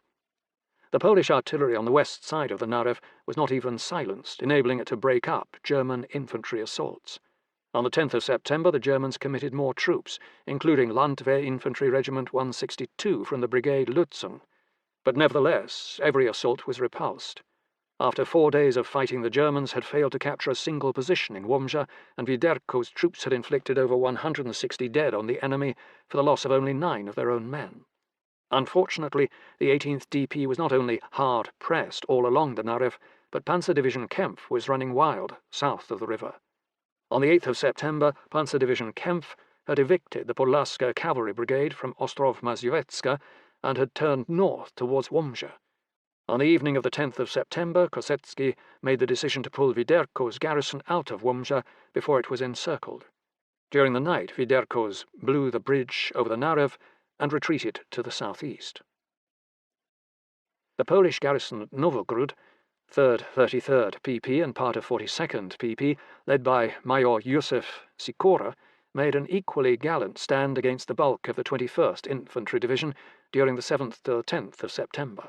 German efforts to conduct assault crossings over the Narew were repeatedly repulsed by heavy defensive fire and prompt counterattacks, which threw the enemy back before they could establish a bridgehead. The Polish concrete bunkers with armoured cupolas proved particularly troublesome until the Germans began firing 3.7 centimetre anti-tank guns and 8.8 centimetre flak guns at them from across the river. After heavy artillery bombardments and liberal use of smoke, the Germans finally succeeded in getting across the river in strength on the 3rd day of the battle. 5 Polish artillery batteries pounded the crossing site. The Germans managed to capture 3 bunkers, using pioneers to blast off the armoured doors. The defenders inside were finished off with grenades. Major Sikora quickly counterattacked, which led to 2 days of intense urban fighting in the burning wreckage of Nowogród throughout the 9th to the 10th of September. The German 21st Infantry Division suffered 314 casualties in this battle, including 106 dead or missing. Despite suffering about 50% losses, Sikora's garrison was still holding most of its positions when he too received the order to withdraw late on the 10th of September. The Polish garrison in Ostroleka, which consisted of 71st PP, 18th DP, and part of the 33rd DP, was not troubled much by the Germans in this period, and the garrison abandoned the town on the 10th of September. Although the LW had been trying to conserve Pułkownik Władysław Heller's bomber brigade, it was heavily committed to supporting Polish forces on the Narew, since it was recognized that defeat here would lead to the encirclement of Warsaw. On the 7th of September, Heller's bombers flew 41 sorties and lost 9 aircraft, 5 P-37B Łódź and 4 P-23B Karasz, which was clearly unsustainable. Nevertheless, Heller's brigade flew 26 more sorties on the 8th of September before withdrawing to southeast Poland with the remaining 52 bombers. Guderian did not receive his specific orders until the evening of the 8th of September. Bock directed him to advance east of Falkenhorst's 21st Army Corps and cross the Narew at Wijna, where the 10th Panzer Division had already begun crossing the river. In fact, although the 10th Panzer Division managed to occupy the town of Wijna and get infantry across the river, The main Polish line of resistance, consisting of 7 heavy bunkers, had not yet been assaulted. Kapitan Władysław Raginis commanded a garrison of just 330 troops, armed with 6 76mm guns, 2 37mm anti-tank guns, and 24 machine guns, which should hardly have been a major obstacle for a panzer division. However, General-Lieutenant Schall had been injured on the first day of the attack, and without engineers the division could not build pontoon bridges across the Narew, so no tanks could cross. The motorized infantrymen from the 10th Panzer Division simply advanced to within range of the Polish bunkers and stopped. Without tank or artillery support and without effective leadership, the division ground to a halt. Hardly the image that Nazi propagandists wanted to promote about the Panzer divisions in Poland. When Guderian arrived in the bridgehead at 0800 hours on the 9th of September, he was incensed by the inactivity and lack of fighting. He was able to energize the 10th Panzer Division's infantry to begin assaulting the Polish bunkers, which lacked the interval troops to prevent the Germans from outflanking and overwhelming one position at a time. By late afternoon, the Germans had captured several positions, but the Polish defence was not yet broken. Guderian redirected his energy to getting his own pioneers forwards to begin building pontoon bridges over the Narew. However, this effort went awry, and when the sun came up on the 10th of September, Guderian still only had a few operational ferries to shuttle tanks across the river. Nevertheless, with the infantry and tanks available, Guderian mounted an attack that eliminated the last Polish bunkers and broke the defence. At Wisna, 2 German panzer divisions and the 20th Infantry Division motorized were held up mostly by the lack of bridges rather than the Polish defence. Kowalski's operational group Wyszków had made a valiant but essentially futile stand on the Narew for several days. The 21st Army Corps tried to bounce the river line straight off the line of march at several points and failed. The stubborn Polish defence at each location was testament to the steadiness and training of the better Polish active regiments. It was clear from the actions of Nowogród, Łomża, and Wisna that German units had difficulty conducting assault river-crossing operations and reducing well-built strongpoints.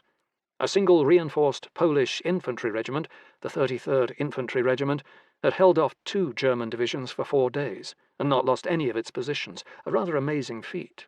Afterwards, the Germans would learn from their deficiencies on the Narew, and Guderian's spearhead, including the 10th Panzer Division, would turn in a much improved performance crossing the Meuse at Sedan in May 1940.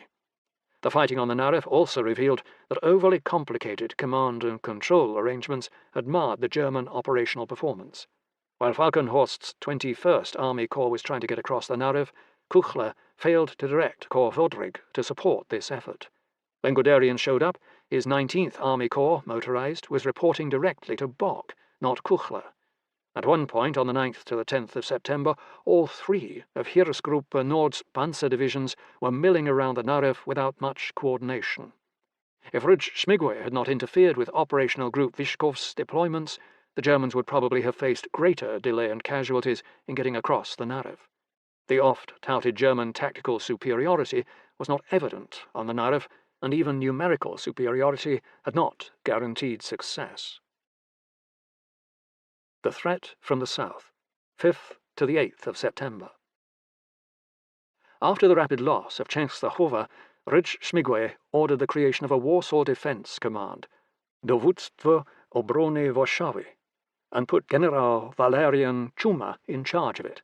Unfortunately, Czuma had very few troops. By the 5th of September, the civilian government was beginning to leave the capital, including President Ignacy Mościcki, who left for Lubartów. Stefan Starszyński, mayor of Warsaw, assisted Czuma by organizing civilian volunteers to fight fires from Luftwaffe air raids and began creating street barricades. However, Rudge-Śmigły seemed to have written off Warsaw and was already thinking about withdrawing to eastern Poland. While pressure from Heeresgruppe Nord upon the Polish field armies decreased, during the 5th to the 7th of September, Rundstedt's Heeresgruppe Süd was battering General Rummel's Army Łódź to pieces. Reichnau's 10th Army was the main threat, with Hübner's 16th Army Corps motorized already at the outskirts of Piotrków by the morning of the 5th of September.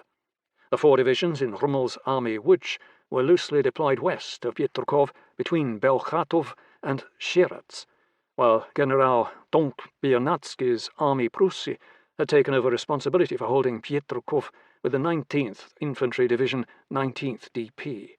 Due to the huge rupture between Army Łódź and Army Krakow, Biernacki was also forced to commit the 13th and 29th Infantry Division, 13th and 29th DP, and the Wileńska Cavalry Brigade to create a front extending east of Piotrków towards Radom.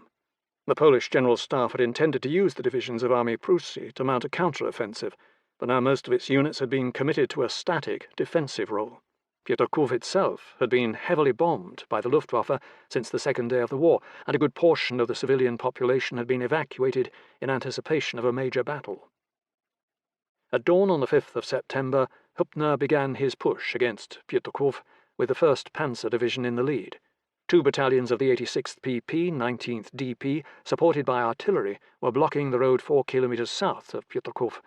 The initial German attack at 1000 hours was repulsed. While the 1st Panzer Division was regrouping for another assault, the Poles mounted a counter-attack from the flank, using 2 tank companies from Major Karpow's 2nd BCL and a motorized infantry battalion from the Wileńska Cavalry Brigade. The Polish 7TP tanks succeeded in knocking out 11 German tanks and several other vehicles, as well as inflicting losses upon the 1st Schützen Regiment 12. Yet the Polish counter-attack eventually was repulsed by German anti-tank and artillery fire. Major Karpow was left with only 24 of his original 7TP tanks, and his dwindling supplies of ammunition and fuel severely restricted his operational capability. It should be noted that the other Polish tank battalion, Major Kubin's 1st BCL, was nearby but kept in reserve.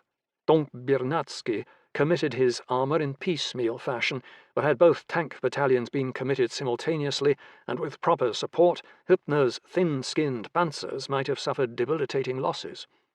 Having dealt with the Polish counter-attack, the 1st Panzer Division resumed its attack at 1400 hours, supported by artillery and Luftwaffe strikes. This time the Polish defensive line was pierced, and German panzers began to pour through. The 2 battalions of the 86th PP were decimated, having lost more than 80% of their personnel and equipment. Hübner committed the 4th Panzer Division into the breach, and it swung around to the northwest in an effort to envelop Piotrków, while the 1st Panzer Division attacked into the suburbs. Hübner also committed the 31st Infantry Division to attack the 2nd DPL around Belchatov. After heavy fighting, which lasted until dusk, the 2nd DPL was pushed back 5 to 6 kilometres. The retreat of the 2nd DPL broke the tenuous link between Army Prusy and Army Łódź. Hübner was on the verge of capturing Piotrków on the evening of the 5th of September, but as night fell, the German tanks found themselves in an urban setting with limited infantry support. At least 1 Panzer IV medium tank was knocked out and abandoned inside the city. The 19th DP still had 7 infantry battalions around Piotrków, and local counterattacks threatened to cut off some German advance units.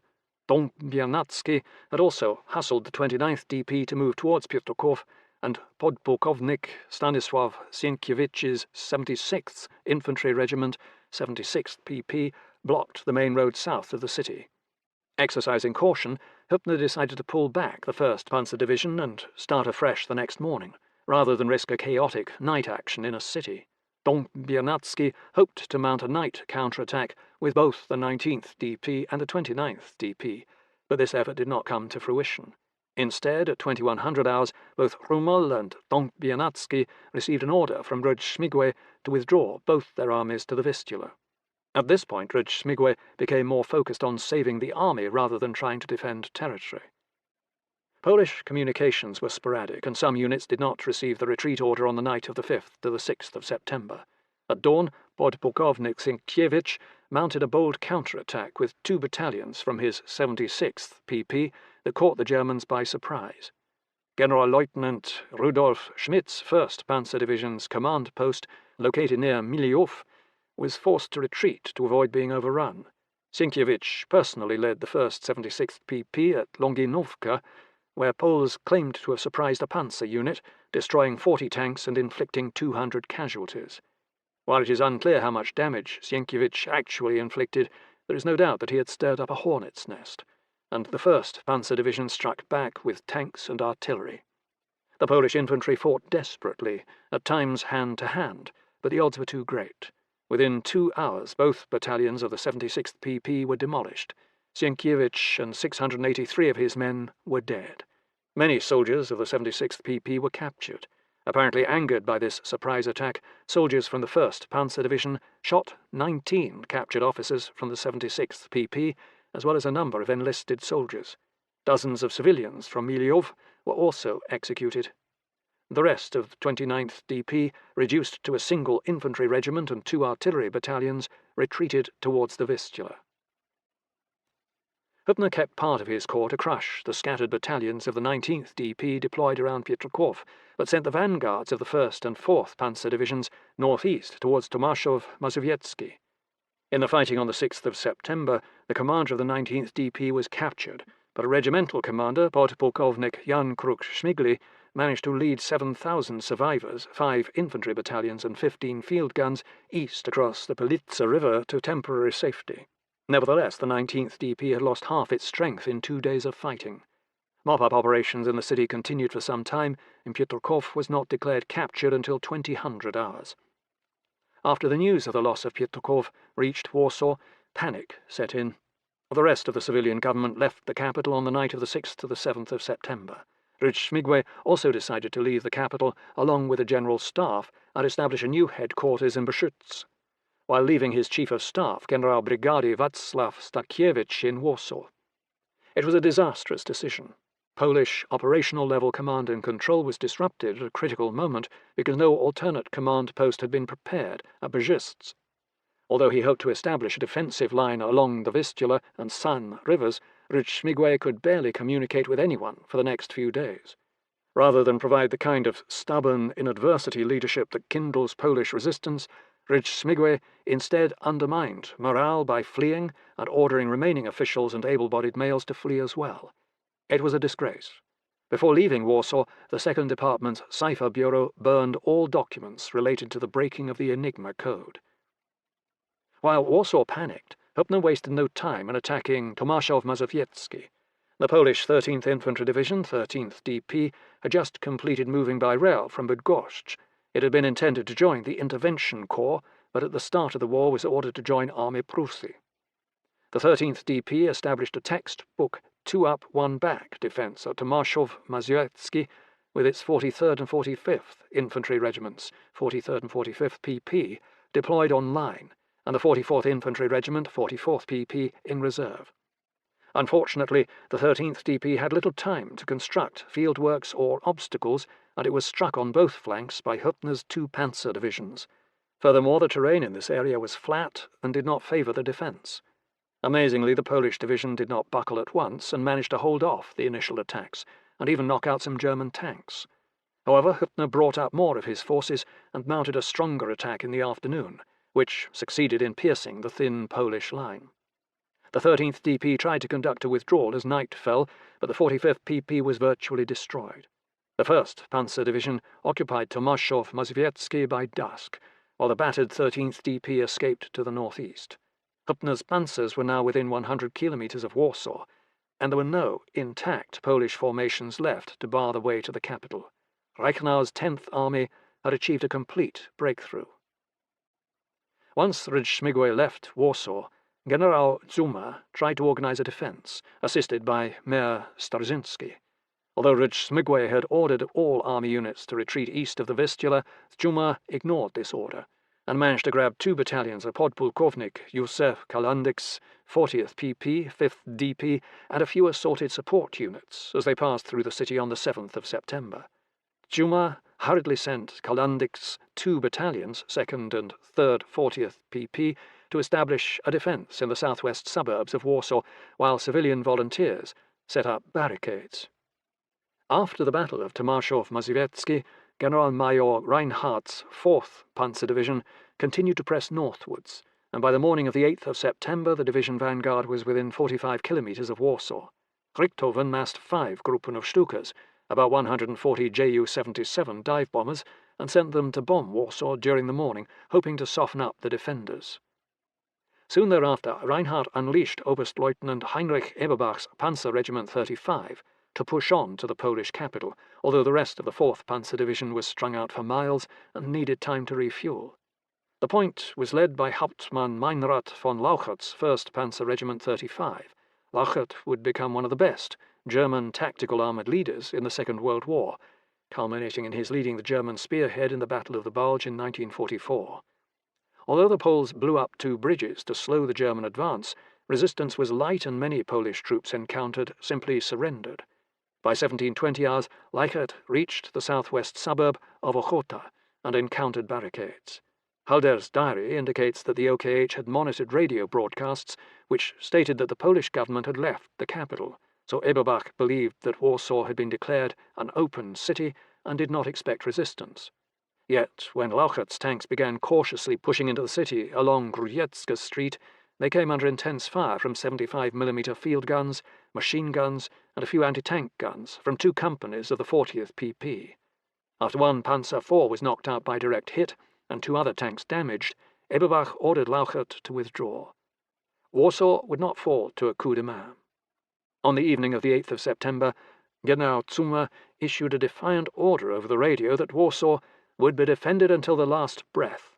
He ordered Polish soldiers to fight to the last man and civilians to devote all their energy to assist the army.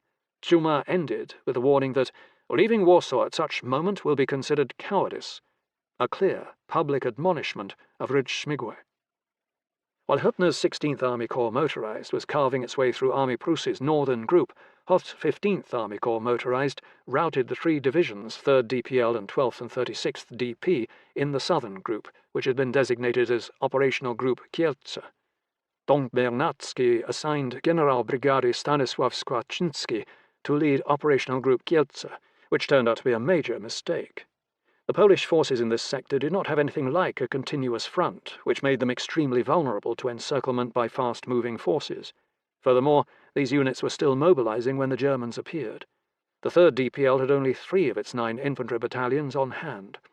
After destroying the retreating 7th DP on the 4th of September, Hoth pushed towards Kielce and the Polish armaments factories in the Central Industrial Region, COP.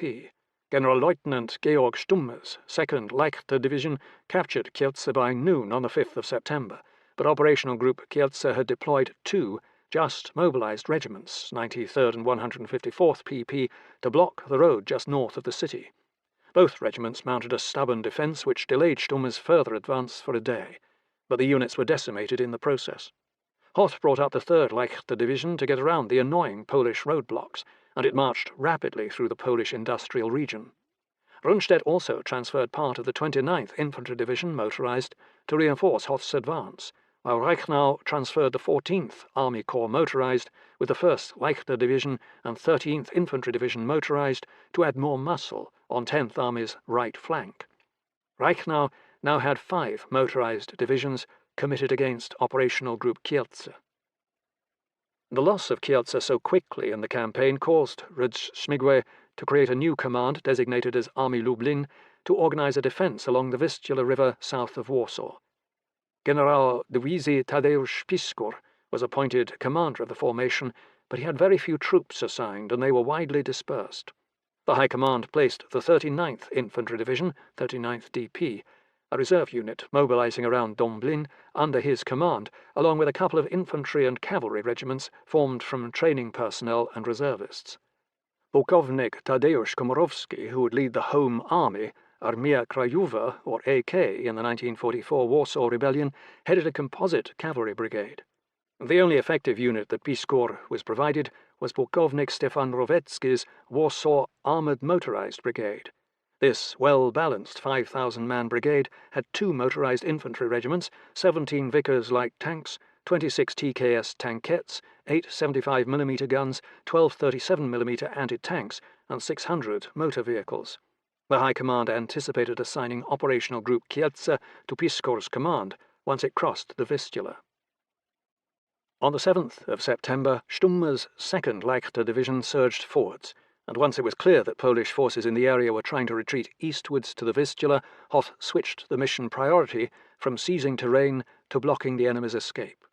Soon both the 12th Infantry Division, 12th DP, and the partially mobilized 36th DP were threatened with isolation by the German advance. The 36th DP was the first to be eliminated, losing more than half its strength trying to escape from Stummer's motorized troops. On the morning of the 8th of September, Generalmajor Adolf Kunzen's 3rd Leichter Division sent a Kampfgruppe under Oberst Wilhelm Dietrich von Dittfurth to block the Polish escape route by occupying a position near the town of Ilza. Kampfgruppe Dietfurt consisted of Cavalry Schützen Regiment 9, 2nd Panzerabteilung 67, about 20 Panzer II and Panzer 38T, 1st Artillery Regiment 80, 12 10.5 cm howitzers, and 1st Flak Regiment 22, 2 cm and 8.8 cm flak guns. Approaching Ilza from the west, Dietfurt's column came under Polish artillery fire and deployed, occupying defensive positions. German efforts to push all the way to Ilza were stopped cold by Polish defensive firepower. The commander of the 3rd Panzerabteilung 67, Oberleutnant Otto Meisner, tried to lead an attack in his Panzer 38T tank, but he was hit and killed by Polish anti-tank rifle fire. Several other German tanks were knocked out, causing the panzers to pull back. Around 2000 hours on the 8th of September, the Polish 3rd DPL launched an effort to break through the German blocking position, attacking with 2 infantry battalions supported by 4 TKS tankettes. Polish engineers also used flamethrowers in the attack. The Polish infantry fought with the courage of desperation, attacking at close quarters with the bayonet, and managed to overrun a German company which precipitated a retreat. Dietfurt tried to organize a counter-attack, pistol in hand, but was killed by Polish machine gun fire. Nevertheless, a battery of 6 2-cm flak guns managed to repulse the 3rd DPL's attack with intense direct fire. After falling back to regroup, the 3rd DPL launched a bigger attack at 0410 hours on the 9th of September, which overran a German 8.8 cm flak battery and killed Major Bernhard Weisser, the commander of the 1st Flak Regiment 22. Once again, the German 2-cm flak guns and a platoon of German tanks prevented a Polish breakthrough. Kampfgruppe Dietfurt was mauled, having suffered well over 200 casualties during the night. At dawn, the 3rd Leichter Division requested air support, and Richthofen provided over 150 Stuka sorties and 2 Gruppen of level bombers, which relentlessly bombed Polish troop concentrations around Ilza. The Battle of Ilza on the night of the 8th to the 9th of September was a chaotic action for both sides, with the Germans winning by dint of superior firepower. Most of the tactical decisions were made by Polish regimental commanders, and General Skwarczynski exercised little influence upon the battle until the end. When 3rd DPL's attacks failed to clear an escape path for the 12th or 33rd DP, Skwarczynski ordered both divisions to break up into small groups and try to escape to the Vistula. All the artillery and heavy weapons of the 12th DP were abandoned, so the division virtually evaporated. The 33rd DP was also reduced to small groups of fleeing survivors. Indeed, the retreat of Operational Group Kielce to the Vistula turned into a complete disaster, with all 3 divisions disintegrating, and by the end of the 9th of September, Army Prusy had ceased to exist. Only small numbers of troops were able to join up with Army Lublin on the east side of the Vistula. The Germans were pitiless in their pursuit, cutting off most of the escape routes to the Vistula with fast-moving motorized columns. One Polish group, survivors from the 74th PP, 7th DP, led by Major Józef Pelcz, was intercepted by the German 3rd Infantry Regiment 15, motorized near Czepielów, on the morning of the 8th of September. After a brief fight, about 450 Poles surrendered when their ammunition was exhausted.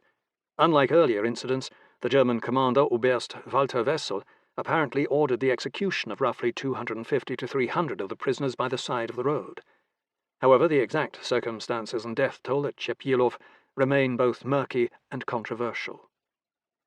Some measure of revenge was achieved when the survivors of the 19th DP, led by Podpułkownik Jan Kruk-Śmigły, ambushed a column near Opoczno on the afternoon of the 10th of September.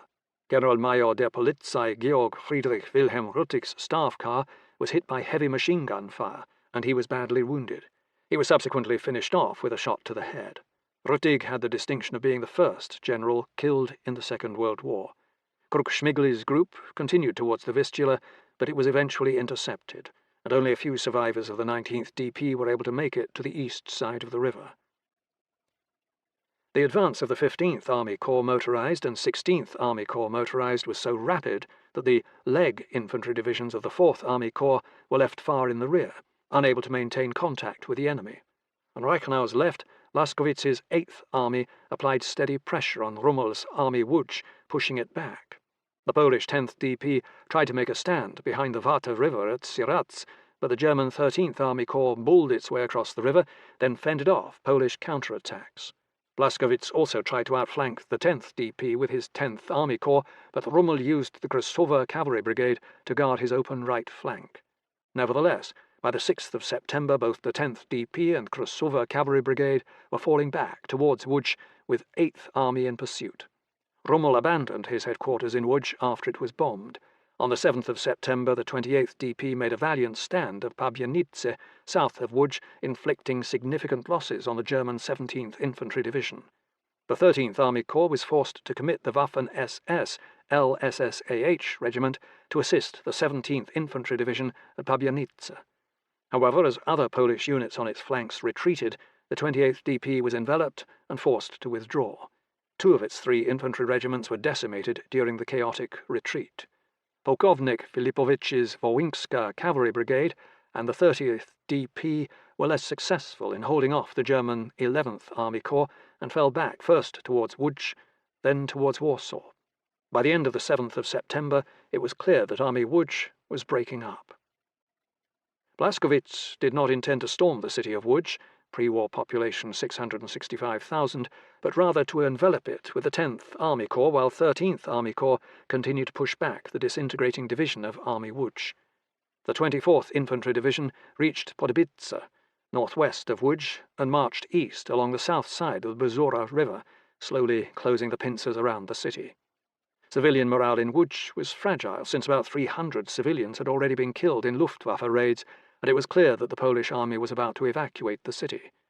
On the 8th of September, a civilian delegation, with the concurrence of the Polish military governor, approached the 17th Infantry Division to negotiate the surrender of the city.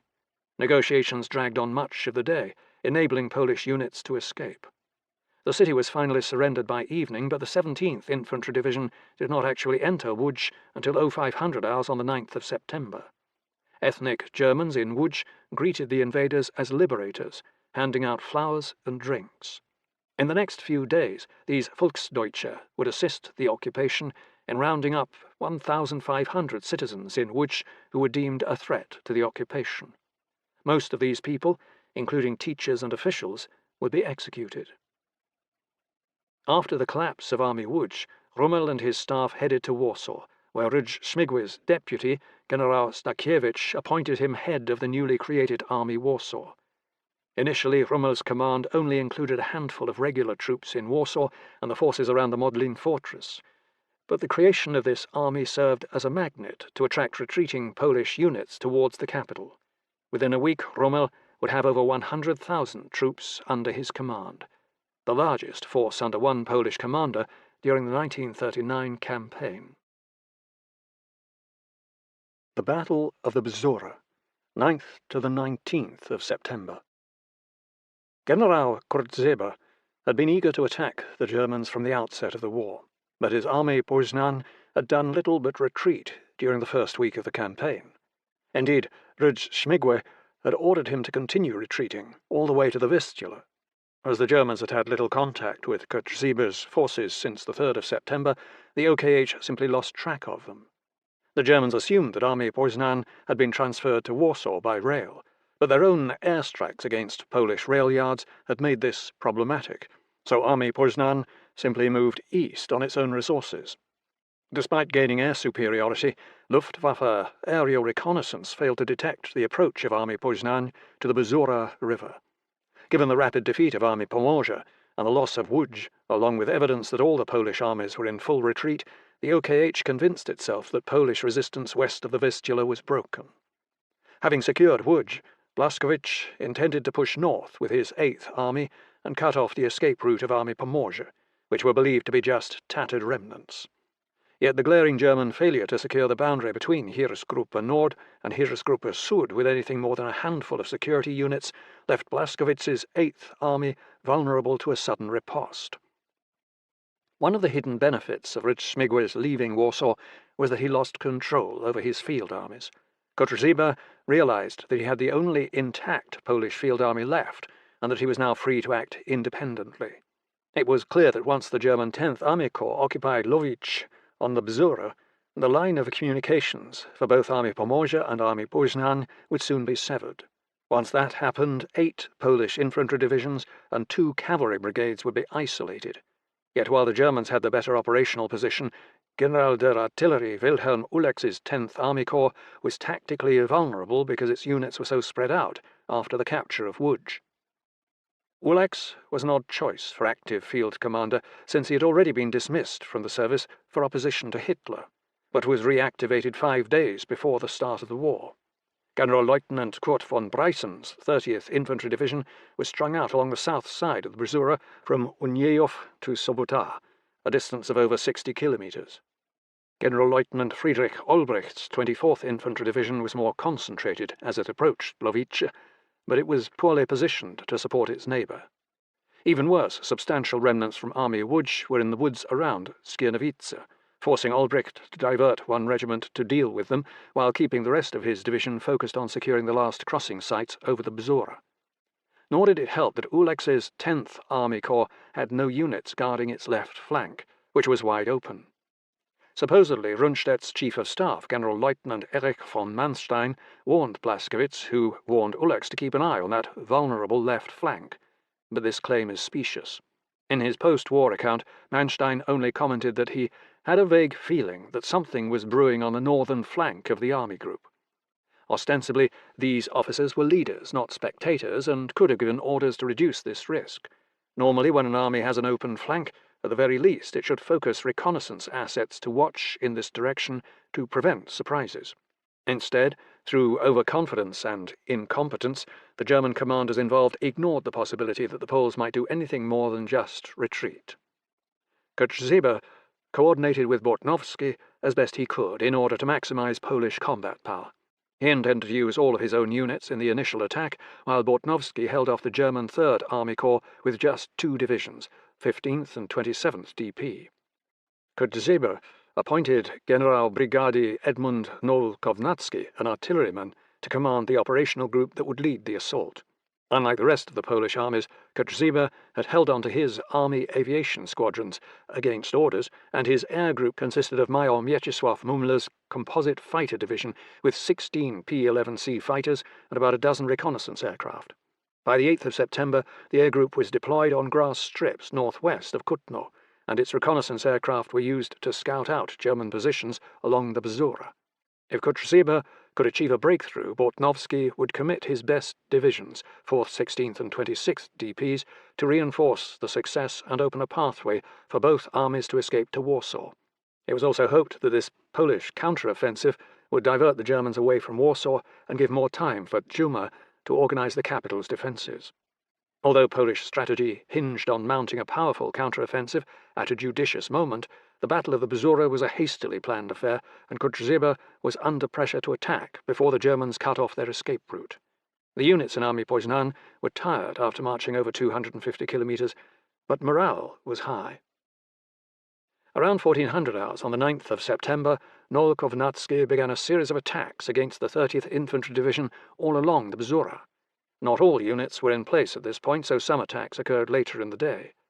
Kapitan Franciszek Jastrzębski's 132nd Escadra provided limited fighter cover over the battlefield, but lost 2 P-11C fighters in an encounter with 4 Bf-109Es from 1st J Legerschwader II. Kotzebue struck in the centre with his infantry, 14th, 17th and 25th DP, and on the flanks with his 2 cavalry brigades, Podolska and Wielkopolska cavalry brigades. For once, the Poles had a superiority in numbers, and they also enjoyed an advantage in artillery. On the Polish right flank, the Podolska Cavalry Brigade, reinforced with about 2,000 survivors of the Pomorska Cavalry Brigade, advanced in the late afternoon. Breysen had left a single battalion, 1st Infantry Regiment 46 at Uniejow, to guard his left flank. The 6th Ulan Regiment, supported by artillery, attacked Uniejow and captured the town by 2000 hours after a tough fight. About 25 Poles were killed. In return, they captured 27 Germans, 3 3.7cm PAK anti-tank guns, and 11 trucks. The first attack by the Polish 25th DP against Łęczyca failed because a single Polish battalion was committed against a single German battalion, 2nd Infantry Regiment 26th. Later in the day, the rest of 25th DP joined the attack, and this time Łęczyca was captured. Breysen directed 2 battalions of Infantry Regiment 46 to block any further advance by the 25th DP. Around 1800 hours, the Polish 17th Infantry Division, 17th DP, crossed the Bzura north of Piatek and routed the single German battalion in this sector, 3rd Infantry Regiment 6, while the 14th DP advanced 5 kilometers south of the river against minimal resistance. Podpułkownik Władysław Wierczynski, commander of the 55th PP, 14th DP, led his regiment across the Bzura. He said, "As far as the eye could see to the left and to the right, infantry was flowing down towards the Bzura valley. They are going eagerly and briskly. On Kotrzeba's left flank, the Wielkopolska cavalry brigade got a late start, but managed to cross the Bzura near Sobota by nightfall, using their TKS tankettes and motorcycle troops to lead the advance. Kotrzeba made a tactical mistake in employing the Wielkopolska cavalry brigade at Sobota instead of using it in conjunction with the Podolska cavalry brigade on his right flank. Cavalry was better suited to operating in open areas than assaulting defended towns. Nevertheless, by the end of the first day, Nowokovnatski's forces had gained multiple crossings over the Bzura and had disrupted the 30th Infantry Division. Yet, from the German point of view, these attacks appeared to be Polish units attempting to break out to the east, which did not seem unusual.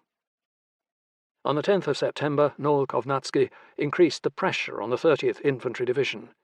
Heavy fighting occurred southeast of Lęczycka, where the 25th DP pushed back the Infantry Regiment 46.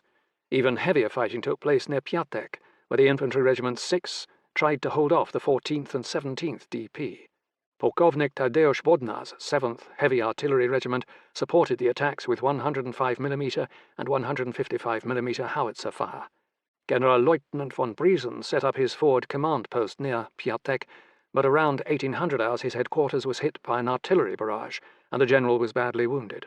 By evening, the 14th DP had taken Piatek and the 30th Infantry Division was in retreat. The Germans left a field hospital behind, with many of their wounded.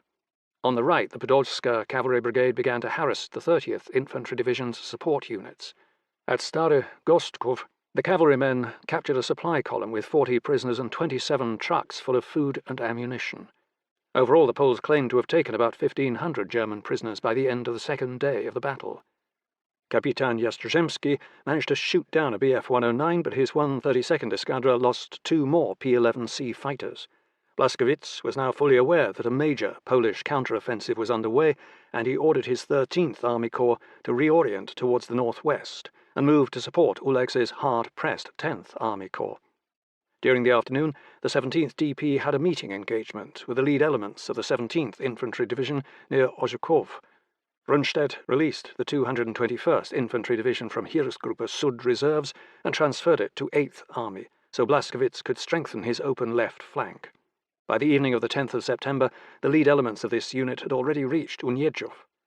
Over the next several days, the Podolska Cavalry Brigade would conduct a tenacious delaying action to keep this German division at bay. Rundstedt also ordered Reichenau to send his 11th Army Corps to prevent any Polish forces from crossing the Bzura and reaching Warsaw. By the evening of the 10th of September, Kotzeba's moment was fading. On the 11th of September, Bortnowski committed his 4th and 16th DP to attack the 24th Infantry Division bridgehead at Łowicz. At 1500 hours, the 64th PP, 16th DP, succeeded in crossing the Bzura and fought their way into Łowicz, which was defended by the German 3rd Infantry Regiment 102. Oberst Stefan Rittau, the German regimental commander, conducted a tenacious defence. Rather unusually, fighting continued in the town for much of the night, until the Poles finally managed to evict the German battalion. The 4th DP crossed the Bzura near Bielawy and joined up with the Wielkopolska cavalry brigade. But their further advance was stopped when they ran into the lead regiment of the 10th Infantry Division. Nowokovnatski continued to attack the depleted 30th Infantry Division, routing part of the Infantry Regiment 46 of Biała Góra, 13 kilometers southwest of Łęczyca, while the 14th DP advanced south of Piatek towards Stryków. However, Błaszkiewicz was beginning to strike back. The 17th Infantry Division managed to push the 17th DP out of Ozorków, which was the high water mark of the Polish counteroffensive. Błaszkiewicz's urgent requests for air support resulted in the HS-123s of 2nd Schlacht Legerschwader II being provided to make low-level attacks on the 4th DP near Bielawy. During the night of the 11th to the 12th of September, German counter-battery fire struck the 7th Heavy Artillery Regiment near Monkolice, killing Pukovnik Bodnar and inflicting heavy losses on this key unit. The German Third Army Corps was also pushing back Army Pomorze's rearguards, and the Polish armies were slowly being pushed into a corner. German efforts to surround Army Pomorze and Army Poznan were rather clumsy and unimaginative. The Battle of the Bzura was the first opportunity for the Wehrmacht to conduct a Kesselschlacht, cauldron battle, or pocket battle in the Second World War. And despite all the effort expended studying the concept of Kesselschlacht since the days of Moltke and Clausewitz, the Wehrmacht still had a lot to learn about the subject. In classic German military theory, Kesselschlacht was a premeditated act brought about by superior operational level planning. However, Rundstedt had not planned to fight a Kesselschlacht on the Bzura and was initially just reacting to events. Blaskowitz simply pushed reinforcements forward to prevent 10th Army Corps from buckling, just as the French army would do in May 1940, and initially devoted little thought towards Kotrzeba's open right flank. A single Leichter division judiciously deployed could have driven around the open Polish flank and quickly rolled up Kotrzeba's army, but Rundstedt had committed all his motorized units to 10th Army and 14th Army. At a critical moment, the Wehrmacht was caught without any mobile reserves immediately available. It was not until the 15th of September that Rundstedt belatedly issued orders to transfer several motorized divisions to assist 8th Army, and these units would not arrive until the final stages of the battle. The Polish counter-offensive finally began to sputter out on the 12th of September as the 4th DP and Wielkopolska Cavalry Brigade fought a futile, day-long battle to break through the 10th Infantry Division at Lwówno. Luftwaffe air support was increased with the HE-111 level bombers of Kampfgeschwader 1, Kampfgeschwader 4 and Kampfgeschwader 26 being used to smash Polish troop concentrations. Kapitan Jastrzębski's fighters were still able to provide limited fighter cover and managed to shoot down 2 HE-111s. On the 13th of September, 8th Army began pushing the Polish units back to the Bzura and ran into light resistance. Most of Nowakownatzky's operational group and Bortnowski's forces pulled back across the Bzura, blew up the bridges and laid minefields. Instead, Polish units focused on trying to push past the 24th Infantry Division near Lwówno and Sochachev. Polish tactics at this point, a mix of retreating, defending and attacking, were confusing for the Germans. At night the Germans often found Polish units intermixed with their own. Concerned that some Polish units might escape if they could reach the Campinos forest east of the Bzura, Reichenau was ordered to redirect both the 4th Panzer Division and the LSSAH westwards to secure Blogny. This town was occupied by the evening of the 13th of September. Reichenau also sent the 31st Infantry Division to assist in blocking this escape route. Most accounts tend to depict the German response to the Polish counter-offensive on the Bzura as a rapid and decisive blow. Robert M. Chetino claims that the Wehrmacht could stop on a dime, turn around, and quickly launch large-scale operations, but this is not what occurred on the Bzura. He also states that within a day German reinforcements were on their way to the Bzura, including the mass of 10th Army's armoured units. In fact, the 4th Panzer Division was not redirected until the 4th day of the Polish counter-offensive, and other motorized units were not committed until the 6th day of the battle. Fixated on Warsaw and the destruction of Polish units around Radom, Heeresgruppe Sud was slow to commit forces from outside 8th Army to deal with the Polish counter-offensive. Instead, the German effort to crush Army Pomorze and Army Poznan was a tedious effort that went forwards in fits and starts. Until Blaskowitz received large-scale reinforcements, the attacks with his own units were purely local. He prevailed upon the OKH to pressure Heeresgruppe Nord to do more, which resulted in the 3rd Infantry Division conducting a crossing of the Vistula at Forczyk on the 12th of September. However, due to problems with bridging, the 3rd Infantry Division did not begin attacking into the flank of Army Pomorze until the 14th of September. One of the main problems with German efforts to create a Kesselschlacht on the Bzura was that there was no overall commander. The battle occurred in the space between Heeresgruppe Sud and Heeresgruppe Nord, and involved units from 3 different armies. Nor were there any hard-charging officers like Guderian or Hoth directly involved in the battle. As Blaskowitz's 8th Army began to recover ground along the Bzura and push towards Kutno, most of the Polish forces retreated towards the crossings at Lwówno and Sochachev, in the hope of escaping eastwards across the Bzura. Kapitan Jastrzębski relocated with his last 6 fighters to a remote airstrip north of Lwówno. Once Hepner's 16th Army Corps, motorized, with the 1st and 4th Panzer Divisions, reached the Bzura on the 15th of September, Reichenau's staff planned a bold operation to finish off the nearly encircled Polish forces at one blow. General-Lieutenant Rudolf Schmidt's 1st Panzer Division would attack westwards from the bridgehead at Lovich, while Reinhardt's 4th Panzer Division crossed the Bzura south of Sokhachev. Both divisions would converge around Kielnozhye, 20 kilometers west of the Bzura. The German attack began at 0500 hours on the 16th of September, but did not proceed smoothly due to traffic jams at the pontoon bridges. It was also raining, which meant no Luftwaffe support. Oberstleutnant Eberbach's Panzer Regiment 35 finally began advancing westwards around 0700 hours and succeeded in overrunning some elements of the Wielkopolska Cavalry Brigade. However, soon afterward, Panzer Regiment 35 came under intense artillery, anti-tank and machine gun fire from elements of the 17th DP that were defending around the village of Ruszki. The German infantrymen were pinned down, but Eberbach's panzers pressed on, hoping to come to grips with the enemy. However, one Polish artillery battery from the 17th DP, the 6th 17th Light Artillery Regiment, equipped with 4 100mm howitzers, engaged Eberbach's panzers and destroyed 22 of them, including most of his 6th Company. The heavy 100mm projectiles tore the thin-skinned panzers to pieces, knocking off turrets. Even the Panzer IV medium tanks proved vulnerable. Eberbach's panzers eventually ran out of ammunition and had to retreat by 1700 hours. Since the Poles controlled the battlefield, a rarity, they had their sappers blow up all the German wrecks. Panzer Regiment 35 lost 23 of its 88 tanks and suffered 30 dead. Meanwhile, the Panzer Regiment 1 from 1st Panzer Division had advanced to Kielnozhye, where it ran into intense resistance. As at Ruszki, the German tanks had been separated from their supporting infantry and then ravaged by artillery and anti-tank fire. Nor were the Germans the only ones who learned to use anti-aircraft guns against tanks. The Polish 14th Anti-Aircraft Battery found that its 40mm Bofors guns performed well in the direct fire role against tanks.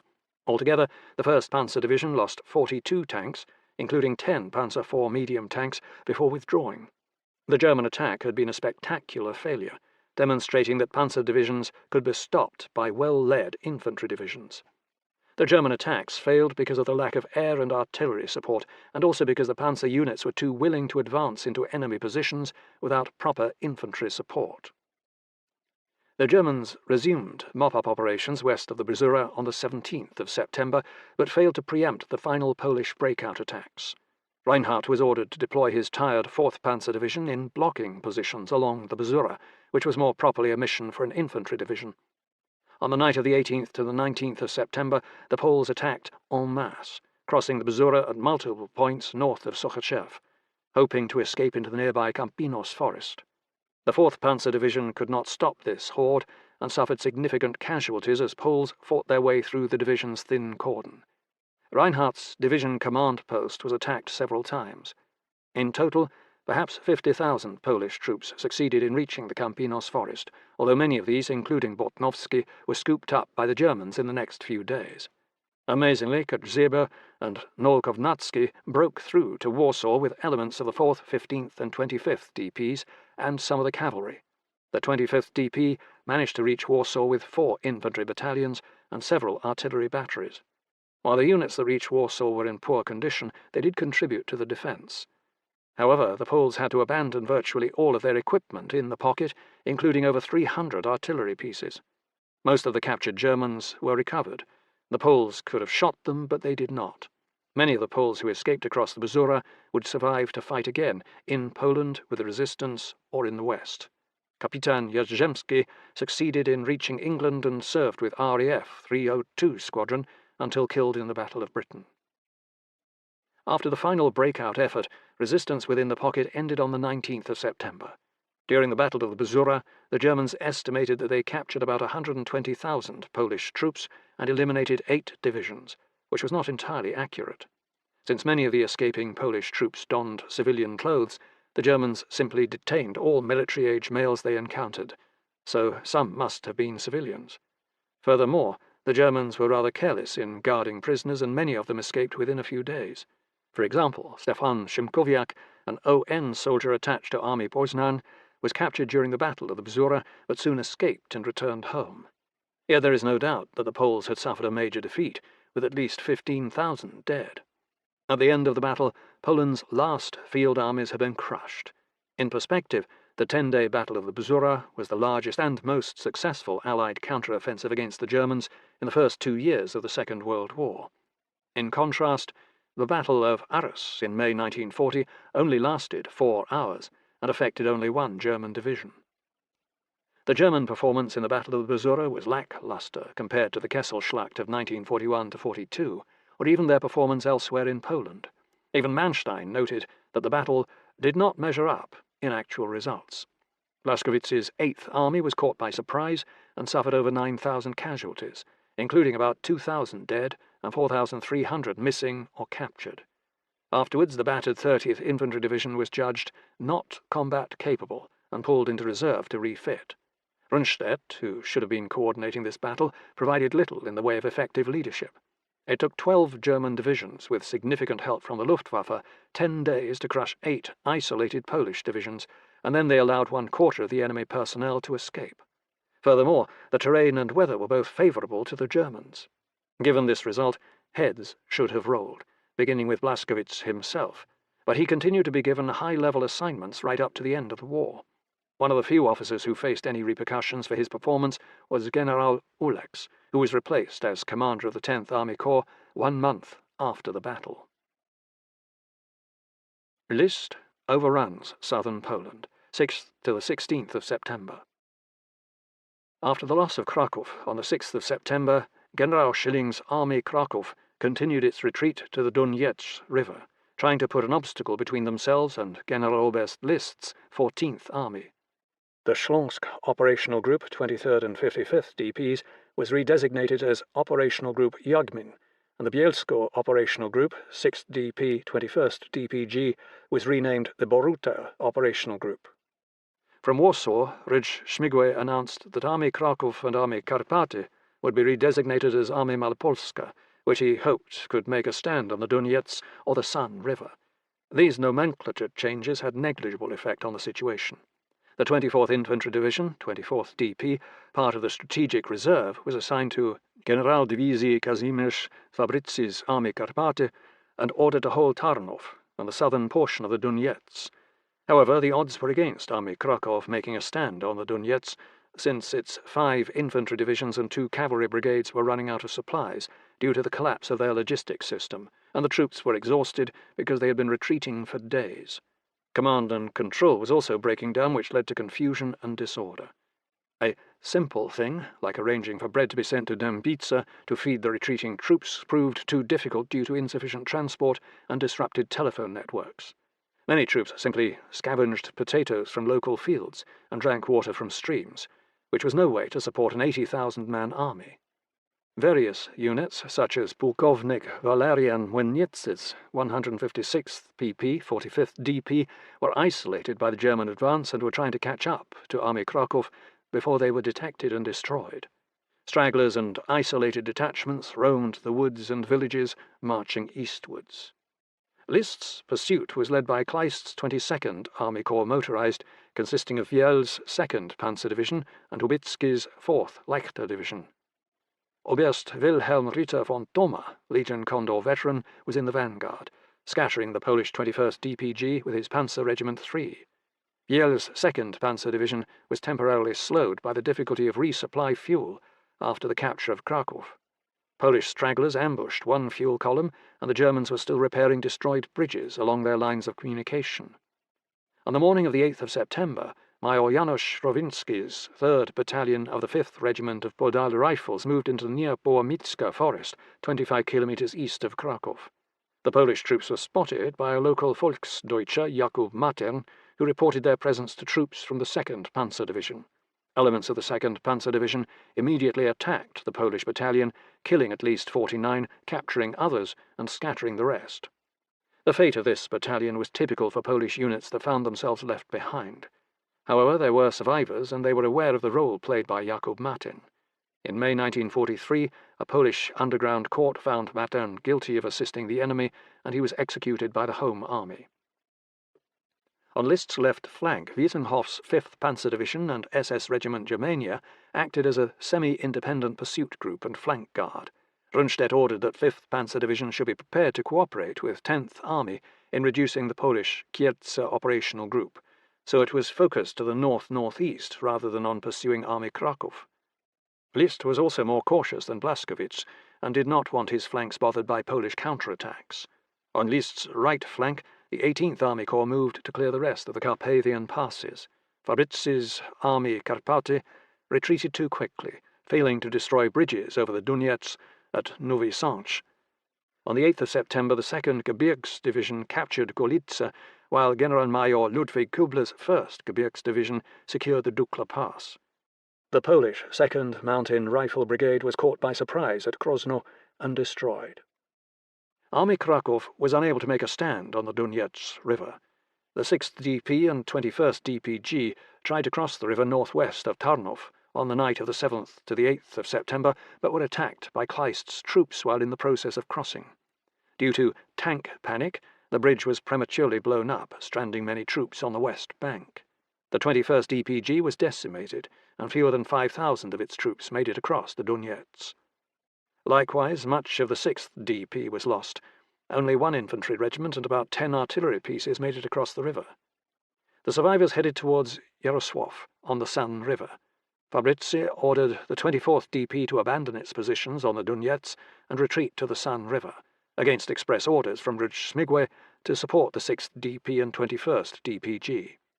Kleist's motorized troops quickly bridged the Donets on the night of the 8th to the 9th of September, and Hubicki's 4th Leichter Division caught up with the retreating 24th DP near Tuchów and overran 3 of its battalions. Hubicki then bypassed the retreating Polish units to seize Dąbica, then pressed on to Rzeszów.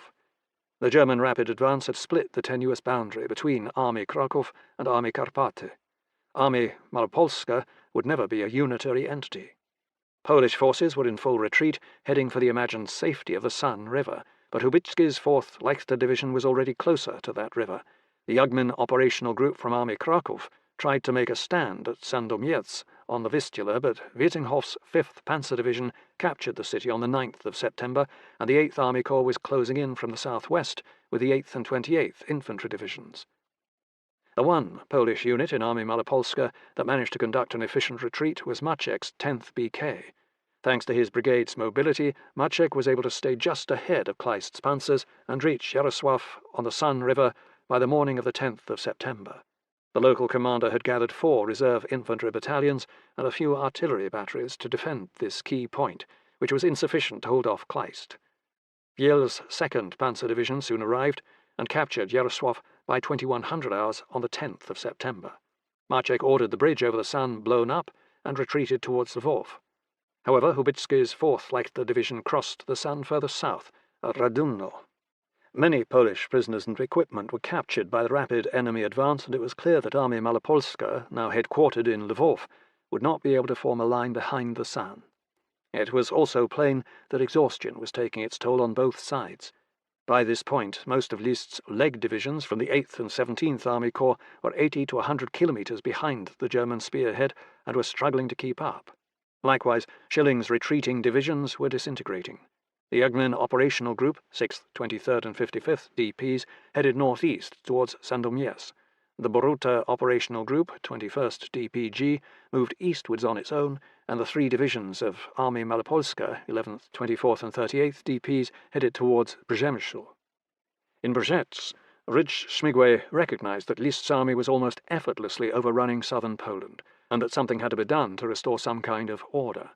On the night of the 10th of September, Rydz-Śmigły appointed General Brony Kazimierz Sosnkowski to take command of Army Malopolska, by which he meant all forces in southern Poland.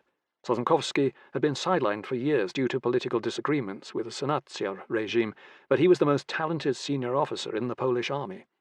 He immediately flew to Lwów to organize the defense of the city and to try and salvage something from the retreating wrecking of the frontier armies.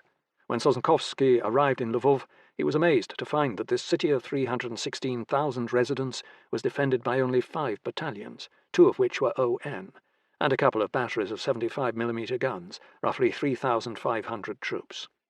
General Brigady Franciszek Sikorski who had been recalled from retirement, was in tactical command of the city's garrison. Reshaped promised reinforcements for Lvov, including the reserve 35th Infantry Division, 35th DP from Grodno, and the new 21st Light Tank Battalion, 21st BCL, equipped with French R-35s. Once Kleist had a bridgehead across the San, he redirected Hubitsky's 4th Leichter Division southwards to eliminate the Polish garrison at Przemysl, which was the headquarters of the DOK 10th. The Poles had a garrison of about 8,000 troops in the town, along with several batteries of 105mm howitzers, so they were able to repulse Hubitsky's initial attack on the 11th of September. It was critical for the Poles to hold Przemysl as long as possible, since both the 11th and 24th DP were retreating towards it in order to escape towards Lvov. Once it was clear that the Poles would make a stand at Przemysl, List directed the 7th Infantry Division and the 2nd Gebirgs Division to converge on the town, although these formations were still 2 days' march away. In order to prevent the other pieces of Army Kraków from reaching Lvov, Kleist sent the 2nd Panzer Division towards the northeast to establish blocking positions near Rawaruska. Sikorski had very little time to organize Lvov's defense, since the lead elements of the 2nd Panzer Division and the 4th Leichter Division were across the San River and moving east by the evening of the 12th of September, which spelled disaster for Army Malopolska. Only the shortage of bridging materials slowed Kleist's advance. In addition, Kubler's 1st Gebirgs Division had steadily advanced through the Carpathians from Slovakia and had reached the outskirts of Lvov from the south. Fabrizi's Army Karpaty had completely failed in its mission to delay the advance of the 18th Army Corps. On the afternoon of the 12th of September, Kubler's advance guard, led by Oberst Ferdinand Schöner's Gebirgsjäger Regiment 98, launched a surprise attack on the southwest corner of the city, which nearly succeeded. The Gebirgsjäger were elite troops, but were handicapped by their limited artillery support, which reduced their ability to fight their way into a major city. Fortunately, the first trainload of Reshaped's promised reinforcements arrived in Lvov on the night of the 12th to the 13th of September, with 6,500 troops from the reserve 35th DP and a large shipment of ammunition. On the morning of the 13th of September, Kubler's 1st Gebirgs Division attacked the northwest corner of the city and seized a key hill. Unable to storm the city, Kubler hoped to slowly encircle the city. Polish reinforcements continued to arrive in Lvov, including Maciek's 10th BK, and civilian volunteers created anti-tank barricades around the city. Further adding to Polish problems, Ukrainian nationalists from the Organization of Ukrainian Nationalists, OUN, which prior to the war had been funded by the German Abwehr, came out of hiding and instigated a vicious guerrilla campaign in Galicia. On the night of the 12th to the 13th of September, a large group of armed OUN members seized control of the town of Stry, 60 kilometers south of Lvov. Polish civilians in Stry and nearby areas were murdered by Ukrainian nationalists. Local Polish commanders were obliged to scrape up an ad hoc force built around a march battalion from the 49th Infantry Regiment, 49th PP, to crush the rebellion.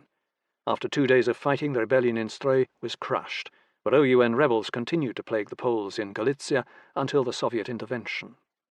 Most of the LW's remaining operational aircraft had withdrawn to southeast Poland by this point, the Pursuit Brigade with about 50 fighters and the Bomber Brigade with 52 bombers. Daily sortie rates were low due to shortages of fuel and ground support crew at remote strips. One group of bombers operated from Hutniki airfield near Brody and was able to conduct 35 sorties on the 12th to the 14th of September against German forces advancing in southern Poland. However, the Luftwaffe discovered Hutniki airfield and bombed it on the afternoon of the 14th of September, and again the next morning, destroying 17 P-23B Karash. This was the only time during the campaign that the Germans succeeded in destroying a large group of Polish aircraft on the ground. Due to fuel shortages, the bombers could not be evacuated in time. After this, the remaining Polish bombers were relocated to even more remote airfields, such as Hrodenka on the Romanian border. While Lvov was improving its defences, Sosnkowski tried to rescue the Polish divisions that were trying to reach Przemysl and cross the San. If these divisions could be saved, they could be used to reinforce the defence of Lvov. Sosnkowski flew to Przemysl in a light aircraft to lead these isolated units in a breakout effort to reach Lvov. By the evening of the 13th of September, the 11th Infantry Division, 11th DP, had reached Przemysl, but the Germans had nearly surrounded the city. The next day, Sosnkowski left a small rearguard in Przemysl, then led the breakout of the three Polish divisions. In order to avoid the Luftwaffe, the units marched mostly at night and through forested areas. 15 kilometers southeast of Przemysl, the 24th DP bumped into the 2nd Gebirgs Division and fought a nasty meeting engagement around the heavily forested village of Borytycz. After significant casualties on both sides, the Polish column managed to fight their way past the Gebirgsjäger by evening. When Kleist learned that Polish units were escaping from Przemysl, he accelerated the assault on the city and decided to send a motorized unit to block the Przemysl-Lwów corridor. The SS Regiment Germania and the 3rd Artillery Regiment 109, 8 15-centimeter FH-18 howitzers, were dispatched. An advance guard consisting of SS Hauptsturmführer Johannes Rudolf Muhlenkamp's Gradschützen Company established a blocking position in the village of Sadowa Wyśnia, 40 kilometers east of Przemysl. However, during the night of the 13th to the 14th of September, 2 Polish infantry battalions from 38th DP overran this position. Muhlenkamp, who would later command the SS Panzer Division Viking in 1944, and 10 of his men were captured, and 19 killed. On the morning of the 14th of September, the German 7th Infantry Division attacked Przemysl with strong air and artillery support. Nevertheless, the Polish rearguard battalions put up a very tough fight, suffering over 1,000 casualties, which prevented the Germans from achieving quick success.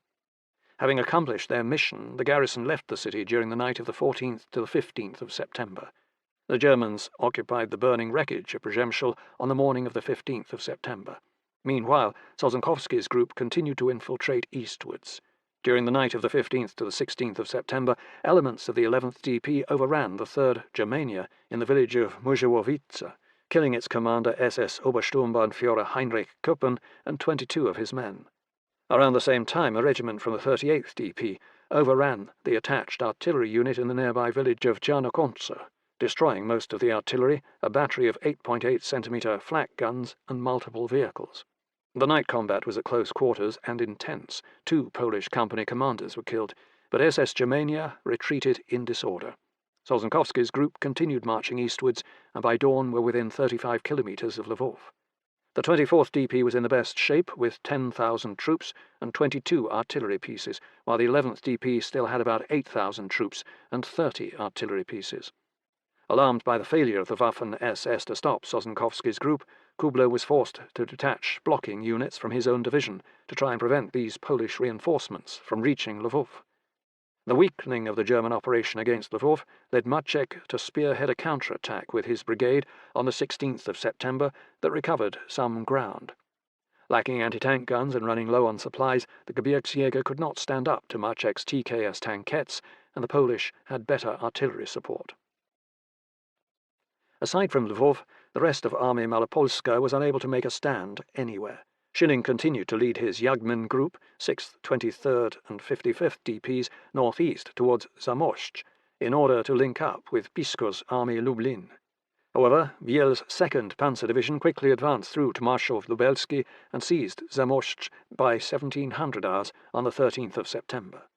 The 7th and 8th Army Corps were also hard on Schilling's heels, with 5 infantry divisions advancing 20 to 25 kilometers per day. Nevertheless, the Jagmin group managed to effect a link-up with Army Lublin southwest of Zamość on the 16th of September. Piskor assumed control of the combined force. By this point, the 2nd Panzer Division had left Zamość, and Hubicki's 4th Leichter Division was left to screen a 30-kilometer-wide sector between Zamość and Tomaszów-Lubelski.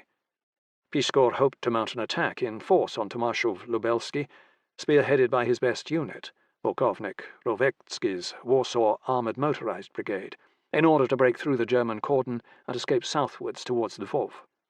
Due to the general disorganization of the battered Polish units and shortage of supplies, a breakout effort would not be possible prior to the 17th of September.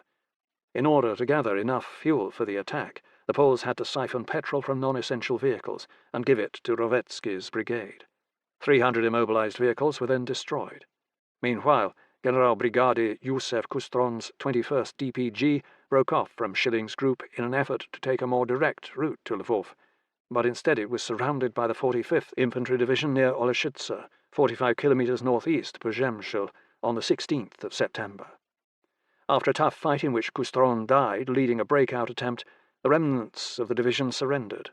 Another group, led by Pułkownik Władysław Andes, consisting of the Kresowa, Nowogródzka and Volhynian cavalry brigades, was near Lublin, and trying to make its way towards a link-up with Pisko's army as well.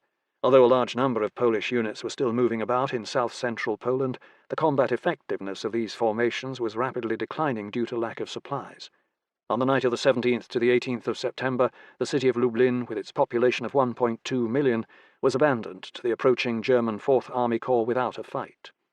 In light of the deteriorating situation everywhere, Reshaped had already tasked Army Malopolska to maintain a corridor of retreat to neutral Romania, the so-called Przedmurza Rumańskiego, or Romanian bridgehead, in the hope that remnants of the Polish army could regroup there, or flee across the border if necessary. When his headquarters in Brześć became threatened, Reshaped moved to Młynów, near Dubno, on the 13th of September, and then 2 days later moved to Koromiya, only 70 kilometers from the Romanian border. The constant shifting of the Polish general headquarters did more damage to Polish operational-level command and control than German bombing, and ensured that Reshaped would play only a minor role in the Second Republic's final days. The 21st BCL, equipped with French R-35 tanks, never reached Lvov, but was instead sent to Stanisławów to protect the Romanian bridgehead and Reshaped's headquarters. Chapter 7. Apotheosis. Warsaw will not be taken by assault. None of my soldiers will fall. The Luftwaffe and artillery will destroy all subsistence and services. In 3 or 4 days, Warsaw will capitulate. Adolf Hitler, 18th of September 1939. Warsaw under attack, 9th to the 16th of September. Despite the failure of Reinhardt's initial assault on Warsaw's southwestern suburb of Ochota on the afternoon of the 8th of September, Hübner was determined to give it another go the next morning. Although the bulk of Richthofen's Stukas were diverted on this day to the Usa sector, Major Spielvogel from the 2nd Lehrgeschwader II intended to provide air support for Reinhardt's next attack. Soon after dawn, Spielvogel decided to conduct a leader's reconnaissance in a Fieseler Storch, but this did not go well. Spielvogel's aircraft was shot down by Polish anti-aircraft fire, and he was killed. Consequently, Reinhardt decided to rely upon his own divisional artillery, even though his forward observers were not in a position to observe targets concealed in the distant urban landscape. After a short, ineffective artillery preparation, the 4th Panzer Division renewed its attack into the Ochota district at 0700 hours, with Oberst Hermann Breith's Panzer Regiment 36 on the left and Eberbach's Panzer Regiment 35 on the right. Each panzer regiment had 1 battalion in the lead and 1 following in support. Infantry support was provided by Schutzen Regiment 12. The Germans attacked on a broad front, nearly 5 kilometers in width, essentially a sweep-and-clear operation. Initially the attack went well, and the first 2 Polish street obstacles were breached, but sniper fire from rooftops and machine gun fire from ground level soon pinned down much of the German infantry.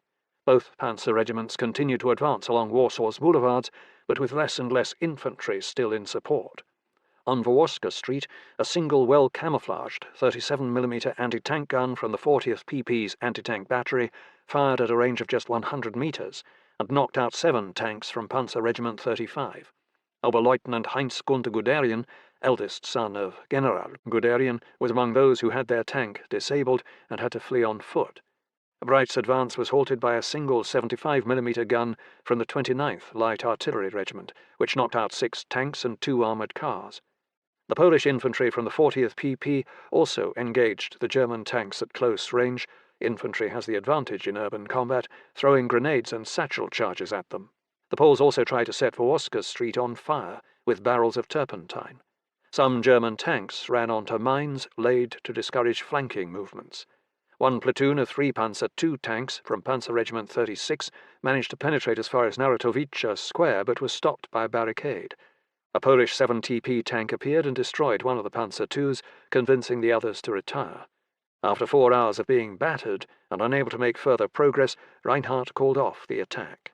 The German tanks retreated under cover of smoke grenades. Reinhardt's 4th Panzer Division lost at least 42 to 45 tanks on the 9th of September, 30 from Panzer Regiment 35 and 15 from Panzer Regiment 36, plus a number of other vehicles. Eberbach's regiment was left with only one of its Panzer IV medium tanks still operational, out of the original 6. Prior to this action, no one had ever committed a large tank formation into a city, and neither Reinhardt nor Hübner could be sure how their panzers would perform on the narrow streets of Warsaw. It was an experiment. However, the results were pretty clear. Even armour supported by artillery and infantry was at a disadvantage in a city. Thereafter, German Panzer Division commanders would try to avoid attacking into defended cities, at least until Stalingrad in 1942. Following this attack, 4th Panzer Division shifted to a defensive posture to repair its damaged tanks. Due to the strength of the Polish resistance, the Germans greatly exaggerated the size of the Polish garrison in the capital, which made it easier to explain away a tactical defeat. Reichenau told Hübner to wait for 10th Army's infantry to arrive, since they were better suited for city combat. However, the beginning of the Polish counter-offensive on the Bzura forced Hübner to shift most of his 16th Army Corps motorized to assist 8th Army. The 31st Infantry Division was brought up to replace 4th Panzer Division on the southwestern outskirts of Warsaw. The Germans established themselves around Okęcie airfield, which was littered with wrecked and partly completed Polish aircraft. While the German ground threat to Warsaw had temporarily ebbed, the Luftwaffe was still very much a threat. Pułkownik Stefan Pawlikowski's pursuit brigade had been reduced to just 16 operational fighters after 6 days of combat, but on the 7th of September it began to be reinforced, with fighters withdrawn from Army-level aviation units. Consequently, the pursuit brigade then possessed over 50 operational fighters, still a significant force if used at the right time and place. However, before the amalgamation process was complete, Pawlikowski was ordered to leave Warsaw and relocate his brigade to airfields around Lublin on the 7th of September. The hasty relocation left the pursuit brigade without fuel, ground support personnel, or communications for several days. Just as the pursuit brigade was regaining some operational capability on the 9th of September, it was ordered to withdraw to the southeast corner of Poland, close to the Romanian border. Essentially, the pursuit brigade was out of action for the second week of the campaign, depriving both the capital and Polish field armies of even occasional air cover. On the 16th of September, the pursuit brigade scored its last victory, shooting down a German HS-126 reconnaissance aircraft east of Sandomierz. As a result of the pursuit brigade's removal to southeast Poland, rather than German air superiority, the Polish capital was deprived of fighter cover. Instead, Warsaw would have to rely for air defense, Obrona Przeciwlotnicza, or OPL, upon its limited complement of anti-aircraft artillery, numbering 24 40mm guns and 72 75mm guns, including 8 of the new 75mm Model 37 guns. But these point defense weapons were inadequate to cover the whole city. Meanwhile, General Rummel, now in command of Army Warsaw, Juma remained as commander of the Warsaw garrison, used the brief respite after Reinhardt's repulse to organize his forces, aided by his able chief of staff, General Brigady Tadeusz Tomaszewski. The Warsaw Defense Command divided the city into 2 sectors, the main one on the west side of the Vistula, which had 80% of the city's population, and the secondary one on the east side.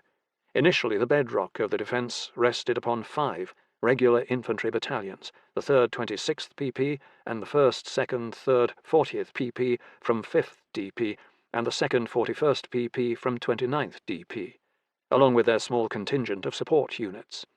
Since there were plenty of reservists, ON troops and civilian volunteers in Warsaw, Podpułkownik Jakub Chmura from the KOP was put in charge of forming them into a 4-battalion regiment designated as the 360th Infantry Regiment, 360th PP. One of the volunteer machine gunners in the 2nd 360th was the 32-year-old runner Janusz Kusocinski, who had won a gold medal in the 1932 Los Angeles Olympic Games. 2 March battalions, 4th 21st PP and 4th 30th PP, provided additional infantry replacements. A Labour brigade was also formed from volunteers to dig trenches and help create street barricades. Although Rommel was soon able to field over 10,000 troops, the main shortcoming of Army Warsaw was lack of fire support assets.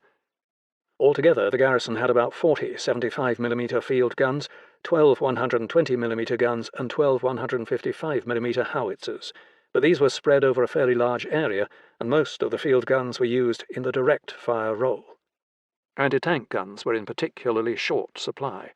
On the positive side, ammunition stockpiles for most weapons was adequate for at least a week or two of fighting, and there were several armament factories within the environs of Warsaw that could produce more, including the Zakłada Amunicyjna Pocisk, ZAP, in the eastern suburb of Praga. The Norblin Bracia Buch I Taverna SA factory in central Warsaw was capable of producing up to 2 million rifle cartridges per month, as well as artillery ammunition. The state-run Armory No. 2 in Praga was also capable of repairing damaged weapons and manufacturing machine guns. 3 days before the Germans arrived in Ochota, the Armoured Weapons Training Centre in Modlin had begun to form several small armoured units from its school personnel and training/testing vehicles. All 3 companies were sent to Chuma's command to help defend the capital. These units consisted of the 1st Light Tank Company, led by Kapitan Felix Michalkowski. The company consisted of 11 7TP tanks. 7 were the twin-turret version armed with 2 machine guns, the other 4 were armed with a 37mm gun. The 2nd Light Tank Company, led by Kapitan Stanisław Gromczewski, the company was provided with 11 factory-fresh 7TP tanks, some of which were improved models, the so-called 9TP light tank. An armoured reconnaissance company led by Kapitan Antoni Brajuk. The company was equipped with 11 TKS and TK3 tankettes.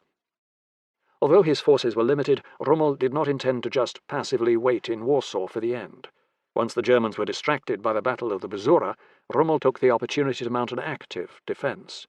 On the 10th of September, he ordered Gromczewski's 2nd Light Tank Company to mount an armoured raid in the northwest suburbs of Warsaw to the edge of the Campinos forest, hoping to open a pathway for units marching east from the Bzura.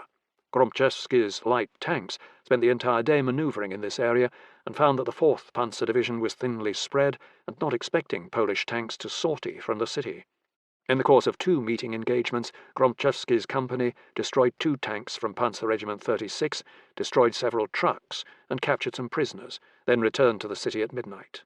Buoyed by that success, Rommel hoped to catch the Germans off guard and recapture Okęcie airfield on the southern outskirts of Warsaw. This time, Rommel planned to use both light tank companies to support an attack by the 2nd Infantry Regiment 360. The attack began from Mokotów at 0500 hours on the 12th of September, by which point the Poles probably knew that the 4th Panzer Division had been replaced by the 31st Infantry Division.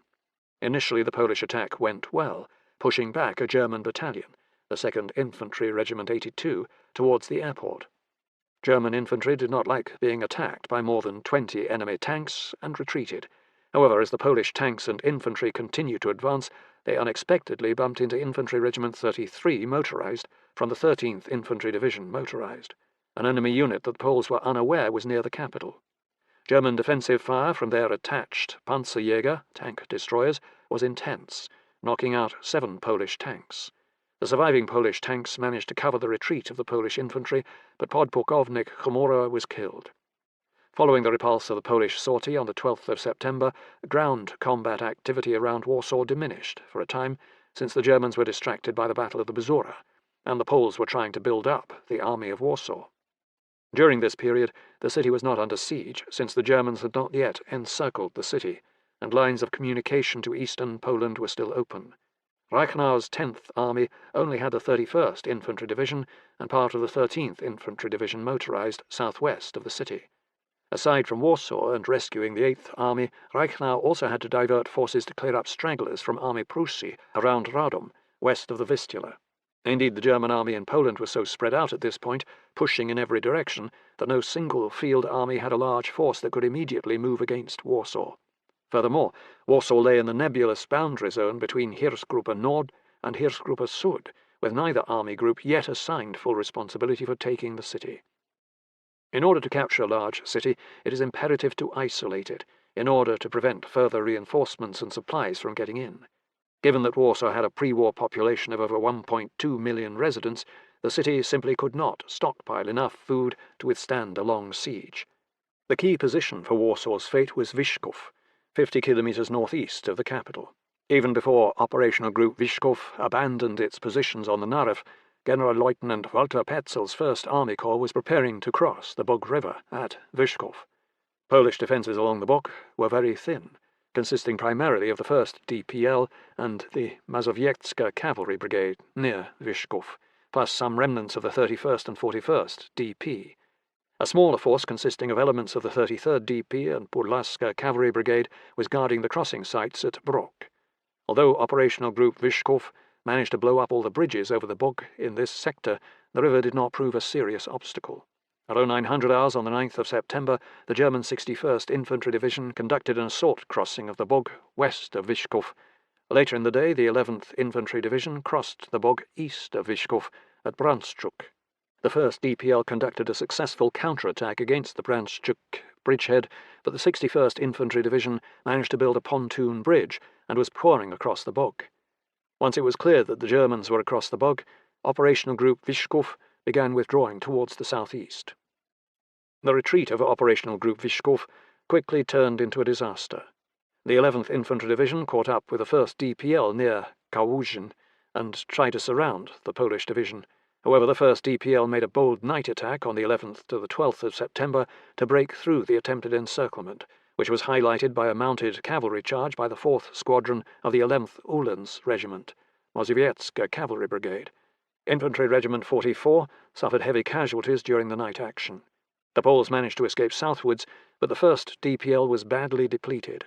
Further east, Panzer Division Kempf and the 1st Infantry Division crossed the Bug east of Brok and quickly demolished the 33rd and 41st DPs by late on the 10th of September. Kempf then pushed south, far ahead of Corps Forczyk, marching towards Garwolin to sever the Warsaw-Lublin highway. The only significant Polish force left east of Warsaw was Group Anders, formed from the Nowogrodzka Cavalry Brigade and part of 10th DP. However, Anders was retreating to the southeast, away from Warsaw. Panzer Division Kempf was unable to prevent Group Anders from slipping past, and then found itself isolated and virtually immobilized for 3 days, the 12th to the 14th of September, since it was 30 kilometers beyond Corps Forczyk and Polish units were retreating across its lines of communication. After Corps Forczyk caught up, Panzer Division Kempf was pulled back to regroup and refit.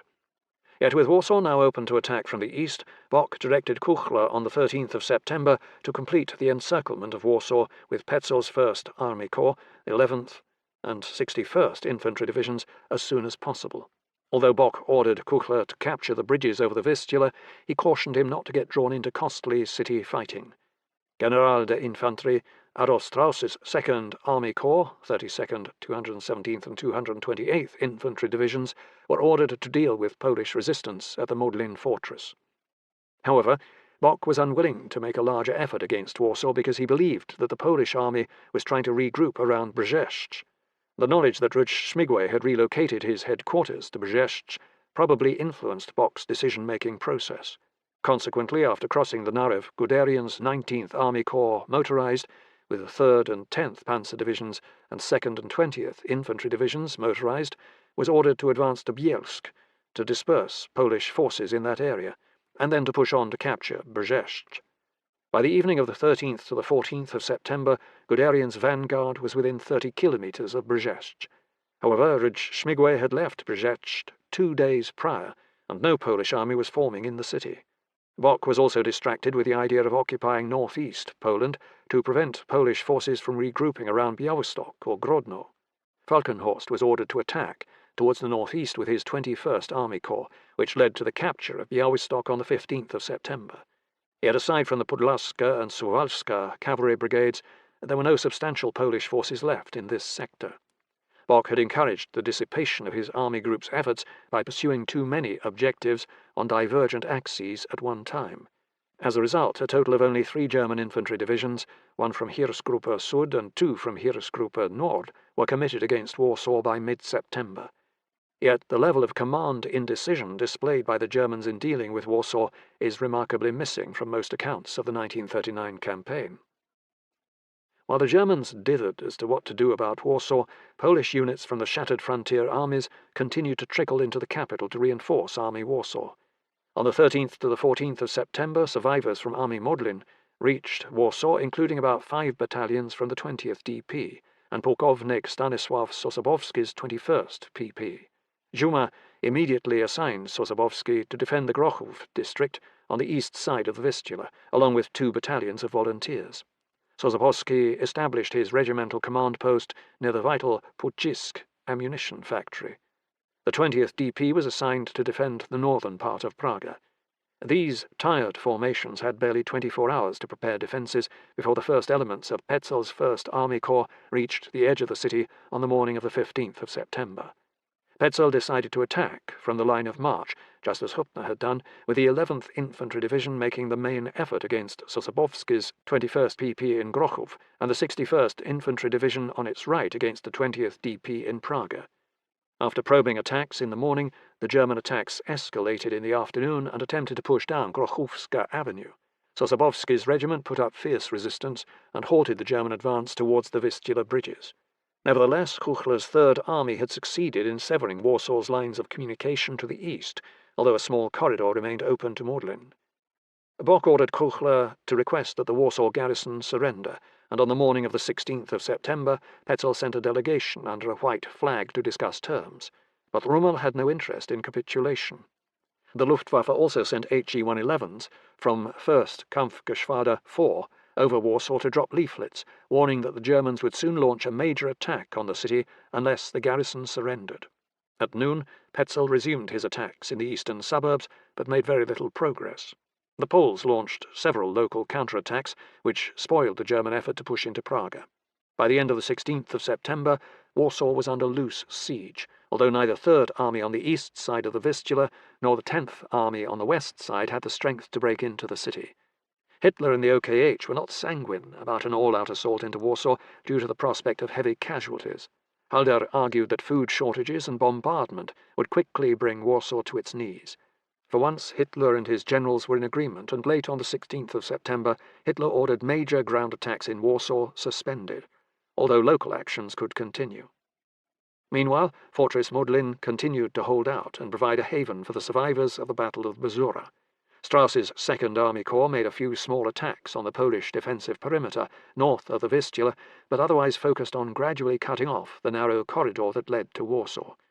On the 13th of September, about 4,000 survivors from Army Łódź's operational group Pietroków, 28th and 30th DPs, reached Modlin through the Campinos forest, along with General Brigadier Victor Tomé. Rommel ordered Tomé to take command of the Modlin fortress. By the 16th of September, Tomé had about 15,000 troops under his command, along with 96 artillery pieces and 7 TK-3 tankettes. Although Modlin had only modest air defense capabilities, one battery of 40mm anti-aircraft guns in the fortress claimed to have shot down 24 German aircraft during the siege. Since Heeresgruppe Sud failed to adequately block the escape routes through the Campinos forest, more survivors from the Bzura continued to reach Modlin. Eventually, Tomé would amass nearly 40,000 troops under his command. In eastern Poland, Guderian began his attack on Brześć on the 14th of September, even though the Germans knew that Brześć lay within the Soviet sphere of influence assigned by the Molotov-Ribbentrop Pact, and that Soviet intervention in Poland was imminent. Brześć was the headquarters of DOK-9, and was primarily a mobilization and supply base in event of war with the Soviet Union, but by mid-September most of its troops had been sent westwards. Before leaving Brześć, on the 11th of September, Rudge Śmigły appointed Generalbrigadier Konstanty Plisowski, a sickly cavalry officer who had retired years before, to organize the defense of the city. Plisowski had fewer than 4,000 troops at hand, just 3 March battalions of reservists, the 56th Sapper Battalion, 18 light field guns and 2 light tank companies, with a total of 36 obsolete FT-17 tanks. When alerted to the German approach by aerial reconnaissance, Plisowski deployed blocking detachments north of the Brześć citadel to buy more time to organize the fortress for defense, but was unable to man the smaller satellite forts. 12 FT-17s from the 113th Light Tank Company, a company of infantry, and the armoured train No. 53 were assigned to delay the enemy advance. Charles' 10th Panzer Division approached Brześć from the north, late on the morning of the 14th of September, led by 1st Aufklärungsregiment 8 and 2nd Panzer Regiment 8. Oberst Botto Elster, commander of Panzer Regiment 8, decided to conduct a leader's reconnaissance and discovered that the Poles had not manned the city's outer defensive positions. Elster opted to mount an immediate attack, sending 1 tank company to occupy Fort No. 2 at 14:30 hours. There was no resistance. Elster pushed on and his tanks reached the main train station in Brześć at 15:39 hours.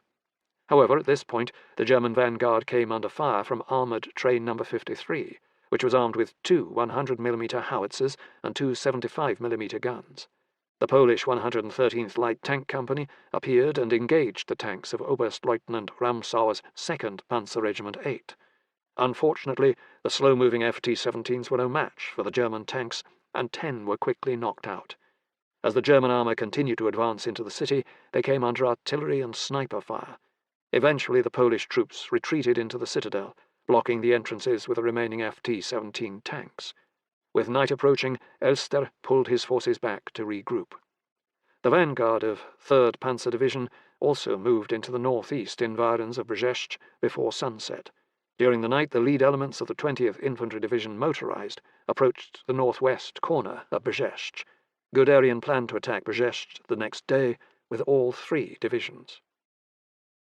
On the 15th of September, Guderian began the day by using his divisional artillery and Luftwaffe air support to pound the Brześć citadel. Following this softening up, he mounted several attacks upon the citadel during the afternoon, but each was repulsed in turn. General Plisowski was wounded during the day but remained in command. Guderian launched another attack on the 16th of September with the 10th Panzer Division and 20th Infantry Division motorized. It failed. Amazingly, a 19th-century fortification, held by an outnumbered group of reservists, managed to fend off Germany's best divisions for over 2 days. At Brześć, German tanks were easily thwarted, and the battle dragged on due to Guderian's mistake of cramming too many units into a small area. However, the Polish defenders had suffered heavy losses in the process, and Plisowski decided to abandon the citadel during the night of the 16th to the 17th of September. And despite the fact that the Germans had the citadel surrounded, the bulk of the garrison escaped during the night and escaped southwards to link up with General Brigady Franciszek Kleberg's independent operational group Polessia. Early on the 17th of September, Infantry Regiment Motorized 76 entered the abandoned citadel. The Soviet invasion, 17th to the 22nd of September. The destruction of this state, Poland, in the present condition would mean one less bourgeois fascist state. What would be bad if, as a result of the defeat of Poland, we extended the socialist system to new territories and population? Stalin, 7th of September, 1939. Despite signing a peace treaty with Poland in 1921, the Soviet Union almost immediately began a campaign of subversion in the eastern Kresy region to undermine Polish control over these provinces. First, the OGPU in the 1920s, then the NKVD in the 1930s, were directed to recruit from the Belarusian and Ukrainian populations in eastern Poland. With the support of the Moscow-based Comintern, the Communist Party of Western Belarus, KPZB, was established in 1923 and demanded return of the eastern border provinces to the USSR, resulting in the suppression of the party by the Polish government. Consequently, the KPZB went underground, conducting subversive activities and covertly receiving arms provided by the OGPU NKVD. During the interwar period, members of the KPZB conducted terrorist-style actions against Polish local officials and police in Kresy. One of the KOP's primary missions, aside from border protection, was to counter the illegal activities of the KPZB. Meanwhile, the Communist Party of Poland, KPP, tried to act like a legitimate political party. It was allowed to participate in Polish elections, but was regarded with great suspicion. Not surprisingly, the KPP was financed by Moscow and was regarded as a means to gain influence over Polish workers' organizations. However, Stalin changed his mind about the utility of these organizations in 1937–38. The leaders of the KPP were summoned to Moscow and executed as part of the Great Purge. Stalin ordered the KPZB suppressed, but about 4,000 members were still active in eastern Poland at the start of the war. Once Fall Weiss began, Stalin carefully monitored events in Poland, but he was in no hurry to enter an ongoing war. After the Anglo-French declared war on Germany, Stalin's preference was to maintain friendly relations with Germany under the terms of the Molotov-Ribbentrop Pact, but not to appear as a military ally. Fighting on the same side as the Third Reich would be even more of an ideological contradiction than the Soviet-German diplomatic rapprochement, and endanger Moscow's control over the worldwide communist movement. As it was, many communists in the West were confused by the Molotov-Ribbentrop Pact. Instead, Stalin preferred to harvest the corpse of the Polish state once the Wehrmacht had done the fighting, thereby remaining out of the international spotlight. Unlike Hitler, Stalin was not a risk-taker. In Warsaw, Reshaped hoped that the Soviet Union would remain neutral, but ordered the KOP to round up known members of the KPZB in Kresy. Hundreds were arrested. The Soviet reluctance to initiate military operations against Poland was soon noted by the Germans. On the same day that the Anglo-French declared war on Germany, Ribbentrop sent a diplomatic note to Moscow asking when Soviet troops would cross into Poland. 2 days later, Molotov replied that, "We agree with you that at the right time it will be absolutely necessary for us to begin concrete actions. We believe, however, that this time has not yet come." On the same day, the 5th of September, the Politburo enacted measures which amounted to a partial military mobilization. Reservists were called up for units in the military districts bordering Poland, and military supplies were ordered. However, Soviet decision-making was opaque to the Germans, and all that the OKH could see was that the Red Army was sitting on the sidelines, waiting for the Wehrmacht to deliver them their slice of Poland for free. Further German diplomatic queries were met by the response from Molotov on the 10th of September that the Soviets would not be ready for military intervention for another 2 to 3 weeks. In Moscow, Stalin preferred not to make a move until Warsaw had fallen, in which cause the Soviet Union could claim that it had not violated its non-aggression treaty with Poland. Despite the spheres of influence delineated by the secret protocol of the Molotov-Ribbentrop Pact, the Germans and Soviets had not discussed in any detail what they would do with Poland. Hitler was committed to the destruction of Polish military capabilities, but he was willing to countenance the existence of a rump Polish state, at least for a time. In order to get that rump state, the Polish government would have to sign a peace treaty, which Hitler regarded as a potential means to get the Anglo-French to drop their belligerent status. While the Poles were highly unlikely to sign any treaty with Hitler at this point, since he would surely crush the rump state once it had served its purpose, Halder's diary indicates that this idea was actively under discussion within the German High Command. Halder also noted that Hitler was mooting the idea of an independent West Ukraine. In other words, if the Red Army was not going to fight to gain the territory allotted under the secret protocol, then Hitler would decide what happened in this region. While Hitler's political intentions are open to debate, it is clear that he never ordered the OKH to impose operational restrictions upon the Wehrmacht in regard to the agreed Soviet sphere of influence in eastern Poland. Indeed, right up to the moment of Soviet intervention, German forces from both army groups were still attacking full force into areas that had been allotted to the Soviet Union. It was a German push into eastern Poland which accelerated the Soviet timetable. On the afternoon of the 14th of September, Molotov informed the German ambassador in Moscow that the Red Army reached a state of readiness sooner than expected, and that Soviet military intervention was imminent. The German Foreign Ministry signalled its approval of the Soviet decision and noted that conditions may arise in Poland for the formation of new states, a clear nod to the possibility of forming a rump Polish state.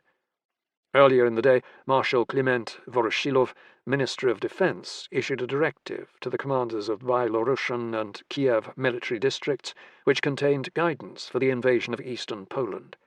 In classic Stalinist style, the military district commanders were given only 2 days to prepare for an operation involving over 600,000 troops and 4,700 tanks. Logistic factors were simply ignored. Planning was rushed and amateurish. Few units even had maps of Poland. Furthermore, the rules of engagement provided to Soviet troops were extremely muddled. The troops were entering Poland as liberators and should refrain from bombarding Polish towns and firing upon Polish troops unless they resisted. On the other hand, Soviet propaganda had labelled the Poles as capitalist oppressors, so they were class enemies who deserved no restraint. Likewise, Soviet troops were told to avoid provoking German troops, but could fire upon them if necessary. The Red Army had to do its best to prepare an invasion force in the 2 days allotted, but not all units were ready in time. Polkovnik Ivan N. Rusyanov's 52nd Rifle Division in the 4th Army was a so-called Uruai Division, assigned to construct and defend a fortified area. The unit had not been trained for mobile warfare. Even those units that had trained for mobile operations were hindered by low operational mechanical readiness of tanks and motor vehicles. And the Byelorussian military district Commandant II, Mikhail P. Kovalyov, would command 4 armies, 3rd, 4th, 10th, and 11th, and the Dzerzhinsky Cavalry Mechanized Group, a total of 13 rifle divisions, 6 cavalry divisions, and 8 tank brigades. The 3rd Army was assigned to capture Vilno, the 11th Army to capture Grodno. In the Kiev military district, Commandant I, Semen K. Timoshenko, formed 3 armies, 5th, 6th, and 12th, with a total of 9 rifle divisions, 7 cavalry divisions, and 8 tank brigades. The Soviet Air Force, VVS, could provide up to 2,000 aircraft, roughly 1,200 fighters, 600 bombers, and 200 reconnaissance to support the operation. On the opposite side of the border, the Poles had sent most of their troops west to fight the Germans, leaving barely 12,000 KOP troops to guard the 1,400-kilometer-long border with the Soviet Union. General Brigady Wilhelm Orlik Ruckermann, a Polish tank officer, was in charge of the KOP forces.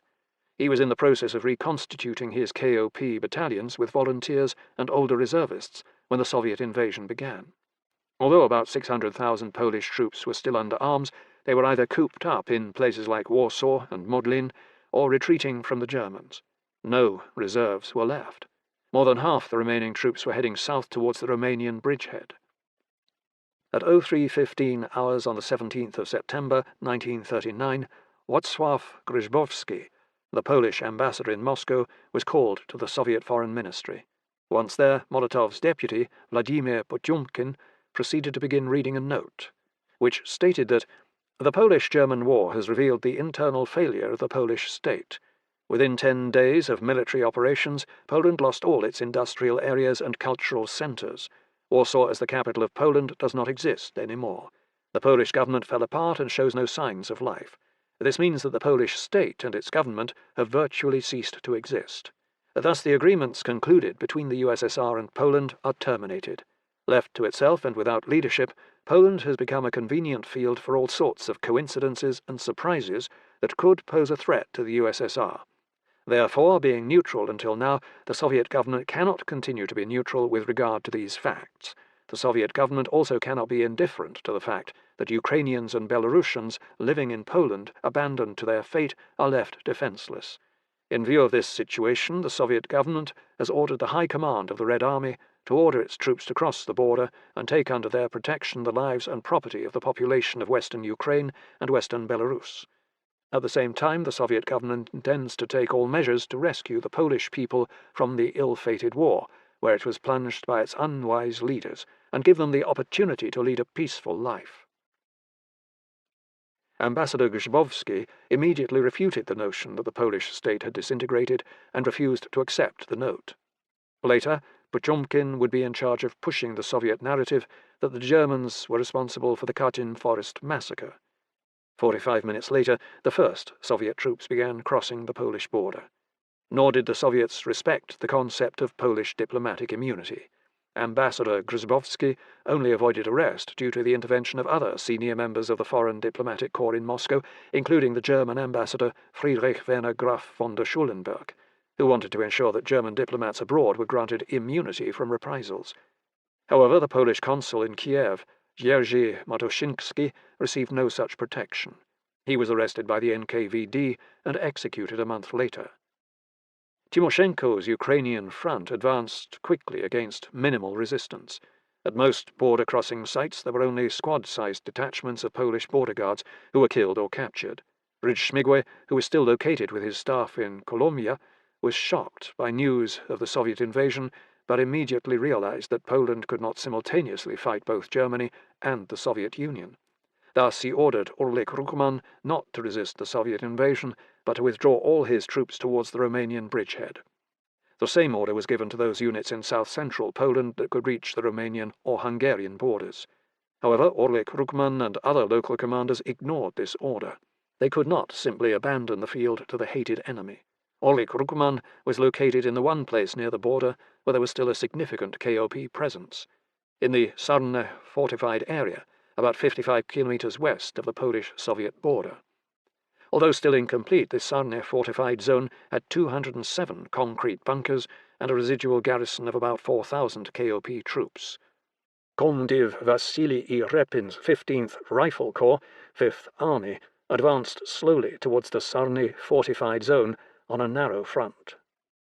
It took the lead unit, the 60th Rifle Division, 2 days to advance to Sarny, which gave Orlik Rukman time to prepare his small garrison for combat.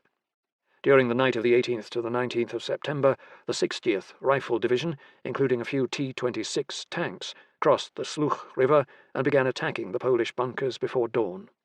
One Polish officer stated that the Soviet soldiers behaved like a herd of sheep and advanced mindlessly into fields of fire, which cost them heavy casualties. However, the Soviets had heavy weapons and the Poles did not. In some cases, Soviet tanks drove right up to casemates and fired their main gun directly into apertures, stunning or killing the crews inside. Nevertheless, the Poles resisted for 24 hours, until bunkers were surrounded and the crews ran out of ammunition. On the 20th of September, Orlik Rukman ordered a retreat to the Stur River, where he hoped to regroup with other KOP units. In the Battle of Sarny, one Polish battalion was destroyed, with 229 dead and 301 captured or missing. Soviet losses were in the hundreds. Further south, the rest of the Soviet Fifth Army advanced towards Dubno and Brody, while the Sixth Army captured Tarnopol on the first day. Many Polish troops near the border were caught by surprise before they could react. In Dubno, General Brigady Stefan Strzminski began evacuating the city, but the sudden arrival of Kombrig Mikhail Bogumilov's 39th Light Tank Brigade, 5th Army, at 0630 hours on the morning of the 18th of September, cut off the escape of 2 regiments of reservists, totaling about 6,300 troops. The troops allowed themselves to be disarmed.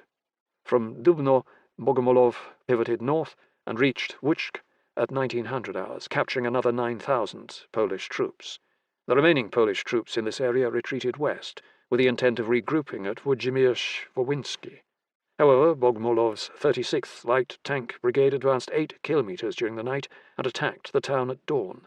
The senior Polish officer at Włodzimierz-Wołyński, General Brigady Mieczysław Smorywiński, commander of the DOK-2, agreed to Soviet surrender terms, which stipulated that his troops would be disarmed, but allowed to proceed south to Hungary.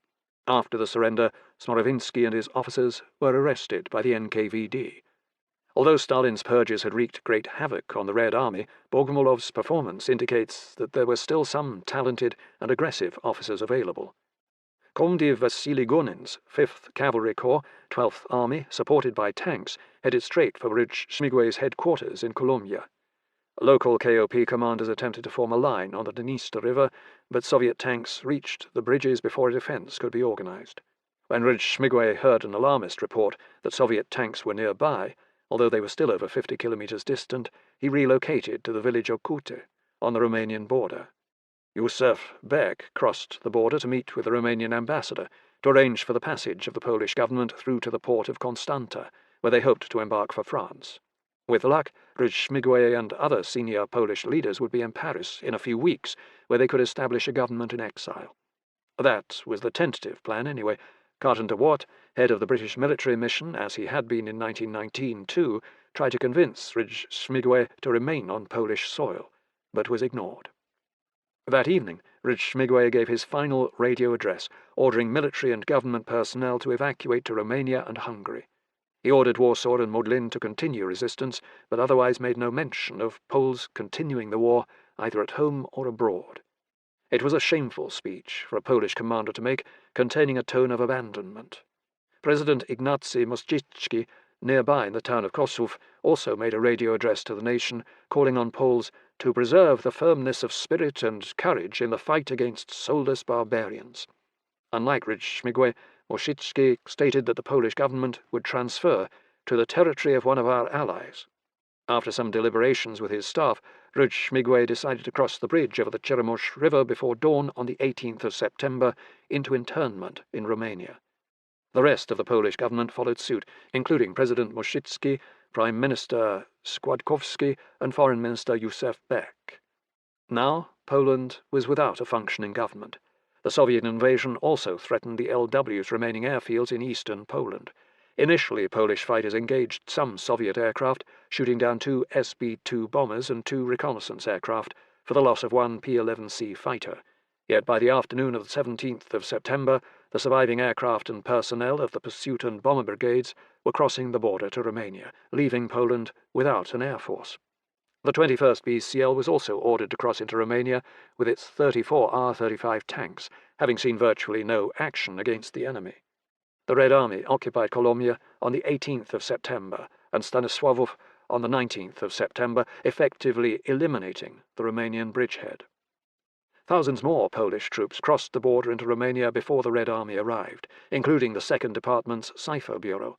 The three most important Polish codebreakers, Marian Rejewski, Henryk Zagalski and Jerzy Różycki, were all evacuated to Romania, then France. They managed to take 2 replica Enigma machines with them. Poland was also able to evacuate the bulk of its gold reserves, about 75 tons, first to Romania, then to Dakar, in French West Africa. However, the Germans managed to seize $5 million in Polish gold reserves from customs facilities in Danzig. A number of important persons were also flown out by special flights by LOT, the Polish national airline, including Józef Piłsudski's widow and his 2 daughters, who were flown from Latvia to Sweden to Norway and then Scotland.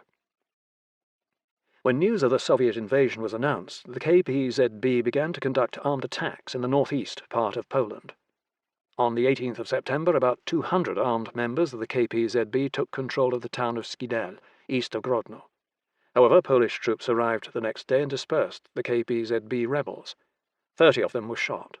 Numerous other incidents occurred around Wilno, Grodno, and Postve, as armed communist rebels sniped at Polish troops and policemen. In many towns, large numbers of Jewish residents also welcomed the Soviet invaders, which reinforced existing Polish prejudices that Jews were not loyal to the Second Republic. In eastern Galicia, Ukrainian OUN nationalists also took the opportunity to conduct random violence and loot towns as the Polish army retreated. About 600 Polish civilians were murdered. One Polish convoy was ambushed by OUN rebels on the night of the 18th to the 19th of September, resulting in 32 Polish soldiers killed. In a number of towns in Kresy, the Ukrainians and Belarusian population displayed banners welcoming the Soviet invaders. As Polish authority waned, communist revolutionary committees moved to fill the vacuum, seizing power in towns. Once the Red Army arrived, KPZB members donned red armbands and served as auxiliary militia, helping the NKVD to identify those people who supported the Second Republic. Some of the heaviest fighting against the Red Army occurred in northeast Poland against Kovalyov's Byelorussian front.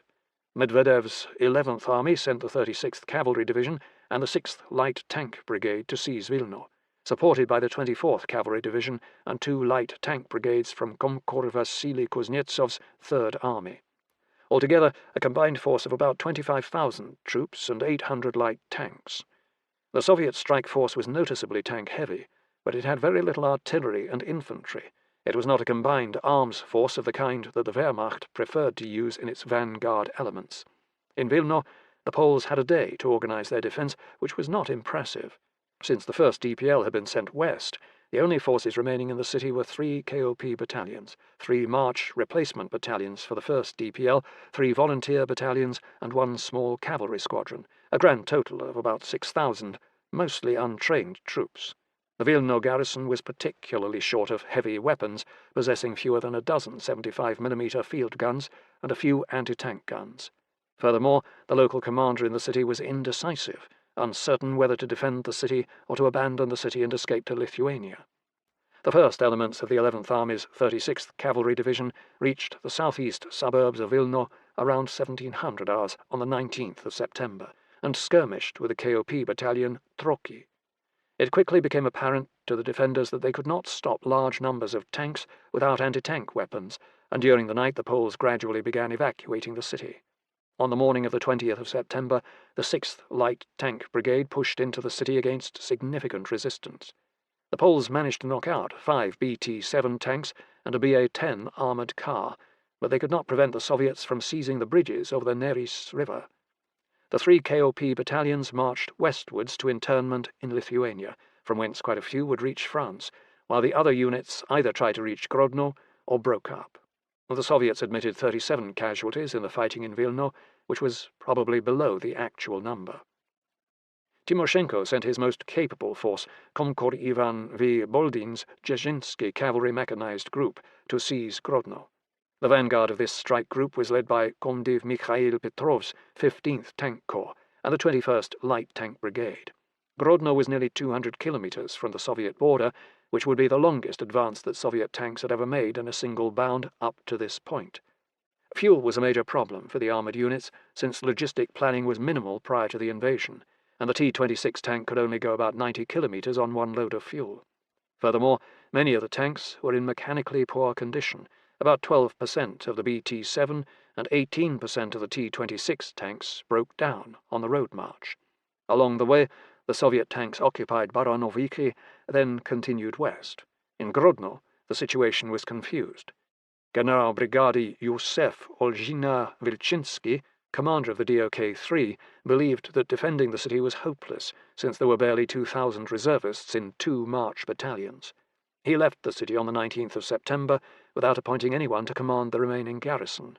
Roman Savitsky, a mathematics teacher and deputy mayor, inserted himself into the command vacuum and began organizing a defense in coordination with junior military officers who remained in the city. Savitsky was able to rally large numbers of teachers, students, scouts from the Polish Scouting Association, Związek Harcerstwa Polskiego, or ZHP, policemen, firemen, and other volunteers to dig trenches, erect barricades, and fill incendiary bottles with petrol. While preparing their defense, the Poles also had to contend with armed KPZB members and other pro-communist elements who sniped at them from rooftops. The first Soviet troops from Petrov's 15th Tank Corps approached Grodno from the southeast on the morning of the 20th of September. A reconnaissance company of BT-7 tanks was able to rush past the thinly manned outer positions, but was swarmed once it entered the city. In close combat, the Poles destroyed at least 3 BT-7 tanks with petrol bombs and damaged others, forcing the unit to withdraw. In particular, teenage Polish scouts attacked the tanks with reckless abandon. 19-year-old Janusz Budzanowski destroyed one BT with a petrol bomb, but was mortally wounded by machine gun fire from another tank. Later in the day, the Poles were reinforced by about 1,000 troops from the reserve cavalry brigade Volkowisk, but their lack of artillery and anti-tank weapons was telling. During the night of the 20th to the 21st of September, the rest of the 15th Tank Corps reached the outskirts of Grodno, and Petrov planned a full-scale attack for the next day. On the morning of the 21st of September, Petrov attacked the southern suburbs of Grodno with over 80 tanks and some motorized infantry. The Poles resisted fiercely, fighting street to street. Tadeusz Jasinski, a 13-year-old volunteer, died after a failed attack on a Soviet tank with a petrol bomb. Gradually, the Soviets used their superior firepower to push their way towards the city centre, but by late afternoon Petrov's tankers were running out of fuel and ammunition. The Soviet attack paused for the rest of the day, enabling a large part of the garrison to escape to Lithuania. Roman Savitsky remained with the final rearguard to buy time for the others to escape, and Petrov did not capture the rest of Grodno until noon on the 22nd of September. About 1,000 Poles may have been captured in Grodno, at least 130 of whom were summarily executed by the NKVD. The Soviets admitted suffering over 200 casualties in Grodno and the loss of 19 tanks. Interestingly, a fair number of those Poles who fought in the defense of Grodno survived to fight either in the west or at home in the Home Army. As soon as the Red Army occupied areas, the NKVD was quick to move in. The Soviets were particularly keen to eliminate the Polish military settlers, Osadnicy, of whom there were over 40,000, who had moved into the Kresy region after the Russo-Polish War. Indeed, Soviet authorities branded the Osadnicy as enemies of the people and treated them as kulaks had been treated in the 1920s. Ethnic Belarusians and Ukrainians were particularly helpful in eliminating the Osadnicy, then looting their property. However, as military veterans, the Osadnicy often fought back. When NKVD troops arrived to arrest one retired Polish artillery officer, Adam Sielicki, he shot the first 2 dead with his pistol. The other NKVD soldiers then shot Sielicki down and riddled his corpse with bullets. Surprisingly, the Wehrmacht continued attacking Polish forces in eastern Poland even after they learned of the Soviet invasion. Halder issued a stop order to the field armies, which was apparently pro forma. Indeed, after the Soviet intervention began, German commanders seemed to have lost interest in mopping up the remaining Polish units in favor of securing key terrain. After the fall of Brześć, Guderian's 19th Army Corps motorized continued 50 kilometers east to Kobrin, where the 2nd Infantry Division motorized was stopped by fierce resistance on the 17th to the 18th of September from an improvised Polish division-size force, Pułkownik Adam Epler's 60th Infantry Division, 60th DP. However, as Red Army units approached from the east, Epler broke off the action and headed south with his troops into the Pripyat marshes. On the 20th of September, the reconnaissance elements of Kombrig Semyon Grifoshain's 29th Light Tank Brigade, the vanguard of Komkur Vasily Chuikov's 4th Army, met Guderian's troops 24 kilometers north of Brześć.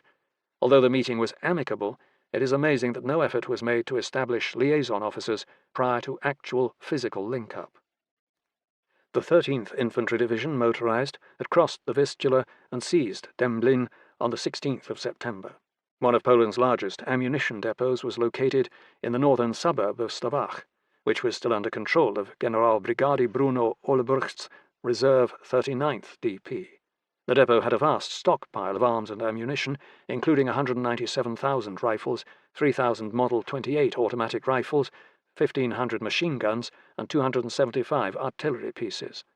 However, General Dywizji Stefan Dąb-Biernacki, whom Rudschmigwe had placed in charge of the northern front, ordered Olbrycht to abandon Dęblin and march to join him at Chelm. Consequently, Olbrycht ordered his sappers to set the depot on fire. Although some material was salvaged or moved elsewhere, the loss of arms and ammunition was a disaster. At Lvov, Kubler's 1st Gebirgsdivision still did not have the city surrounded.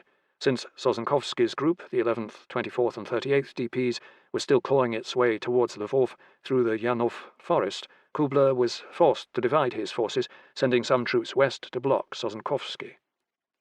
An intense battle occurred in the Janów forest on the 17th to the 18th of September, with the German 7th Infantry Division attacking Sosnkowski's group from the west and the 44th Infantry Division from the north, while the Gebirgsjäger acted as an anvil in the east. The Luftwaffe was called in to bomb Sosnkowski's group, further disrupting it. Despite horrendous losses, Sosnkowski's group reached the outskirts of Lvov late on the 19th of September, just as Soviet troops reached the eastern side of the city. Only about 500 Polish troops made it into the city past the German cordon. The sole organized unit to reach Lvov was a reserve infantry battalion led by Major Henryk Diduch. Sosnkowski ordered the remainder to break up into small groups and try to reach Hungary. List still wanted to try and capture Lvov before the Soviet arrival, but Sosnkowski's adventure had been a major distraction. The next day, Hitler ordered Rundstedt to disengage from Lvov and leave the city to the Red Army. Inside Lvov, General Brigady Władysław Langner, overall commander of the city, recognized that the situation was hopeless once the Soviets arrived, but did his best to save what could be saved. Maciek's 10th BK was the only unit in Lvov with the mobility to escape, and Langner ordered Maciek to take his brigade to Hungary. Amazingly, Maciek slipped out before the ring was closed around Lvov, and his brigade moved nearly 200 kilometers in about 36 hours. With flags flying, Maciek and about 1,500 of his men crossed the Hungarian border on the morning of the 19th of September. On the 22nd of September, Langner finally agreed to accept generous surrender terms from Komkur Filip I. Golikov's 6th Army, which were quickly violated. The NKVD immediately began arresting all Polish officers in the garrison. One of those arrested was Kapitan Józef Baron Bilewski, a reserve artillery officer and former head of the Polish athletic team at the 1932 Los Angeles Olympics. List had also ordered the 5th Panzer Division to secure the Drohobych oil field on the 17th of September, even though this was allocated to the Soviet sphere of influence. The Germans occupied Drohobych for 5 days before turning it over to the Soviet 12th Army on the 22nd of September. The attempted breakout of Pishkor's Army Lublin at Tomaszów-Lubelski on the 18th of September provided List with an additional excuse to keep his 14th Army east of the agreed demarcation line for more than a week after the Soviet invasion. At 0700 hours on the 18th of September, Pułkownik Rowetzky's Warsaw Armoured Motorized Brigade launched a surprise attack against elements of Hubicki's 4th Leichter Division at Tomaszów-Lubelski. This action was the largest use of Polish armour during the 1939 campaign, with 22 7TP tanks from the 1st BCL under Major Stefan Majewski a company with 12 Vickers light tanks and about 30 to 40 TKS tankettes, altogether about 75 armoured fighting vehicles. Rovetzky attacked with 2 parallel mixed infantry tank assault groups. The northern group managed to push back the Cavalry Schutzen Regiment 11 and take 160 prisoners, but lost 4 Vickers tanks and 8 TKS, robbing the attack of momentum. The southern group, personally led by Major Majewski, was more successful and managed to overrun German infantry positions and fight its way into Tomaszów-Lubelski by 1300 hours, causing some panic among Hubitsky's troops. However, Hubitsky called in Luftwaffe air support and used his artillery to smash up Polish troop concentrations. By the afternoon, the Polish attack was running out of fuel and ammunition, and casualties were approaching 50%. Kleist dispatched an armoured Kampfgruppe from 2nd Panzer Division at Rawa-Ruszka to the rescue, which suddenly appeared on the Polish right flank. Majewski decided to break off the attack and withdraw. Altogether, Rovetzky lost 12 7TP and 4 Vickers tanks and expended most of his fuel. Hubitsky's 4th Leichter Division suffered about 300 casualties, including 7 to 9 dead.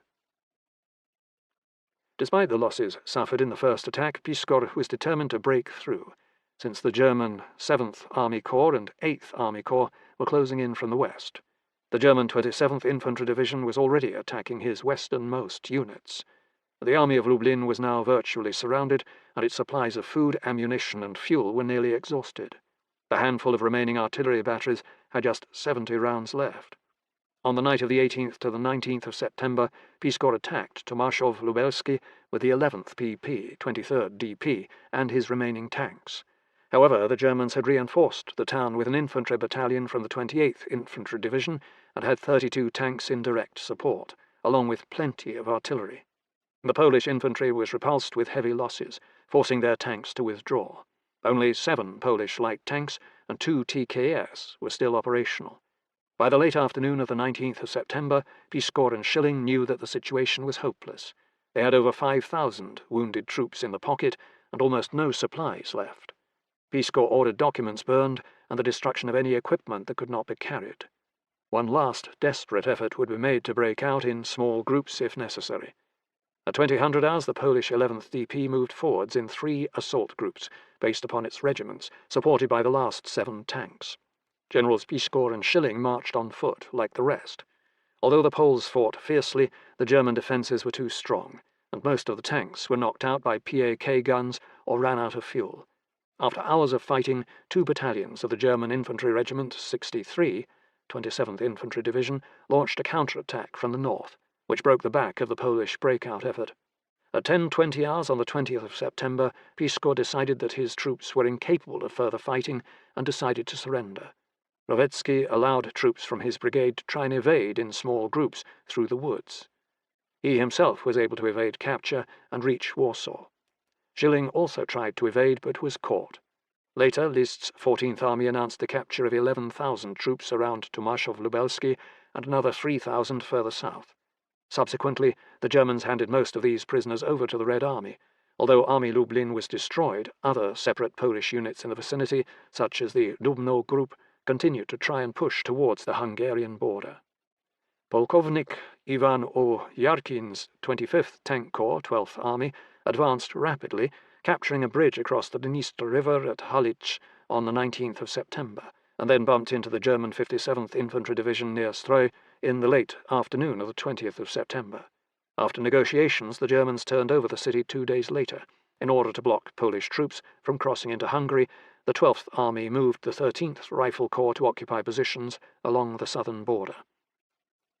On the morning of the 22nd of September, Krivoshain's 29th Light Tank Brigade reached Brześć.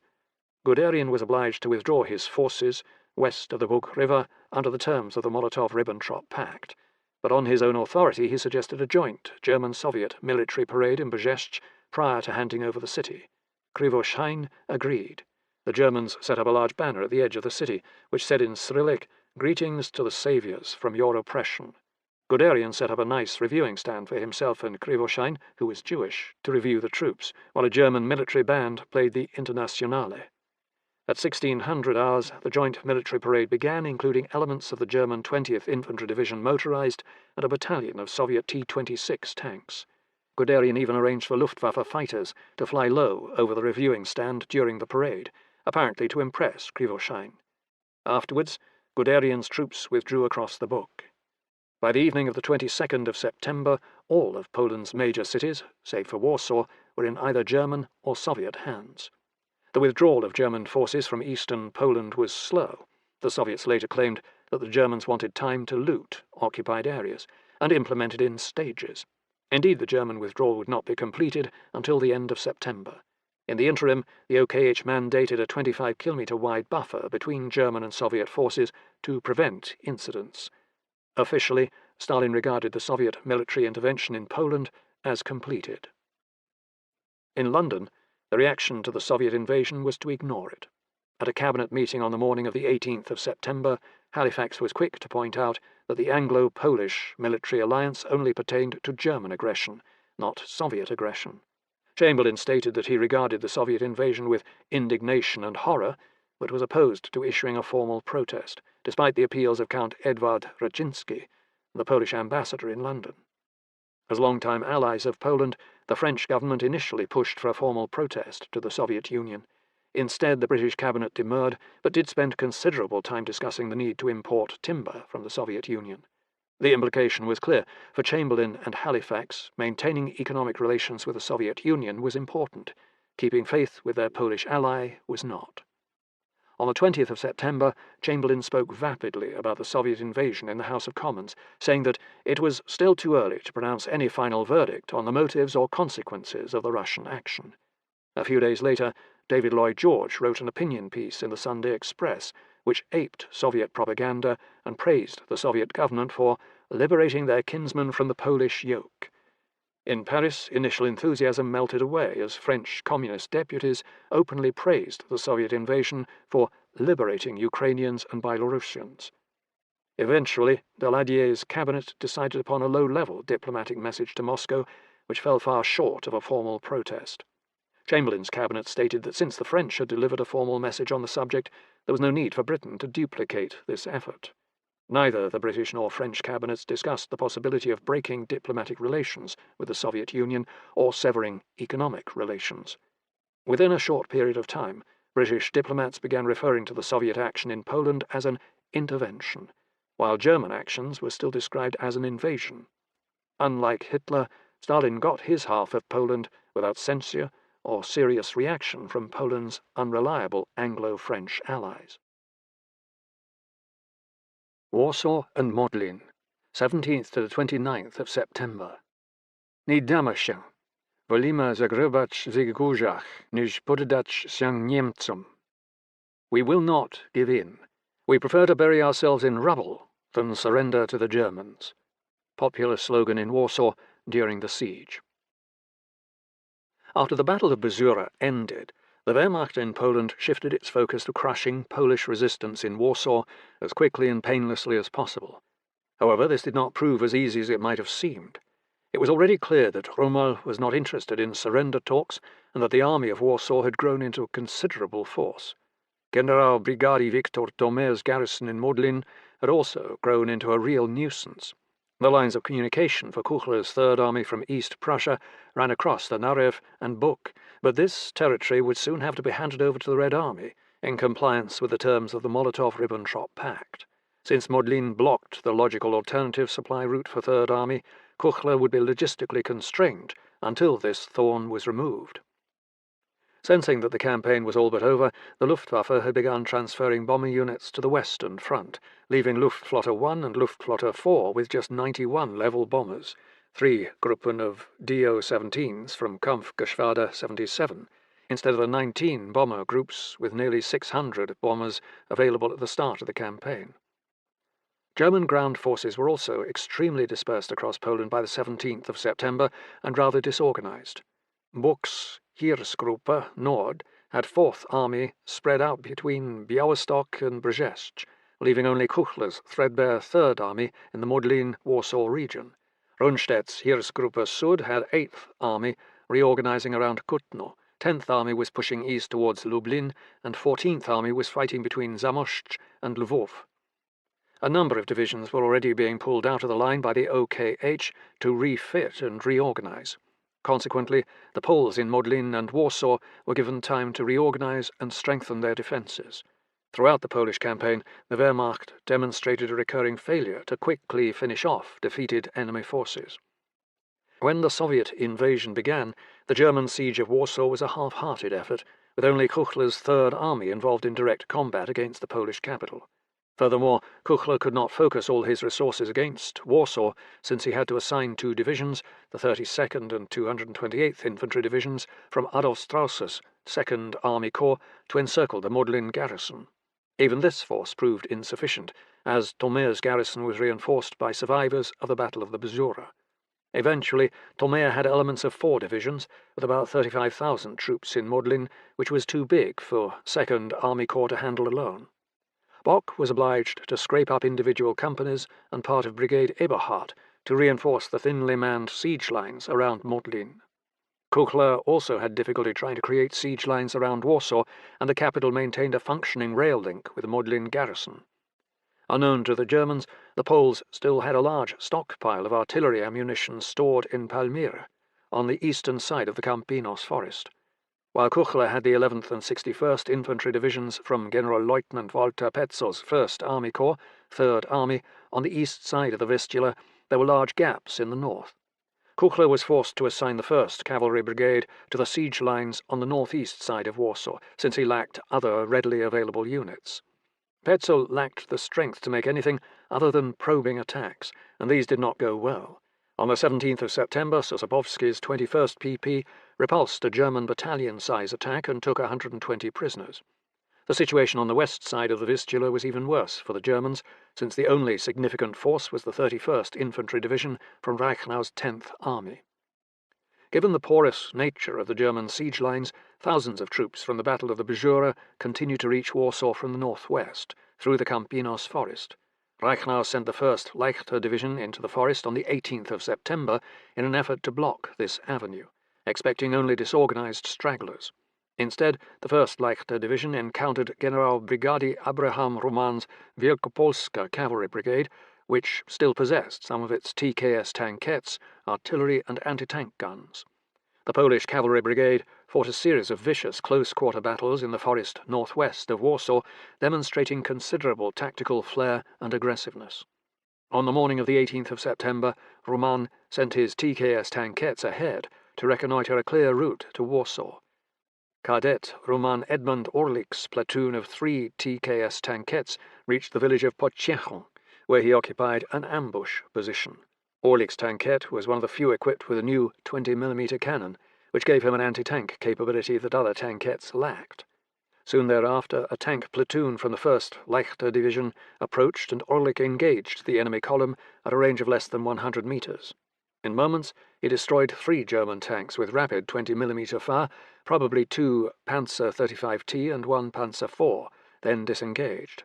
The German platoon leader, Prince Viktor Albrecht von Ratibor IV, died after being pulled from his burning tank. On the night of the 18th to the 19th of September, dismounted cavalrymen from Roman Wielkopolska Cavalry Brigade seized the village of Sieraków, 15 kilometers northwest of Warsaw. Among the prizes, the Polish cavalrymen captured 34 German trucks, loaded with fuel and supplies. Around 1000 hours on the 19th of September, the 1st Leichter Division launched a counterattack at Sieraków, but was repulsed with heavy losses from Polish anti-tank and artillery fire. Orlik claimed to have destroyed 7 more tanks with his 20mm armed tankette, and overall German tank losses at Sieraków may have been as high as 31 destroyed. On the night of the 19th to the 20th of September, Roman's Wielkopolska Cavalry Brigade, including Orlik's tankettes, entered Warsaw. These were the only Polish armoured vehicles from the Bzura to reach the capital. The arrival of other elements of Army Poznan in Warsaw allowed Rommel to form a tactical reserve of 3 infantry battalions. Rommel's army was also boosted by numerous civilian volunteers.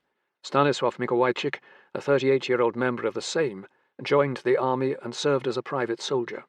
As in other Polish cities, teachers, students and women volunteered to serve in the Civil Guard, intended to fight fires and maintain order, or in labour units to dig trenches. The population of Warsaw were not apathetic, but rather fully engaged in helping to defend their city. Despite the fact that Polish units were slipping past the loose cordon to reinforce the Warsaw garrison, Rundstedt was slow to reorient and reorganize Heeresgruppe Süd in order to make a greater contribution to the siege effort. Finally, on the 19th of September, he assigned Błaskowicz' 8th Army to move to Warsaw and deploy on the western side of the city for an eventual assault. At this point, 8th Army consisted of General d'Artillerie Emil Leb's 11th Army Corps, 18th and 19th Infantry Divisions, and General de Cavalerie Maximilian von Weich's 13th Army Corps, 10th, 31st and 46th Infantry Divisions. Błaskowicz was promised additional artillery and pioneer units, although it would take several days to transfer them from other formations, such as 10th Army. Under the circumstances, neither Błaskowicz nor Kuchler believed they could mount a serious attack on Warsaw until at least the 23rd of September. In the interim, the Germans pecked at Warsaw with limited air and artillery strikes. Hitler personally ordered Third Army to shell the royal castle, which was set afire. The flag of the President of Poland, who was now in Romania, still fluttered outside the castle as its copper-plated roof buckled from the flames. On the 20th of September, Stukas bombed Warsaw's main waterworks, smashing in the roof. Thereafter, the lack of water pressure made firefighting difficult, and German artillery fire continually created new fires. The garrison was short on water as well as food. Surplus army horses were already being eaten, although rations were still adequate. The next day, the Germans temporarily suspended the bombardment of Warsaw so that 800 foreign diplomats and their families could leave the city. Rainy and cloudy weather on the 22nd and 23rd of September impaired flight operations. Kuchler's Third Army dug trenches and laid barbed wire along its perimeter on the east side of the Vistula, and a First World War-style no-man's land developed in the space between German and Polish lines. German forward observers could see all the bridges over the Vistula and directed artillery fire against any movement detected over them, which made it difficult for the Poles to maintain contact with their forces in Praga. During daylight hours, there was little observable activity, but the Germans used their mortars and light artillery to harass the enemy. The Poles had plenty of small arms ammunition, but were running short of artillery ammunition, and would only use it to repel enemy assaults. At night, the Poles conducted patrols and raids, which considerably annoyed the Germans. On the 22nd of September, the German 61st Infantry Division conducted some probing attacks into the eastern suburb of Zacisza to test the defences, which proved quite strong. German artillery bombarded Praga, although not in great concentrations. General Oberst Werner von Fritsch, the former head of the Heer, whom Hitler had forced to resign in February 1938, had returned to the front as honorary colonel of his old regiment, Artillery Regiment 12, which was part of Corps Forczyk. In truth, Fritsch was merely a supernumerary at this point and had no real duties. On the 22nd of September, Fritsch and two other staff officers apparently decided to drive to the forward areas to observe German artillery fire. Near the front line, Polish troops fired on the trio of German officers, and Fritsch was struck in the thigh. He bled out and died within a moment. Later that day, Hitler, Brauchitsch and Keitel arrived at Third Army headquarters and drove forwards to observe the bombardment of Praga from the tower of a church 5 kilometres from the front line. The Germans had difficulty amassing a pool of heavy artillery with enough ammunition to support a general offensive against Warsaw. Most of the Heeres artillery, Army and Corps-level units, was stripped from 4th Army and 10th Army to reinforce 3rd Army and 8th Army. In the rush to field new panzer units, the Heer had focused on providing adequate numbers of field artillery for the new divisions, the 10.5 cm 1FH-18 and 15 cm SFH-18 howitzers, but had neglected heavier artillery. German doctrine going back to Siecht's Reichswehr had stressed mobility, not fighting in the cities. Consequently, the largest weapon available in the Wehrmacht infantry in Poland was the Skoda 30.5 cm howitzer, of which 17 had been seized in Czechoslovakia. It could hurl a 287 kg high-explosive HE projectile out to about 9 to 10 kilometres, but had a very low rate of fire. Furthermore, the 20-ton Skoda weapon was difficult to move into place and required considerable support equipment. The best German-made weapon was the 21 cm Morse 18, which could fire a 113 kg HE projectile out to 14 to 15 kilometres. Longer range came at the expense of greater barrel wear. However, Błaskowicz's 8th Army was only provided with 4 30.5cm howitzers and 12 21cm Morse 18s, while Kuchler's Third Army received just 2 30.5cm and 6 21cm howitzers. The Skoda howitzers fired a total of just 517 rounds during the campaign. The Heeres artillery units also included over 160 10cm Sk-18 cannon, which were good for counter-battery work, but their flat trajectory was less useful in bombarding a large city. Altogether, 8th Army fielded 612 artillery pieces, 4 30.5cm, 12 21cm, 220 15cm, 136 10cm Sk-18, and 240 10.5cm. And 3rd Army had 308 artillery pieces, 100 15cm, 28 10cm, and 180 10.5cm, for a grand total of 920 artillery pieces. Essentially, the German artillery park in September 1939 was useful for suppressing military targets and starting fires in cities, but lacked the punch to inflict much damage on fortified buildings or partly buried bunkers. Bock complained that the artillery barrages against Warsaw were too inadequate to be effective. Indeed, the Wehrmacht would not be able to assemble a decent siege park until 1942, and only then with the help of more captured weapons. While preparing for a grand assault on Warsaw, the 11th Army Corps was used to clear out the Campinos forest, along with the 29th Infantry Division motorized. At the same time, General Brigady Mikołaj Botuch was leading a group of 5,000 troops from Modlin through Palmyry to Warsaw. On the morning of the 21st of September, the 29th Infantry Division motorized bumped into Botuch's group and discovered the Palmyry ammunition depot in the process. After a brief fight, Botuch's group slipped past, but the Germans captured the depot. On the same day, Infantry Regiment 30, 18th Infantry Division, occupied Łomianki, severing the Warsaw-Modlin link and blocking Botuch's path to Warsaw. Before dawn on the 22nd of September, Botuch attacked the German positions at Łomianki, but failed to break through. He was killed leading a bayonet charge. Lacking heavy weapons, the Polish group was slaughtered, suffering an estimated 800 dead, and most of the rest captured. Warsaw was finally isolated. During this period, Kluge's 4th Army returned to East Prussia, but some of its assets were transferred to Kuchler's 3rd Army. Bock ordered that older East Prussian reservists could leave their units to assist with the harvest, and the OKH authorized the release of Landwehr as well. Clearly, senior German officers felt that the shooting war was nearly over. On the 24th of September, Blaskowitz issued final orders for the all-out assault on Warsaw, while the Luftwaffe conducted airstrikes to soften up the defences.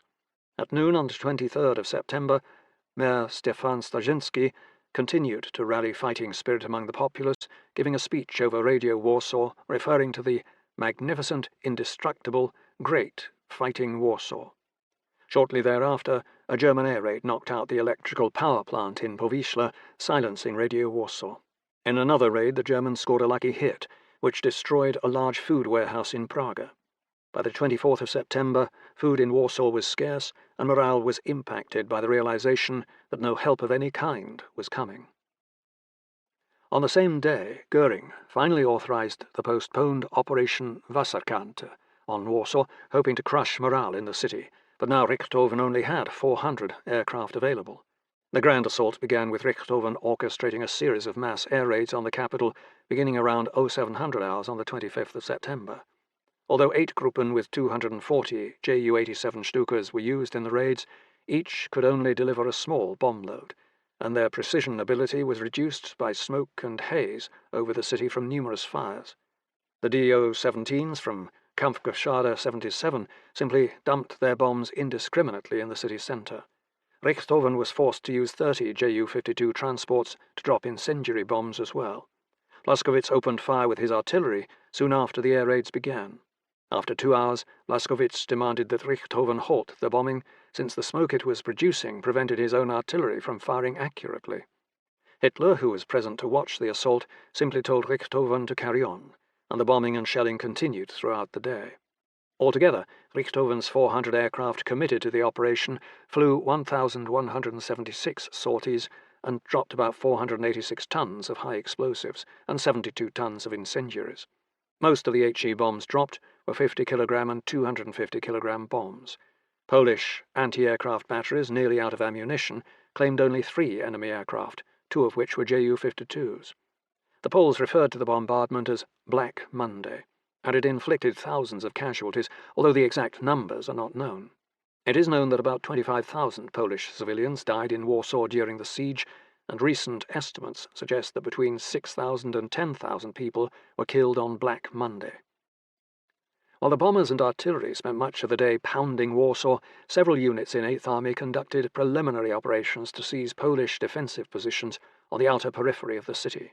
Rundstedt and Blaskowitz focused far too much on the capture of the outer ring forts, all of which were 19th century relics that had been demilitarized after the First World War. The real Polish defences were on the city streets, consisting of barricades and fortified buildings. In the southwest, the 10th Infantry Division attacked the 2 infantry regiments on line and advanced into the edge of the Mokotów district, while the 31st Infantry Division advanced on its left flank. In northwest Warsaw, the 18th Infantry Division launched a major attack on Fort 2A Babice, defended by Major Jacek Deczowski's 3rd 26th PP. Deczowski's battalion had already been heavily pounded for some days, suffering heavy casualties, but managed to hold off the reinforced Infantry Regiment 51 for some time. By the time that the position was finally overrun, Deczowski was badly wounded and his unit had suffered 60% casualties. Along the Vistula, Podpułkownik Stanisław Małek made an equally determined stand with the 60th Infantry Regiment, 60th PP, in the Bielany position.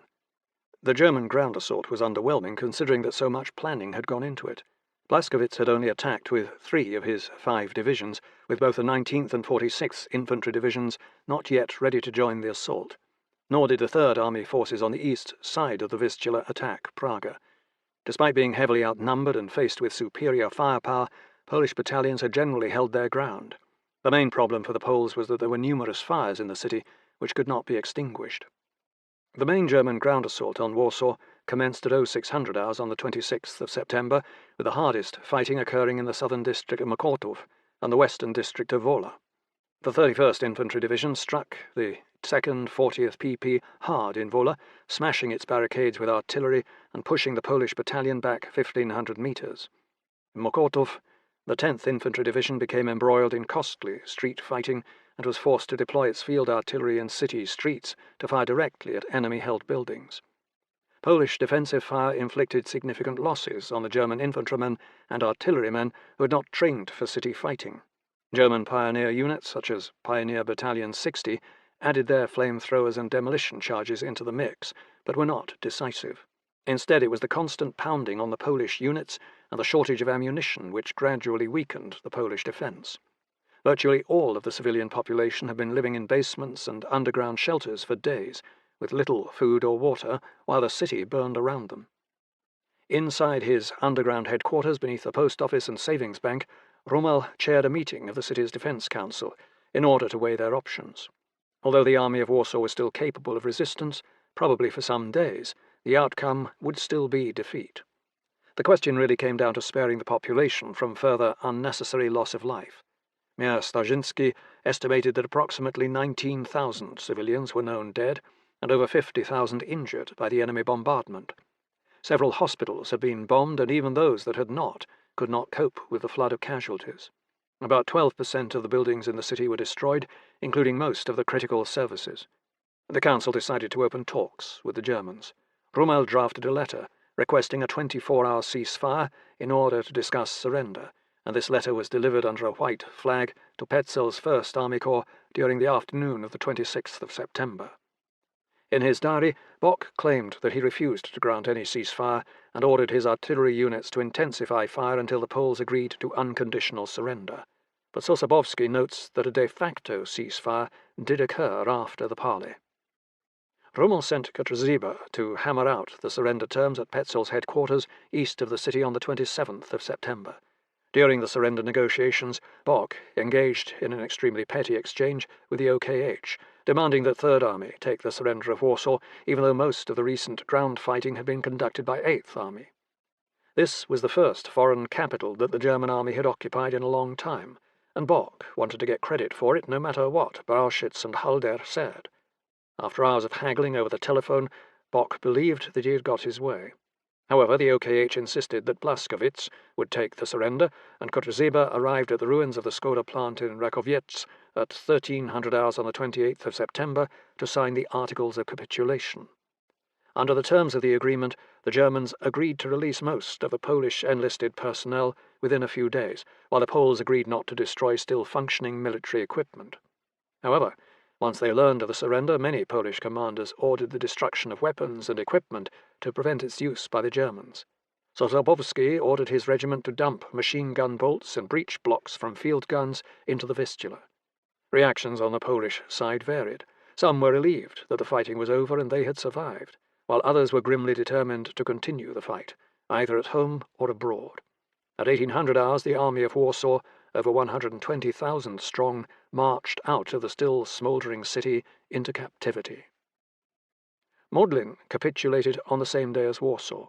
Strauss's Second Army Corps had kept Tomer's garrison under daily bombardment, but had not made any large-scale attack. Kuchler reinforced Strauss with Panzer Division Kempf, 2 more infantry divisions, and some heavy artillery, including 2 30.5-centimetre howitzers and 6 21-centimetre Morsa 18s, with the intent of launching a major attack once Warsaw had fallen. However, Tomer's forces were desperately short of food, ammunition, and medical supplies for his 4,000 wounded soldiers, which made it problematic how much longer the garrison could hold out. Late on the 27th of September, Tomer initiated negotiations with Strauss's Second Army Corps. At dawn the next morning, Tomer instructed all Polish troops in the Modlin garrison that negotiations were in progress and that they should cease firing and display white flags. During the negotiation phase, troops from the SS Regiment Deutschland, part of Panzer Division Kempf, decided to violate the ceasefire by attacking Polish troops near the village of Zakroczym, on the western side of the Modlin pocket. Fort 1 near Zakroczym, although obsolete, was a critical position that anchored the western end of the Polish position. Kapitan Tadeusz Durant, commander of the 3rd PPL, 2nd DPL, was in charge of the 200-man Polish garrison of the fort. Due to the ceasefire and the knowledge that a surrender was imminent, Durant's troops were loitering unarmed outside the fort when the SS attacked around 0630 hours.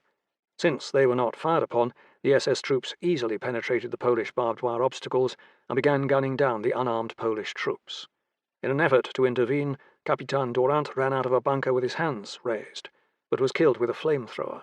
The SS troops killed over 50 Polish troops in this attack, but the remaining Poles grabbed their weapons and fought back, killing 15 SS men and wounding 33. The fighting around the fort lasted nearly 4 hours and delayed Tomer's surrender. After the garrison of 35,000 surrendered, on the 29th of September, the SS troops killed some of the prisoners from 2nd DPL, probably to eliminate witnesses, then treated the residents of the town of Zakroczym to a medieval-style sack. The SS men looted the houses, then set them on fire, while casually murdering civilians who objected. It is important to recognize that German armies had no recent experience handling such large numbers of prisoners, roughly 160,000 from just Warsaw and Modlin, nor had they made logistical preparations to accommodate such numbers. Prisoners typically spent the first week under open skies in fields, surrounded by some barbed wire. Although some German troops were brutal towards the Polish prisoners of war, they also could be very lackadaisical, and many Poles slipped away. Sosabowski was one of those who did so, as was Tadeusz Komorowski. Both men immediately joined the incipient Polish resistance. Stanisław Mikołajczyk escaped, made it to Hungary and then England, where he would play a key role in the Polish government in exile. For their part, the Germans reneged on the Warsaw surrender terms and refused to release enlisted prisoners. Instead, most were eventually sent to Germany as forced labour. The last battles, 23rd of September to the 6th of October 1939. Tell the people that yesterday there was a battle. The war is not ended. Poles are fighting and will keep fighting. General Brigady Franciszek Kleberg, 7th of October 1939. By the 3rd week of September, General Dywizji Stefan Dąb-Piernacki, the officer who had squandered Army Prusy in the first week of the campaign, found himself leading the northern front, the largest remaining fragment of the Polish army, south towards the Hungarian border.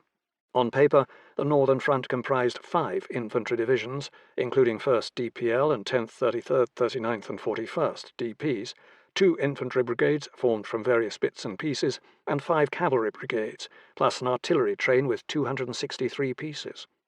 However, most of these units were well under strength, and it was telling that the 39th DP, a reserve formation, was the only division even near full strength. Nor were the units concentrated, rather they were dispersed over a wide area. Without a line of communication anymore, the only supplies the Northern Front had were what they carried. Pukovnik Władysław Anders' cavalry group, Novogorodska and Volwinska cavalry brigades, had joined Dom Biernacki's northern command near Chelm, but marched on a parallel course towards Zamość. Of course, the German 7th Army Corps was already there, and the Red Army was approaching from the east. Anders decided to try to break through the German cordon with his 2 cavalry brigades west of Tomaszów-Lubelski, along the Wieprz River. Dom Biernacki's larger group tried to break through north of Tomaszów-Lubelski on a broad front.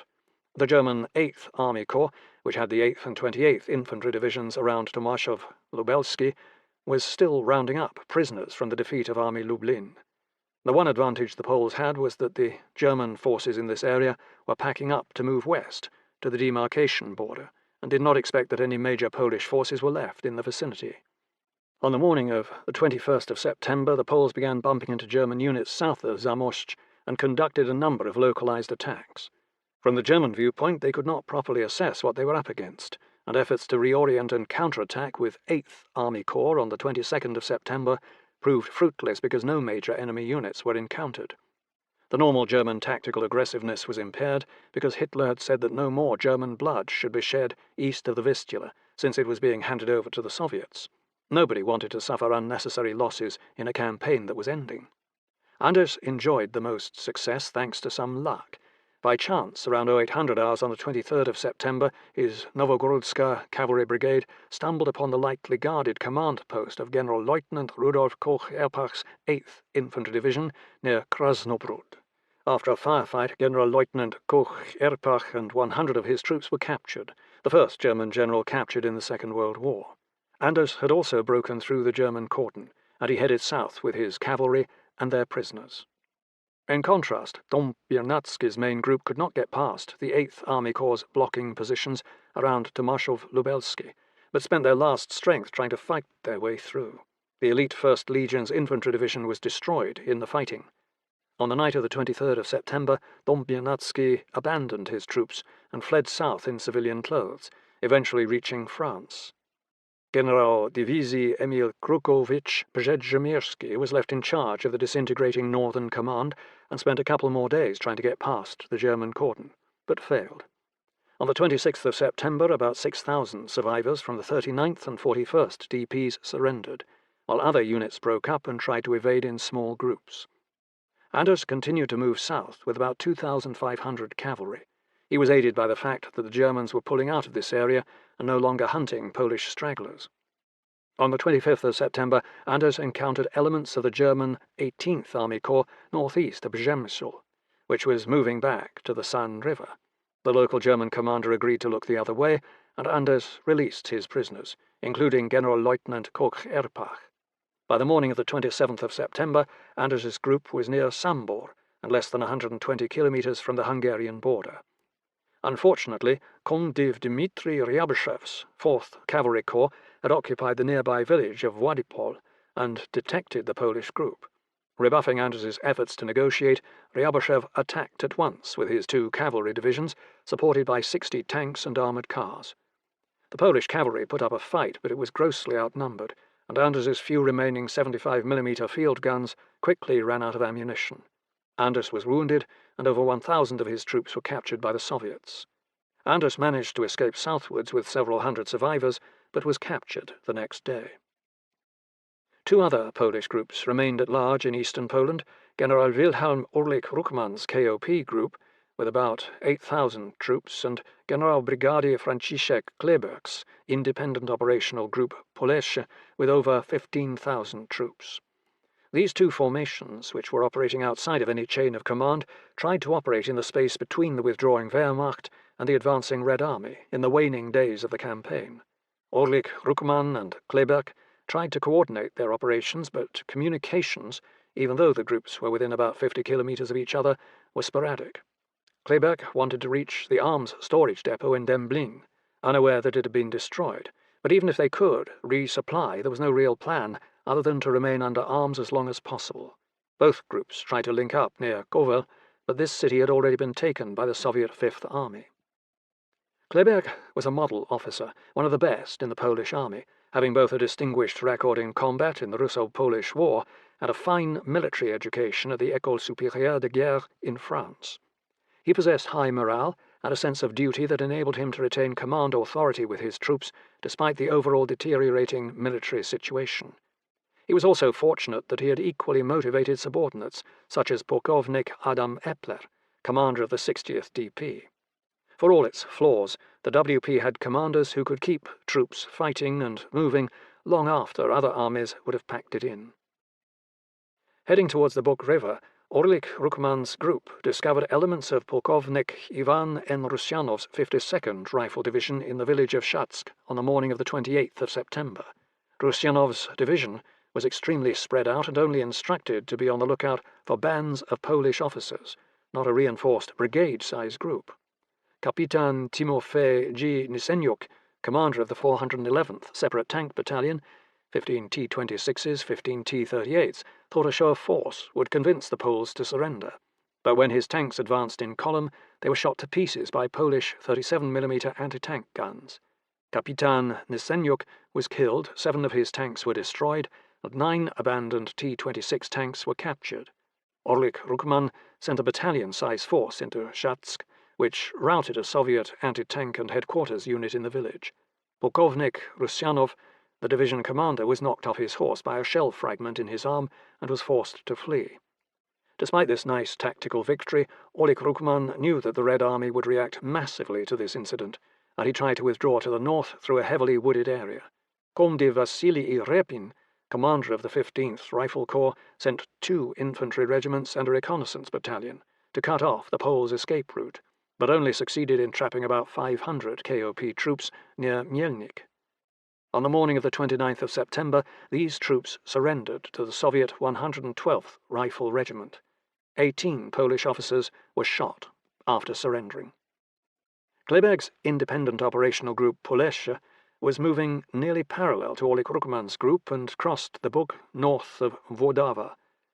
Kleberg fought and won 2 meeting engagements against the Soviet 143rd Rifle Division near Parchev on the 28th to the 29th of September. The Soviet tactical performance in these actions was poor, resulting in over 500 casualties, including 60 to 100 captured. On the 30th of September, Orlik Ruckmann crossed the Buk south of Włodawa, about 50 kilometers southeast of Kleberg's position. However, Repin's 15th Rifle Corps had not given up the pursuit, and Orlik Ruckmann's group was spotted west of the Buk on the evening of the 30th of September. The next morning, a Soviet reconnaissance unit identified the Polish group along the eastern shore of Lake Wytyczno, 50 kilometers northeast of Lublin. After knocking out 2 Soviet T-37 reconnaissance tanks, Orlik Ruckmann ordered his troops to dig in along the edge of the lake. The KOP troops only had 4 75mm guns left and were desperately short of ammunition.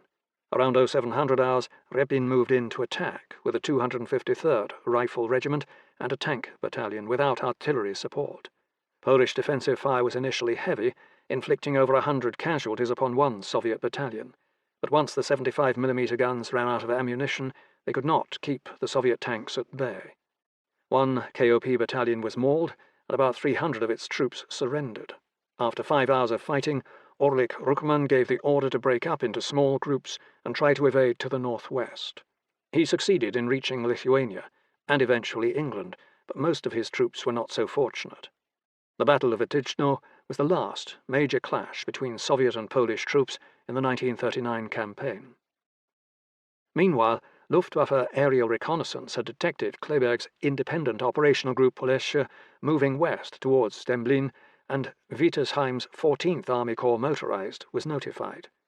The Germans were uncertain about the size of the Polish force, but given that the campaign was all but over, they did not expect that it was a serious threat.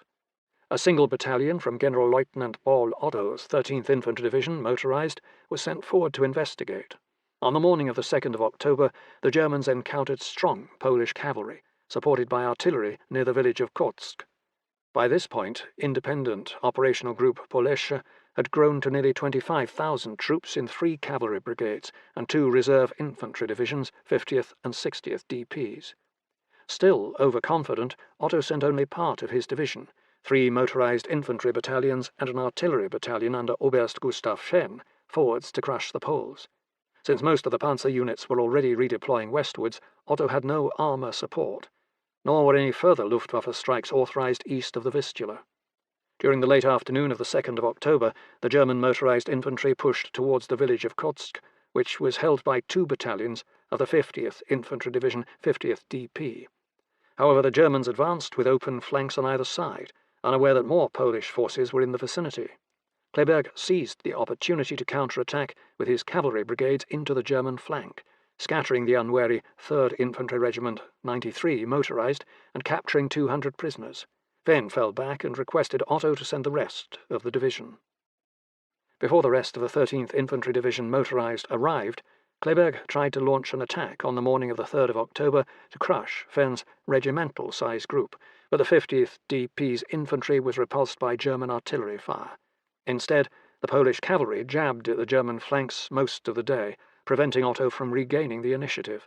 Otto's division had also got itself into an odd position, in that the bulk of the Polish forces were now astride his line of communications back to the Vistula. Wietersheim finally realized that they were dealing with a large Polish force, and released the 29th Infantry Division motorized to support Otto. On the 4th of October, Otto attacked westwards, but barely budged the Polish lines, and Polish cavalry kept getting around his flanks. Wietersheim was now under pressure to end this action, since the Germans were supposed to have already handed this area over to the Soviets. Otto attacked again on the 5th of October with more success, since the Polish troops were running out of ammunition. The 29th Infantry Division motorized also came up from the northwest, encircling most of independent operational group Polesha. Finally, Kleberg initiated surrender talks during the night of the 5th to the 6th of October, although fighting did not stop until 1000 hours the next morning. Kleberg gave his troops the option to try and evade on their own, but the bulk of his force, some 16,855 troops, surrendered at 1600 hours on the 6th of October. The last major conventional resistance in Poland had been extinguished.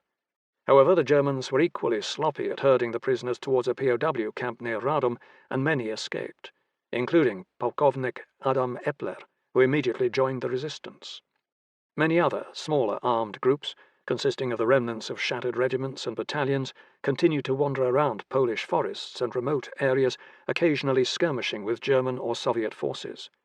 The most significant was a cavalry detachment under Major Henryk Dobranski, Hubal, who vowed that "I will not take off my uniform until I die."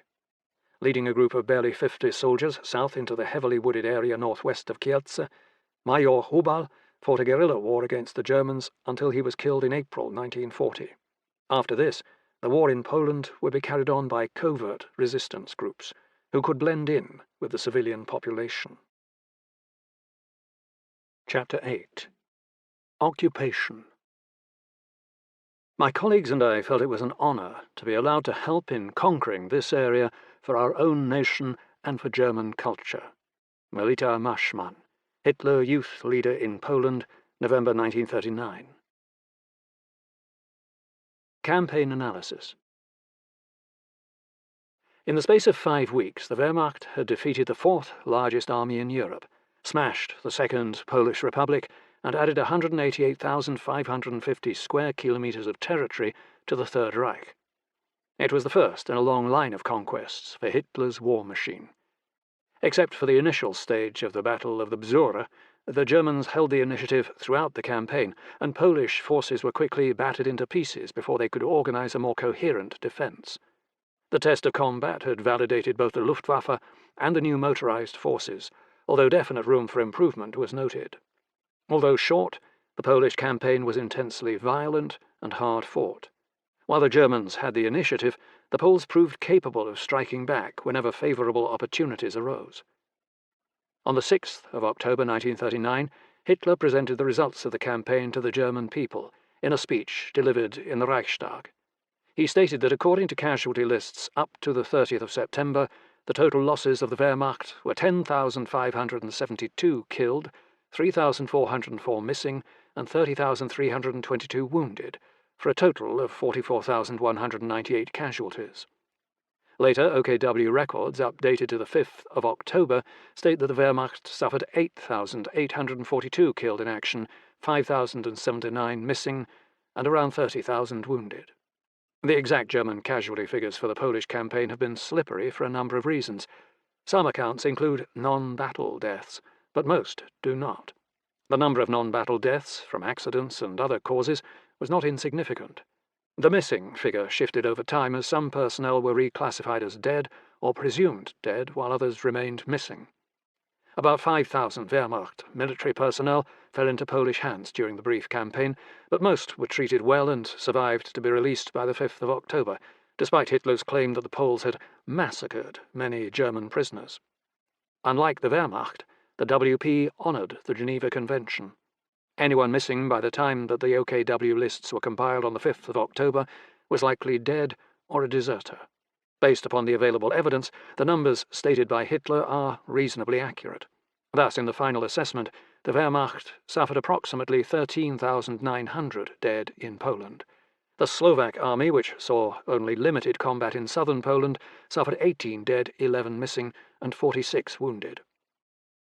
The bulk of German casualties, a total of 39,421, were suffered by the Heer. The Luftwaffe came off relatively lightly, with a total of 953 casualties, including the permanent loss of about 300 flying personnel. About 18,000 personnel from the Waffen-SS and Allgemeine SS participated in the campaign, and they suffered a total of 732 killed in action, 163 non-battle deaths, and 20 missing. Although it does not get much attention, the Germans did court-martial over 800 individuals as a result of misbehaviour during the Polish campaign. 503 were convicted of desertion, and 27 were executed. 38 were convicted of treason, and 10 executed. 27 convicted of looting, and 17 executed. 24 convicted of rape, and 7 executed. 20 convicted of murder, but only 1 executed. The court-martial records indicate that the Wehrmacht was more concerned about offences against military discipline or disloyalty to the regime than offences committed against enemy civilians or prisoners.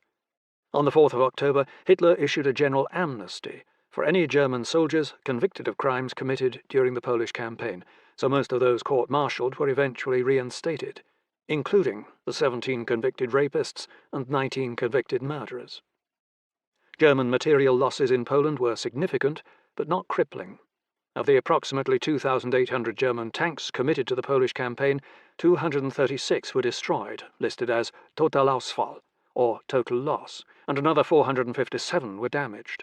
About 180 of the damaged tanks were eventually repaired, but the rest were scrapped, so total German tank losses in Poland were closer to the 500 mark.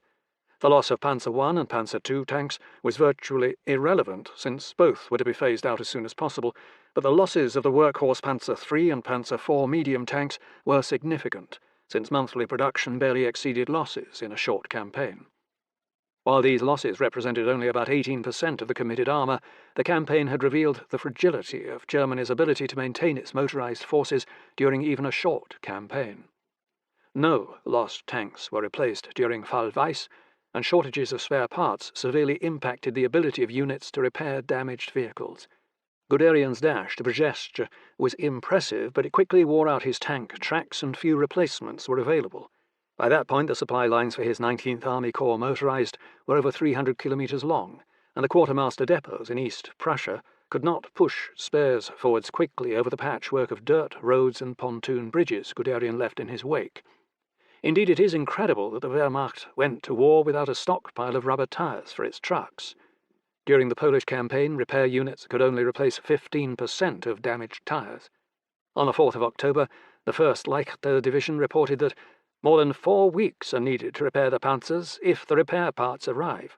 All of the Panzerkampfwagen and 50% of the artillery Zugmaschinen, prime movers, need new tracks.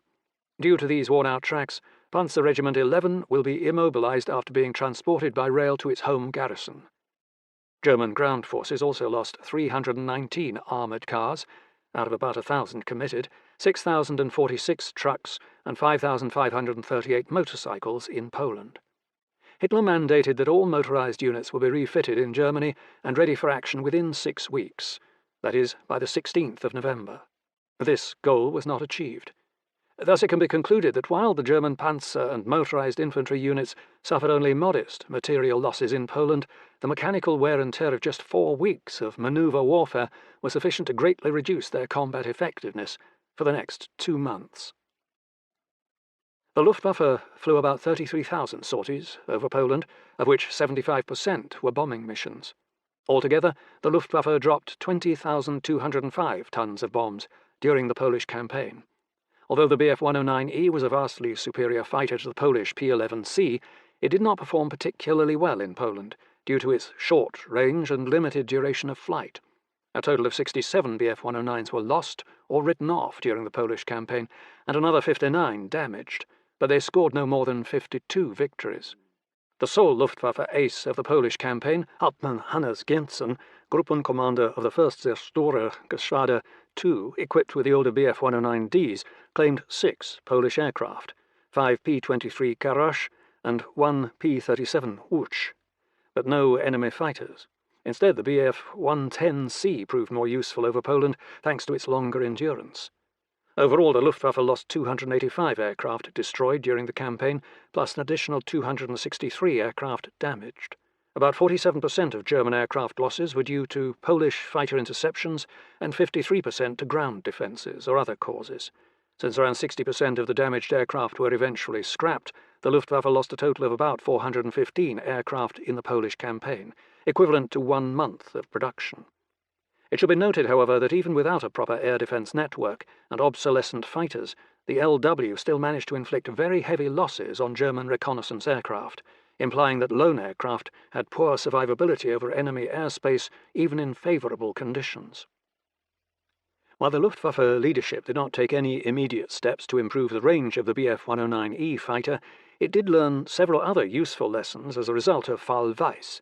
The range of the Ju-87B Stuka was recognized as inadequate, so the improved Ju-87R went into production in late 1939 and was available in quantity for the French campaign. It had double the range of its predecessor. The Luftwaffe also learned that its battle damage assessment capabilities were inadequate. Post-campaign investigation of 2 aircraft factories at Mielec and Lublin, which the pilots bombing them had reported as destroyed, were found to be untouched. Similar results were found in regard to airfields and train stations. Pilots proved to be poor at assessing the results of their own missions.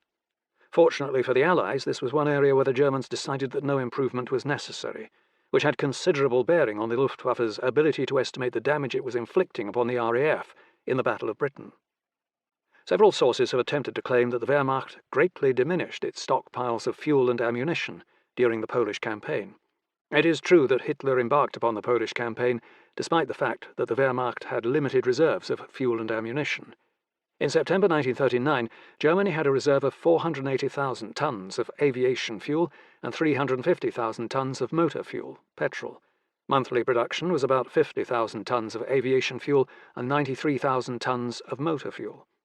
During the 5-week campaign, German ground forces consumed 60,000 cubic meters, about 45,000 tons of motor fuel, which was less than 13% of the pre-war reserve. Likewise, Luftwaffe fuel use was relatively moderate. However, no significant fuel stocks were captured in Poland, and once training and other operational requirements are factored in, the Polish campaign did represent a minor net loss. The ammunition utilization rate in the Polish campaign was serious, particularly for the Luftwaffe, but claims that the Luftwaffe used up 60% of its stock of bombs in 3 weeks are wildly inaccurate.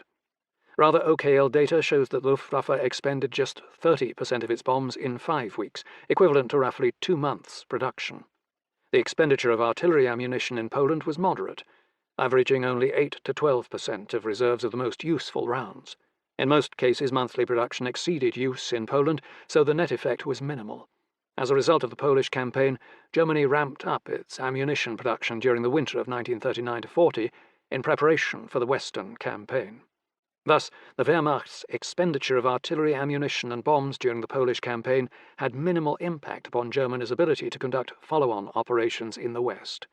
While ill-prepared to support an extended campaign, the Third Reich's industrial base was fully capable of mounting short campaigns as long as there were recovery periods in between.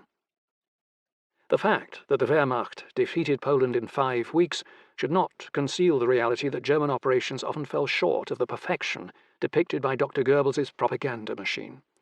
In operational terms, the Wehrmacht made 2 very noticeable mistakes, which enabled the Poles to mount a serious counteroffensive on the Bzura.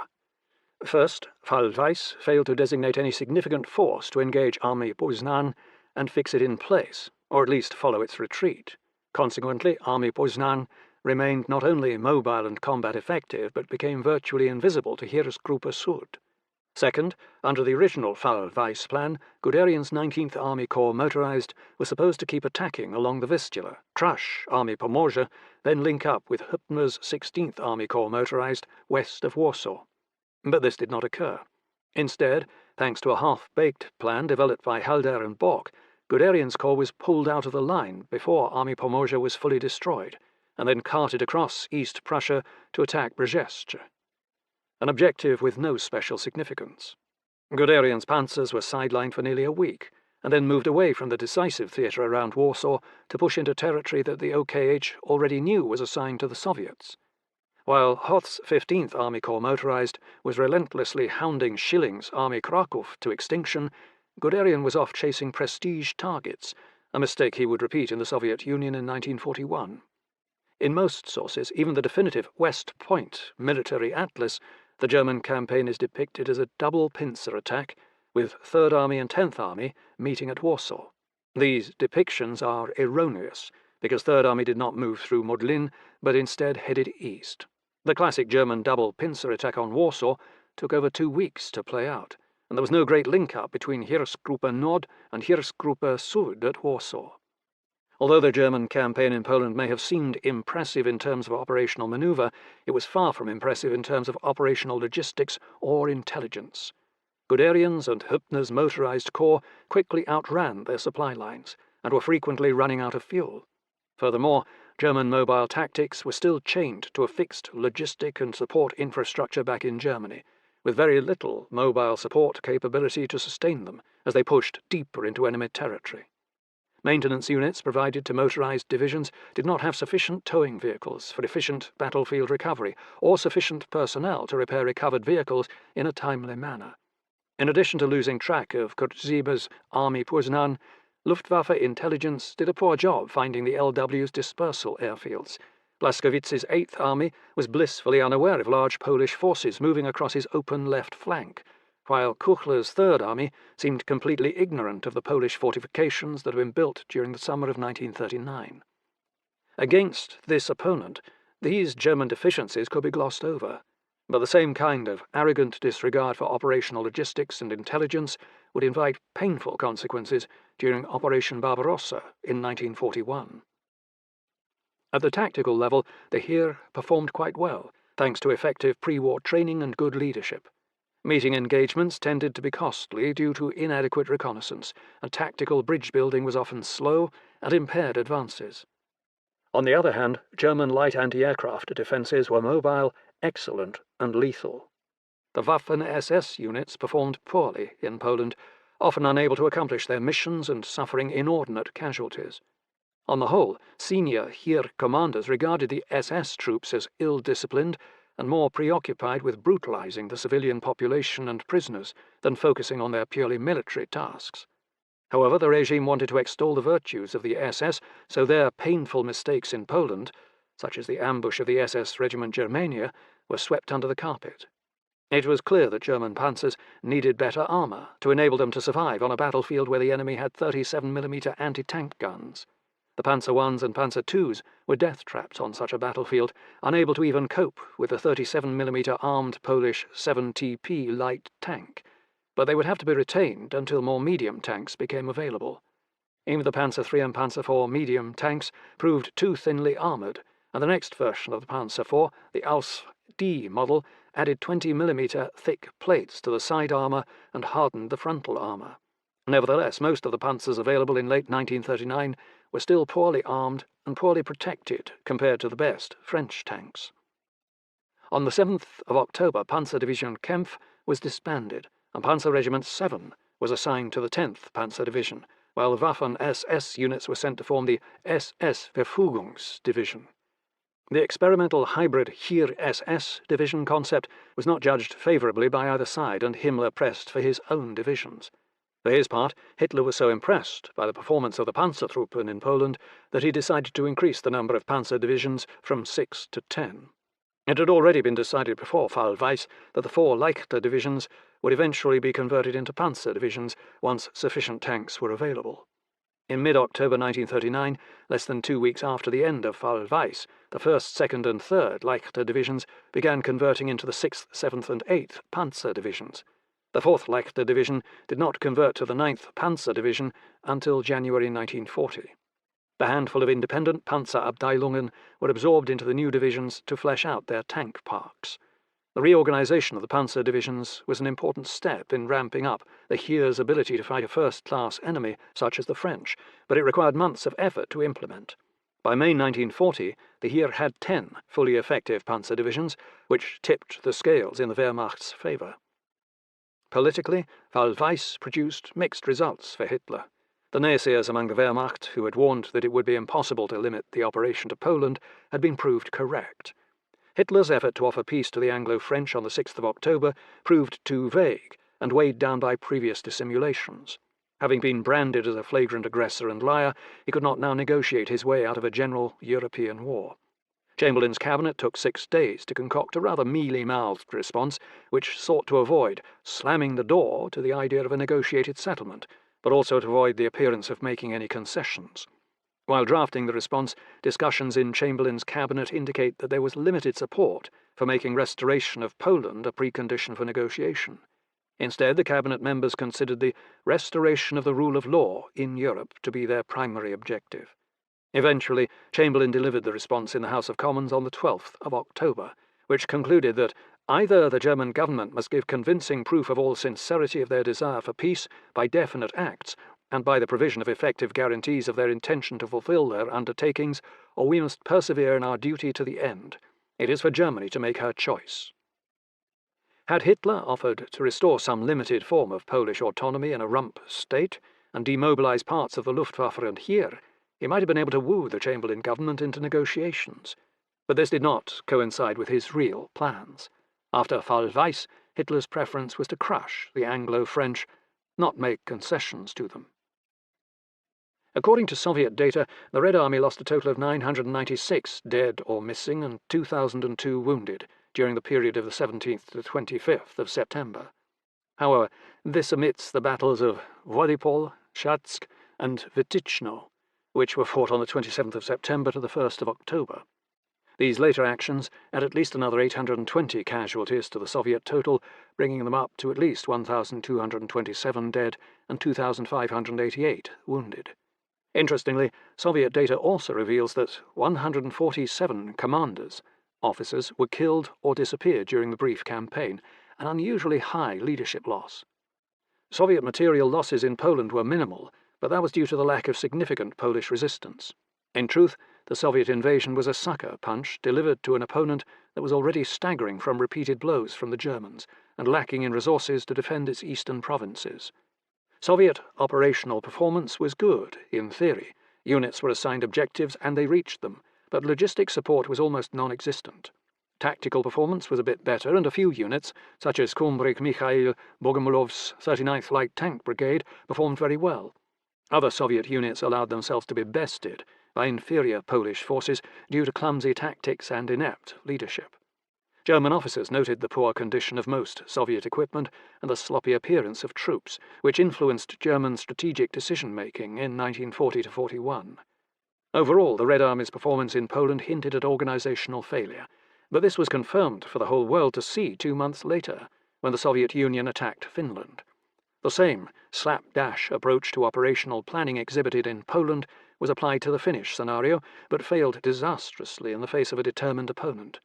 Nevertheless, Stalin was happy with the results in Poland.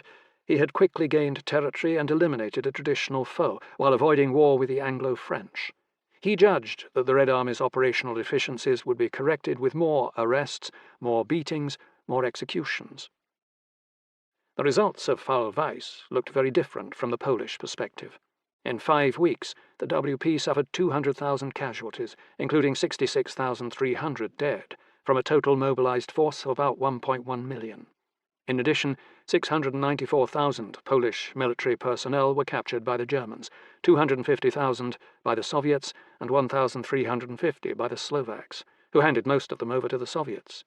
There are no solid estimates of Polish civilian losses during the 1939 campaign, but they are generally believed to have been around 150,000 dead. During September 1939, at least 23,638 Polish military personnel escaped to Romania, 900 to Hungary and about 1,000 to Lithuania. General Louis Faury, head of the French military mission to Poland, played a critical role in facilitating the transfer of Polish troops from Romania to France. Eventually, thousands more military-age males would flee through the Balkans during the winter of 1939–40, enabling the recreation of air and ground units in France. About 75% of the LW's personnel escaped to Romania, including 10,100 airmen. Polkovnik Stefan Pawlikowski, commander of the Pursuit Brigade, reached England and flew in support of the Dieppe landing in 1942. He was killed in action during a fighter sweep over the English Channel in May 1943. Polkovnik Władysław Heller, commander of the Bomber Brigade, also reached England and died in a training flight in October 1943. The two highest-scoring Polish fighter pilots in 1939, Skalski Stanisław, 142 Escadra, and Dudwał Hieronim, 113 Escadra, each with 4 confirmed kills, both escaped to the west. Stanisław reached England and flew during the Battle of Britain, in North Africa and Sicily. He became the highest-scoring Polish pilot of the war, with 18 confirmed kills. When he returned to Poland in 1947, he was sentenced to death for espionage, which was commuted to life in prison. He was tortured by the Communists and served 8 years in prison. Eventually, he was rehabilitated. Dudwał Hieronim reached France and was killed in a dogfight with Bf-109s on the 7th of June 1940. Over 144 LW aircraft were flown to Romania, including 58 fighters, 27 P-37 Whoosh bombers, 19 P-23 Karash, and 40 reconnaissance aircraft. The Royal Romanian Air Force added a number of these aircraft to its own inventory. Given that the LW still had over 100 operational combat aircraft and 10,000 personnel left to evacuate to Romania, it is clear that the Luftwaffe failed in its mission to destroy this force. Altogether, the LW flew 2,540 sorties and lost 333 of 432 aircraft during the campaign, including about 35 LW aircraft mistakenly shot down by Polish anti-aircraft gunners. Of 1,181 pilots, the LW lost 171 dead or missing and 63 wounded, or 20% casualties. Polish fighters flew 1,373 sorties and scored 107 victories, 103 German and 4 Soviet aircraft, but lost 120 of 158 fighters and 50 pilots. Polish bombers flew about 380 sorties, lost 142 aircraft and dropped 200 tons of bombs. Polish reconnaissance units flew 520 sorties and lost 80 aircraft. The P-23 Karash suffered particularly, losing 55 of 114 available aircraft to enemy flak and another 17 to enemy fighters. Given the circumstances, the LW performed reasonably well. Its pilots inflicted some damage, and most survived to fight the Luftwaffe another day under better conditions. The operational performance of the Polish army was poor from the outset due to a faulty deployment plan, which led to an incoherent and uncoordinated defensive effort. In no sector did the Polish border armies have anything like a continuous front, which allowed the Germans to bypass resistance centres and drive wedges between Polish divisions. Polish efforts to form defensive lines along favourable terrain features, such as the Warta River, were compromised before they even began. Reliance upon ad hoc operational group structures instead of proper corps headquarters proved disastrous, and it was rare that a single commander could coordinate the efforts of 2 or more Polish divisions. Indeed, it is fair to say that the Germans won the campaign not so much due to technology or numbers, but because they could readily coordinate multiple divisions and the Poles could not. Due to Rudge-Schmigwe's ill-judged decisions to leave Army Pomorze close to Danzig, then disband the intervention corps at the last moment, this critical army was set up for immediate defeat by Guderian's motorized units. Likewise, Army Poznan was deployed in a forward exposed position with no real mission. However, the worst Polish operational mistake was the fumbling manner in which the operational reserve, Army Prusy, was quickly squandered and disorganized in an effort to reinforce the crumbling Army Łódź. While the last-minute mobilization did not help the WP's performance, the decision to abandon city after city without a major fight severely impacted the Polish army's ability to deploy its reserve divisions and allowed the enemy to keep all the field armies on the run. Had the Germans been forced to deal with defended cities such as Poznan and Częstochowa, it would have reduced their ability to maintain their high operational tempo. The Germans would have been forced to detach divisions to reduce these cities, weakening their main effort. Sometimes commanders have to sacrifice some of their units in delaying actions for the greater good, but Rudge-Schmigwe did not have this mindset. At the tactical level, the performance of the Polish army was generally good, with a few exceptions. Polish anti-tank weapons and artillery performed particularly well, and when Polish units were able to fight with the advantage of fixed defences, they could inflict real damage. Polish cavalry units and the small number of tank units also performed quite well, and it is interesting that the Wehrmacht failed to completely destroy any of the pre-war cavalry brigades until the final days of the campaign. Polish tactical aggressiveness, particularly the willingness to conduct night attacks, caught the Germans by surprise on several occasions. Overall, Polish troops were motivated and willing to suffer heavy losses to achieve an objective. In many cases, Polish troops fought to the death to defend positions. Unlike other armies that the Wehrmacht fought in 1940–41, Polish units did not disintegrate just because they were surrounded. Politically, the September campaign was the death knell for Pilsudski's flawed Second Republic. Pilsudski's desire to encompass the largest amount of territory in 1919–21 had saddled the Second Republic with unresolved territorial disputes with most of its neighbours, and a sullen group of minorities, German, Belarusian, and Ukrainian, who proved to be a serious internal security risk. Endemic infighting between pro-Pilsudski and anti-Pilsudski factions also proved to be a serious handicap, and meant that military command was based upon loyalty to the regime rather than ability. The Second Polish Republic was overstretched and internally fragile, which made it a tempting target for aggressors. Were the Poles doomed to defeat in September 1939? The question is not entirely fair, since under the unfavourable circumstances that developed, Poland was essentially caught unprepared for a high-intensity war.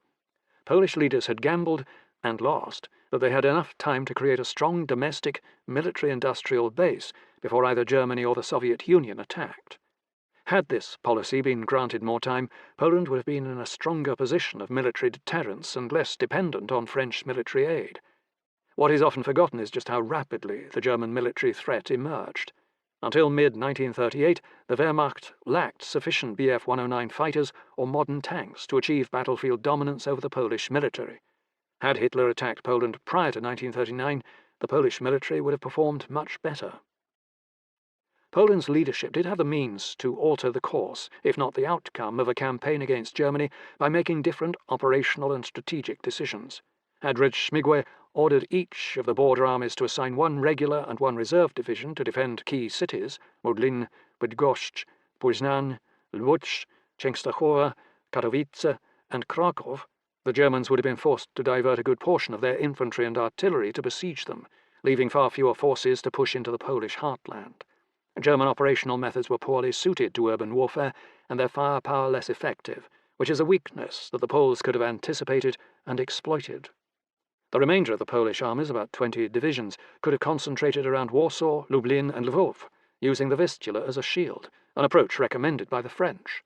By concentrating their armies, the Poles could probably have gained local superiorities, as they did on the Bzura, in order to gain some tactical victories. If the Poles had massed all their available tanks, motorized cavalry brigades, and air power under Army Warsaw from the beginning, they probably could have prevented the Germans from encircling or bombing the city for longer than they did in the actual campaign. With the two existing motorized cavalry brigades and two light tank battalions, the WP had the components to form a single mechanized division, which could have been used to spearhead counterattacks. Enhanced Polish resistance would also probably have delayed Soviet entry, since Stalin was not interested in fighting a protracted campaign in Poland. Better leadership, such as Sosnkowski instead of Dąb-Biernacki, and earlier mobilization would likely have improved Polish performance in the campaign as well. Under these conditions, Polish military forces might have survived several more weeks and delayed Soviet intervention, thereby allowing more troops to escape to the west via Romania. Finally, the Polish General Staff should have anticipated the need to form guerrilla units in enemy-occupied territory and could have created dispersed weapons stockpiles in remote areas and assigned reserve officers to lead resistance forces. It is also possible that other countries could have delayed, if not prevented, the war that occurred in September 1939. Had the British government been more circumspect in the early 1930s about allowing the export of military technology such as the Vickers 6-ton tank to the Soviet Union and aircraft engines to Germany, the pace of rearmament in both countries would have been delayed. Had the United States blocked companies from selling advanced industrial machinery to the Soviet Union, Stalin's first 5-year plan would have been delayed, which would have inhibited the growth of the Red Army. Had Britain and France imposed economic sanctions upon Germany for violating the disarmament clauses of the Treaty of Versailles, Hitler's rearmament program would have been starved of both resources and capital. Had Britain provided Poland with military loans prior to 1939, Poland could have accelerated its own rearmament plans. Instead, the leaders of the Western democracies not only failed to act effectively to prevent aggression in Europe, but they wittingly enabled it on multiple occasions by turning a blind eye as events unfolded before them. Polish resistance and Soviet-German crimes, 1939 to 41. The worst damage, however, which will accrue to the German national body from the present conditions is the excessive brutality and moral depravity which will spread in the shortest time like a plague. When high officials in the SS and police demand violent acts and commend them in public, then in a very short time only the violent will reign. Surprisingly fast, like-minded people and those with a bad temper are coming together to let off steam, as is the case in Poland, with their animal and pathological instincts. There is hardly any way to restrain them, for they must rightfully be authorized by official channels and feel justified in every cruelty. General Blaskowitz, February 1940. The authority of the government of the Polish Second Republic collapsed the moment that Reshaped and his entourage crossed into Romania. Although promised quick transit to the west, Reshaped, Mościcki, and the rest of the Polish government were soon interned by the Romanian authorities and not allowed to leave the country. Just before leaving Poland, Mościcki had issued instructions to begin forming a government in exile in France, but it did not work out as he expected. The Polish ambassadors in Paris and London ignored Mościcki's candidate and engineered the selection of Władysław Raczkiewicz, who was technically third in line of succession as Marshal of the Senate, as the new President of the Republic. The Polish government in exile was established in Angers, southwest of Paris. Since few members of the Senacia regime had yet reached France, the new government was packed with many opponents of the regime.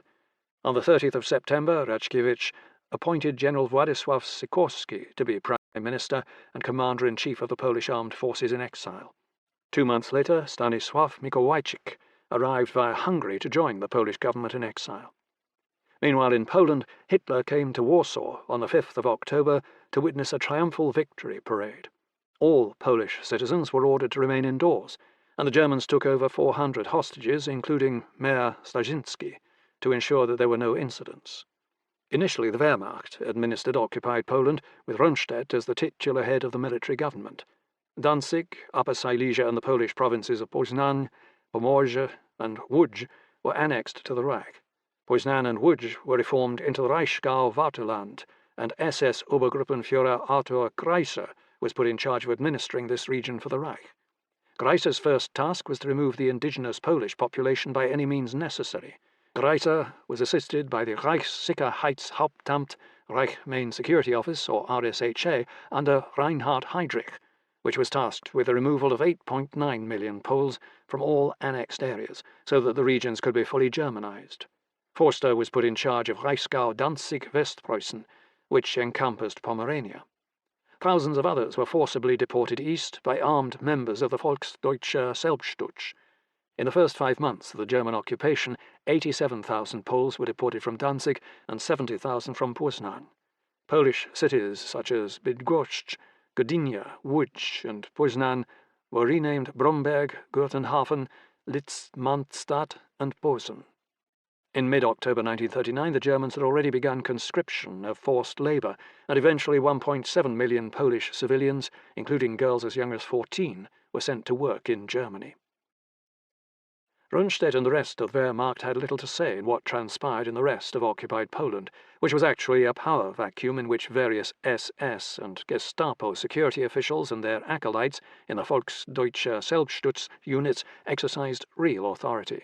On the 25th of October, the Wehrmacht transferred authority over occupied Poland to Hans Frank's general government, located in Kraków.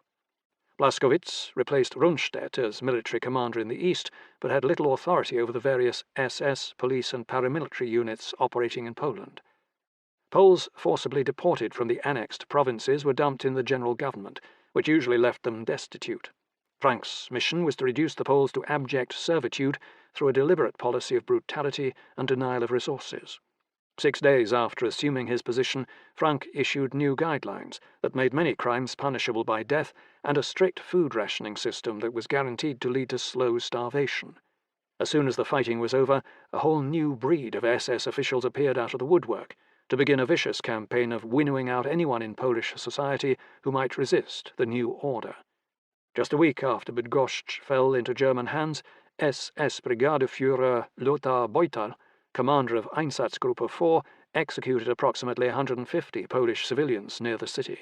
SS Oberführer Ludolf von Alvensleben, a career sociopath, led the way in taking actions to eliminate the Polish intelligentsia, clergy and other prominent citizens, beginning with mass arrests and executions in Pomerania.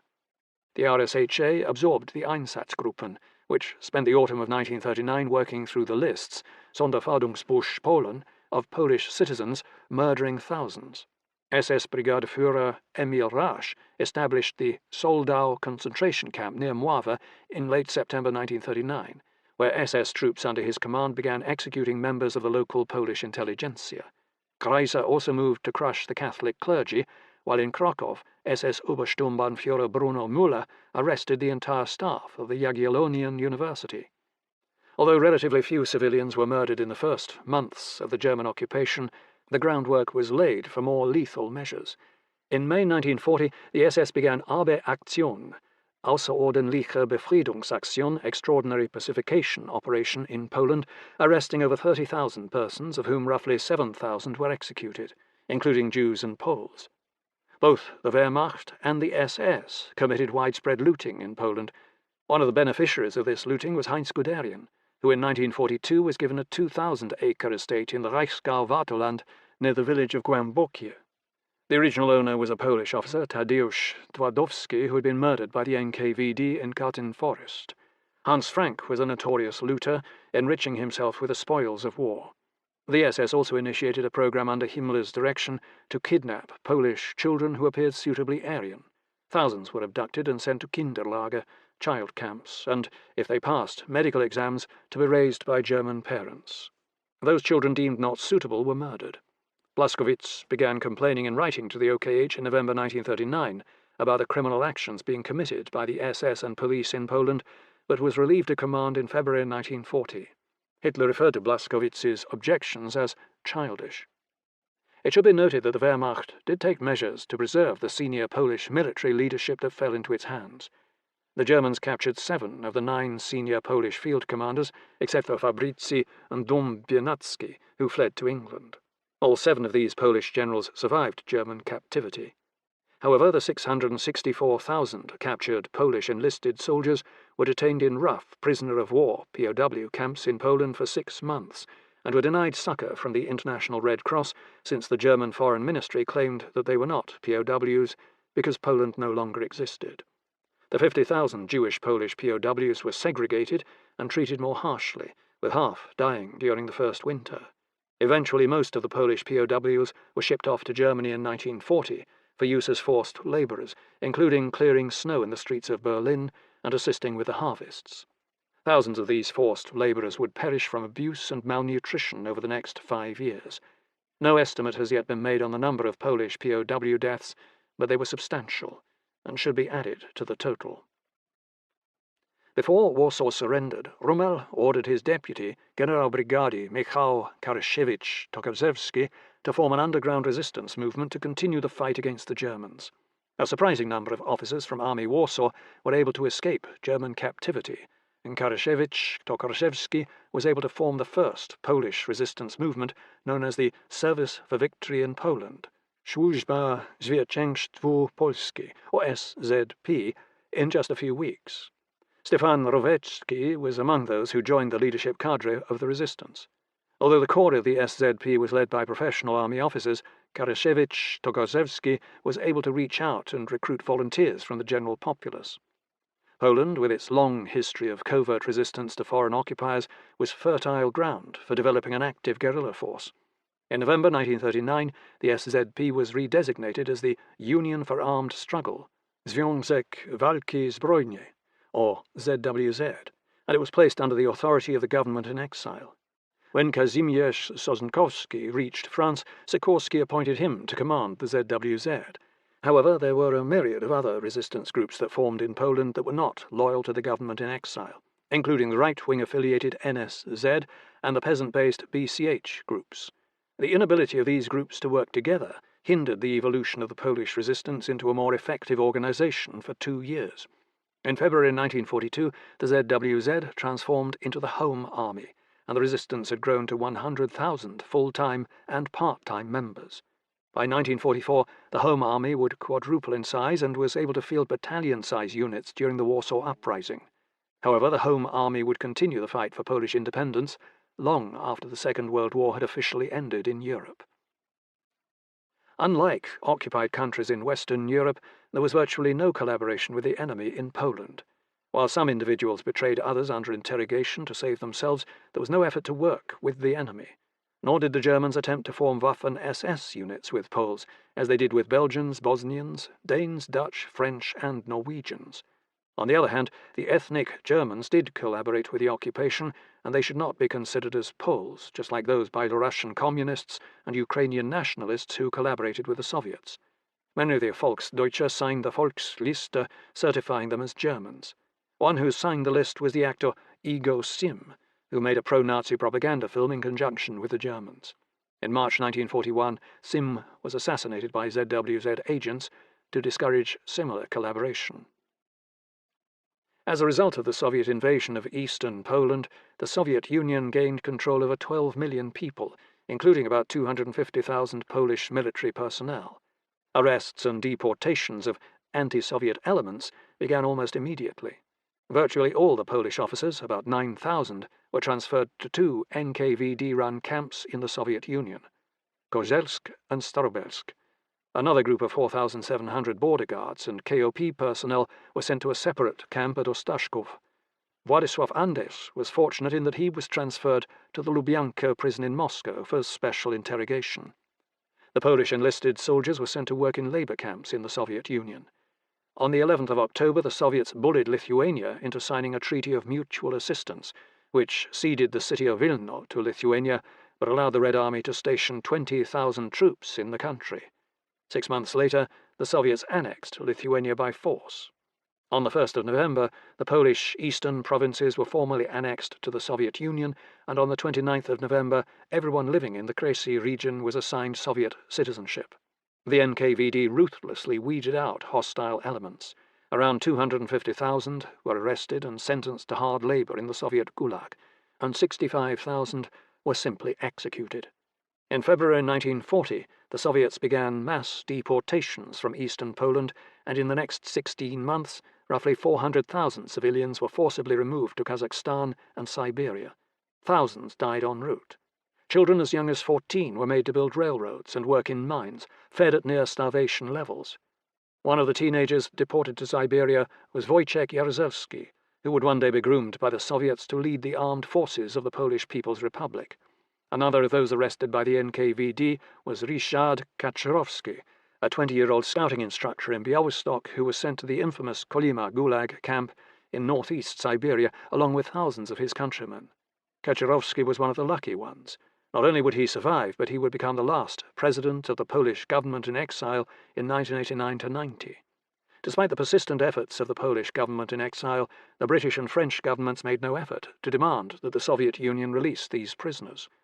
Adding insult to injury, Franklin D. Roosevelt's moronic vice president, Henry A. Wallace, visited the Kolyma Gulag camp in August 1944 and was completely hoodwinked by NKVD efforts to conceal the true nature of the facility. Wallace not only returned with an admiring report about the Gulag camps, in which he believed all the workers were paid volunteers, but assisted in the production of a film about Kolyma, which helped to deceive the American public about the true nature of Stalin's regime. The ZWZ attempted to form cells in eastern Poland, but this effort was defeated by the NKVD's arrest of virtually anyone sympathetic to the Second Republic. In March 1940, Karaszewicz-Tokarzewski attempted to enter the Soviet zone but was arrested by the NKVD and sent to the Lubyanka prison. On March 5, 1940, the Soviet Politburo decided that the Polish officers were sworn enemies of the Soviet regime and ordered the NKVD to eliminate them. In April, the NKVD began executing the Polish prisoners in groups of 300 in secret, gradually emptying the Kozelsk, Osteshkov, and Starobelsk camps.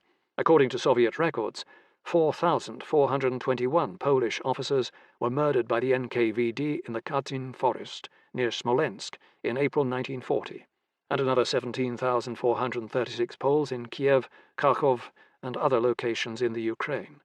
Thus, the Soviet regime murdered a total of 21,857 Allied military personnel. The Soviet government then disavowed all knowledge of Polish officer prisoners. Although these murders were suspected by the Polish government in exile because all contact with the prisoners ceased in spring 1940, they were not confirmed until the Germans found the mass graves in Katyn in 1943.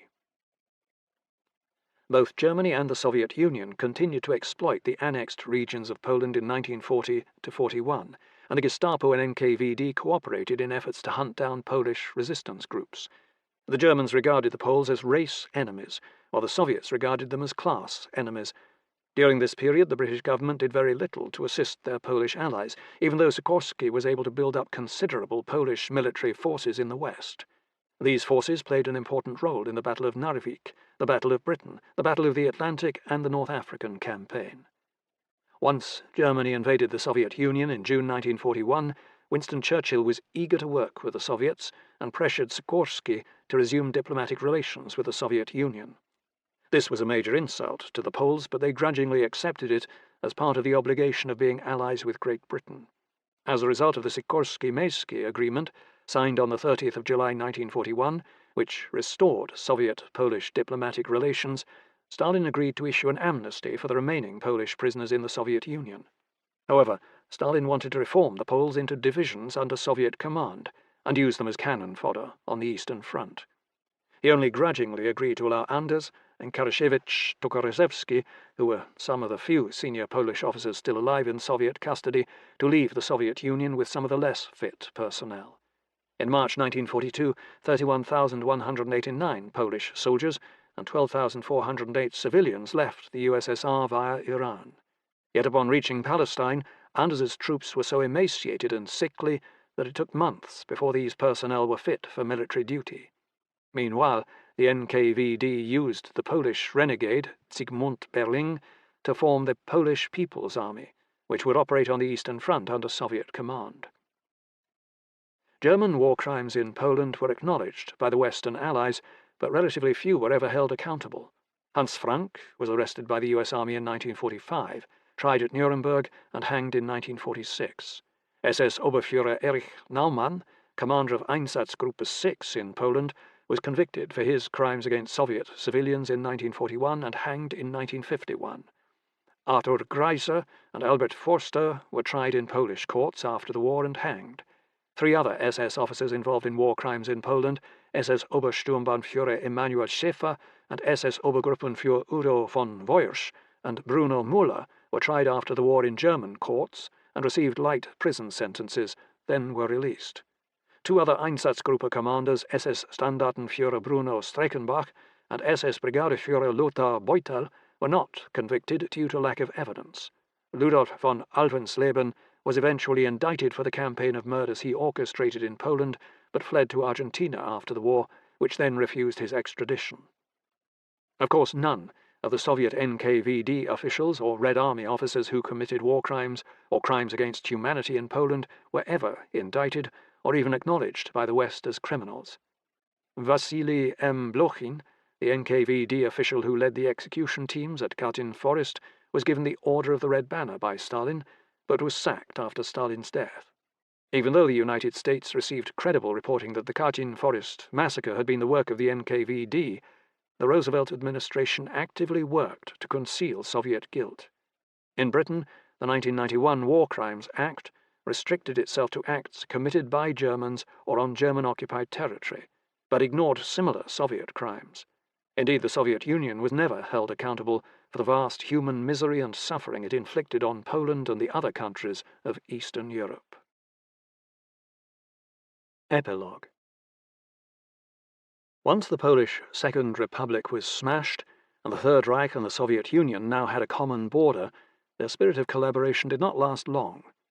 Hitler benefited from Soviet economic trade while he prepared to attack in the West, thereby weakening the effects of the Allied naval blockade. By May 1940, the Wehrmacht had recovered from Case White and was ready to launch its long-awaited Western offensive. Amazingly, in just 6 weeks, the Wehrmacht smashed the French, Belgian and Dutch armies and evicted the British Expeditionary Force from the continent. During the Western campaign, the Wehrmacht demonstrated much improved operational and tactical efficiency over its performance in Poland, and by June 1940, Hitler believed that German forces were virtually invincible. While Hitler had been preoccupied in the West, Stalin had annexed the 3 Baltic states and Bessarabia. Once the Anglo-French allies were defeated, Hitler intended to renounce the Molotov-Ribbentrop Pact and attack the Soviet Union while his military forces were at peak efficiency. In June 1941, Hitler launched Operation Barbarossa, hoping to overrun the Soviet Union in a matter of weeks, as he had done Poland and France. However, Hitler had not fully comprehended that the Wehrmacht's style of warfare could not simply be scaled up to defeat a country that was 50 times larger than either Poland or France. Indeed, the Wehrmacht met its match in the Soviet Union, where its lack of adequate preparations for a long war and arrogant disregard for intelligence, logistic and terrain/weather factors led to catastrophic failures. Rebounding from its own initial defeats thanks to superior pre-war industrial preparations, the Red Army relentlessly pushed westwards and by July 1944 had reached the Vistula River and driven the Wehrmacht from eastern Poland. However, the Soviets paused outside Warsaw when the Home Army rose in rebellion against the Germans, allowing the SS to leisurely crush the uprising. Anglo-American efforts to aid the Home Army in Warsaw were rebuffed by Stalin, who wanted the Home Army eliminated. Indeed, as soon as the Red Army moved into eastern Poland, all pretense of cooperation with Polish forces controlled by the London government in exile ceased, and the NKVD began arresting and murdering Home Army officers. The Red Army finally captured the burnt-out wreck of Warsaw and most of western Poland in January 1945. However, the Germans hung tenaciously on to Danzig, and this city, where the war began, did not fall until the 30th of March 1945. In the harbour of Guttenhofen, Gdynia, the wreck of the pre-dreadnought Schleswig-Holstein, which had fired the first shots of the Second World War, lay rusting after having been belatedly sunk by RAF bombers. Meanwhile, Poland's Western allies gradually sold out its interests during the war in order to retain good relations with Stalin. Soviet collusion with the Third Reich in 1939–40, Soviet criminal behavior in Poland, and the Katyn Forest massacre were all nonchalantly swept under the carpet by the American and British leadership. Western media and socialist labor leaders in the West continually churned out admiring reports about the valiant Red Army and its liberation of Eastern Europe, ignoring the fact that it had helped to conquer 4 of these nations in 1939–40. Western appeasement of Hitler's pre-war aggression did not end. It simply morphed into appeasement of Stalin's aggressive behavior, and for the same reason, to avoid making greater military sacrifices to restore the pre-war status quo. The epitome of this craven sellout occurred at the Tehran Conference in November 1943, where any hope for Poland's post-war independence was sacrificed on the altar of Allied solidarity. No Polish leaders were invited to discuss their post-war borders with the Soviets, and they were browbeaten into acquiescence, just as the Czechs had been by Chamberlain in 1938. At no point did the Anglo-Americans even consider threatening to reduce Lend-Lease shipments to the Soviet Union in order to gain better terms for Poland and Czechoslovakia. While Churchill's inability to press Stalin was understandable to the Poles, since it was clear that the British Empire was fading, it was harder for them to understand why the United States, with its military and economic power outmatching Soviet resources, was willing to concede Eastern Europe without protest. Unfortunately, President Franklin D. Roosevelt was a sickly man, possessed of a cartoonish image of Uncle Joe Stalin and advised by gullible men such as Henry Wallace and Harry Hopkins. At Yalta, Hopkins told Stalin that the United States had no special interests in Poland and would accept any government in Poland which was desired by the Polish people, then accepted Stalin's vague assent to free elections. Just as European leaders had thought they could manage Hitler in the 1930s, the Americans believed that they could manage Stalin to accept their vision for post-war Europe. Polish hopes for any kind of post-war freedom were ruined by British weakness and American ignorance. So Poland passed from complete occupation by the Germans to complete occupation by the Soviets. The Polish People's Republic was foisted upon the Poles in 1947, with its leadership imported directly from Moscow. Stanisław Mikołajczyk returned to Poland but was defeated in rigged elections, and many of his supporters were arrested. He was lucky to escape with his life. Instead, Bolesław Bierut, an NKVD agent, became the new president of Poland.